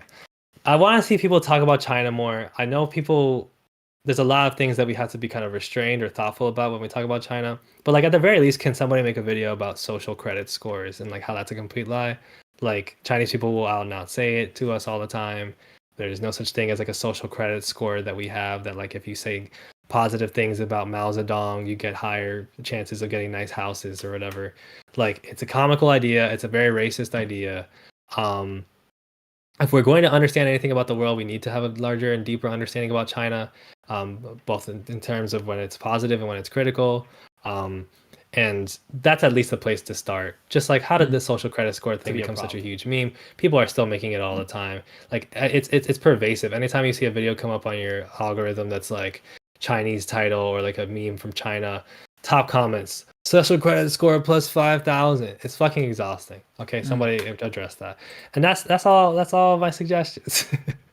Those are great. Thank you. Just undercovered and necessary. Yeah. Quick, Okay. couple quick banger videos like the social credit. I mean, it wouldn't have to be quick, but it could be a quick be. debunk. Yeah. Okay. I like it. I appreciate you bringing those to present to folks to see if there's anybody out there that wants to cover it. I'm sure you Yeah. will. So eventually. So There's certain things that I will be covering. Yeah. Yeah. Okay. Okay. I You should sleepy? probably. I'm sleepy. Well, I think I'm sleepy, sleepy as and like fuck. we went over the hour and 30 minutes already, so I feel like it's True. only fair for me to peace out. But it's been amazing. Great talking to you as always, Noah. Yeah. And you great look talking to good. you. Like your hair looks good. Oh, thank you. Thank you. Yeah, Mixing I it love up it. for the stream. Yeah, thanks for yeah. coming on. Great Of to course. talk. And Of course. I'll talk to you soon. Likewise, Noah. Peace. Everybody say bye, Elliot.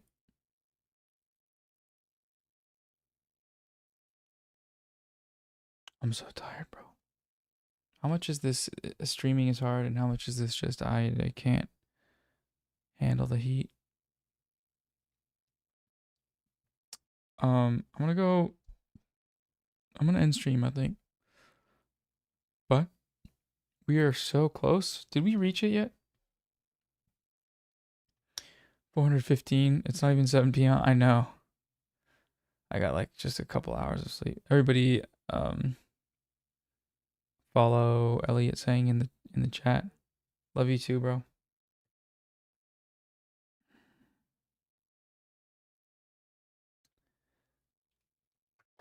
We will continue this tomorrow with our guests. I could just leave the stream on, but I don't think that's good for something.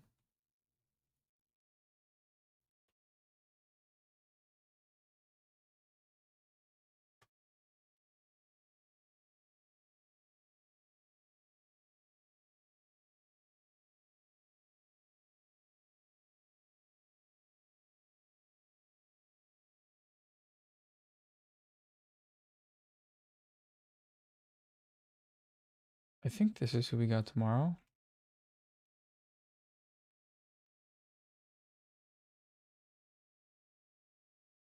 How did you spell I? Is that how you spell iDubbbz? Is there 3 B's?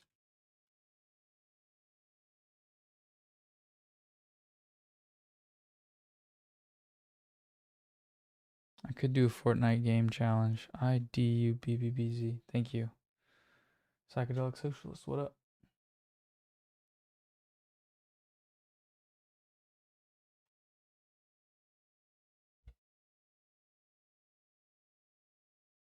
Isaac, what up?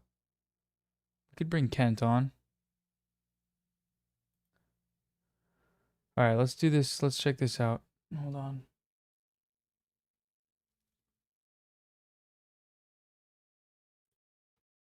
Real quick, let me do the...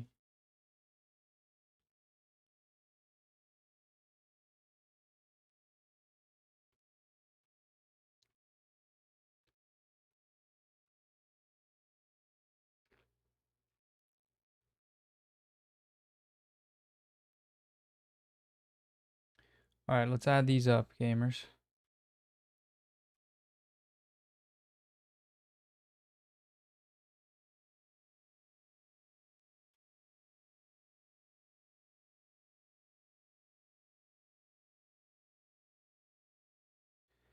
Add these up. These are all the fundraisers. I accidentally, you already saw how there's a under stream, under fundraiser stream. I mean, we definitely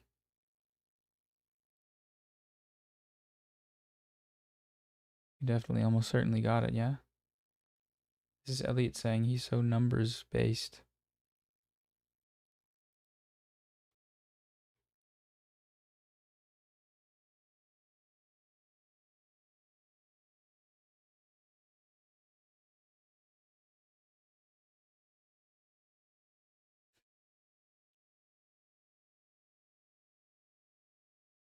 Somebody doing that?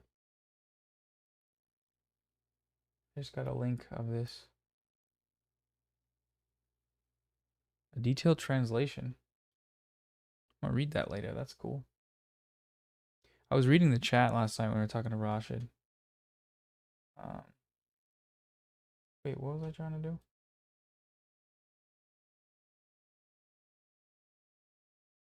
Kent.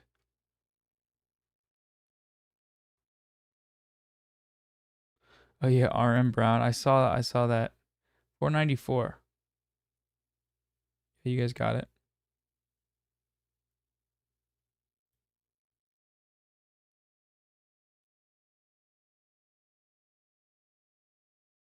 Kent. Holy shit, yeah. We'll pick it up tomorrow. We're so close.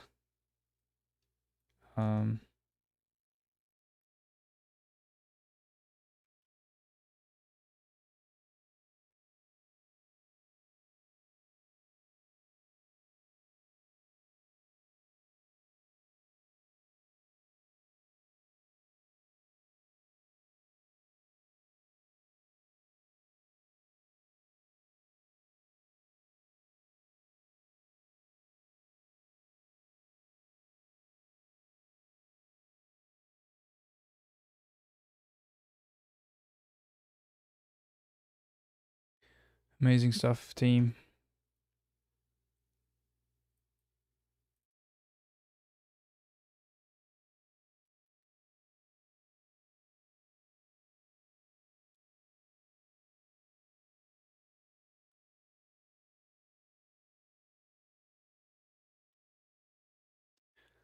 So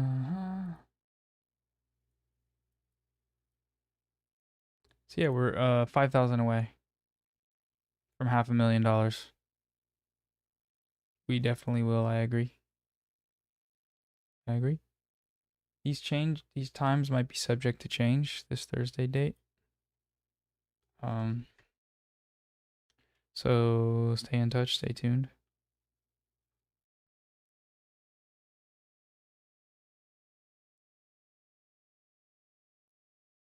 Some brilliant guests today. I'm so sleepy. I'll talk to you guys tomorrow.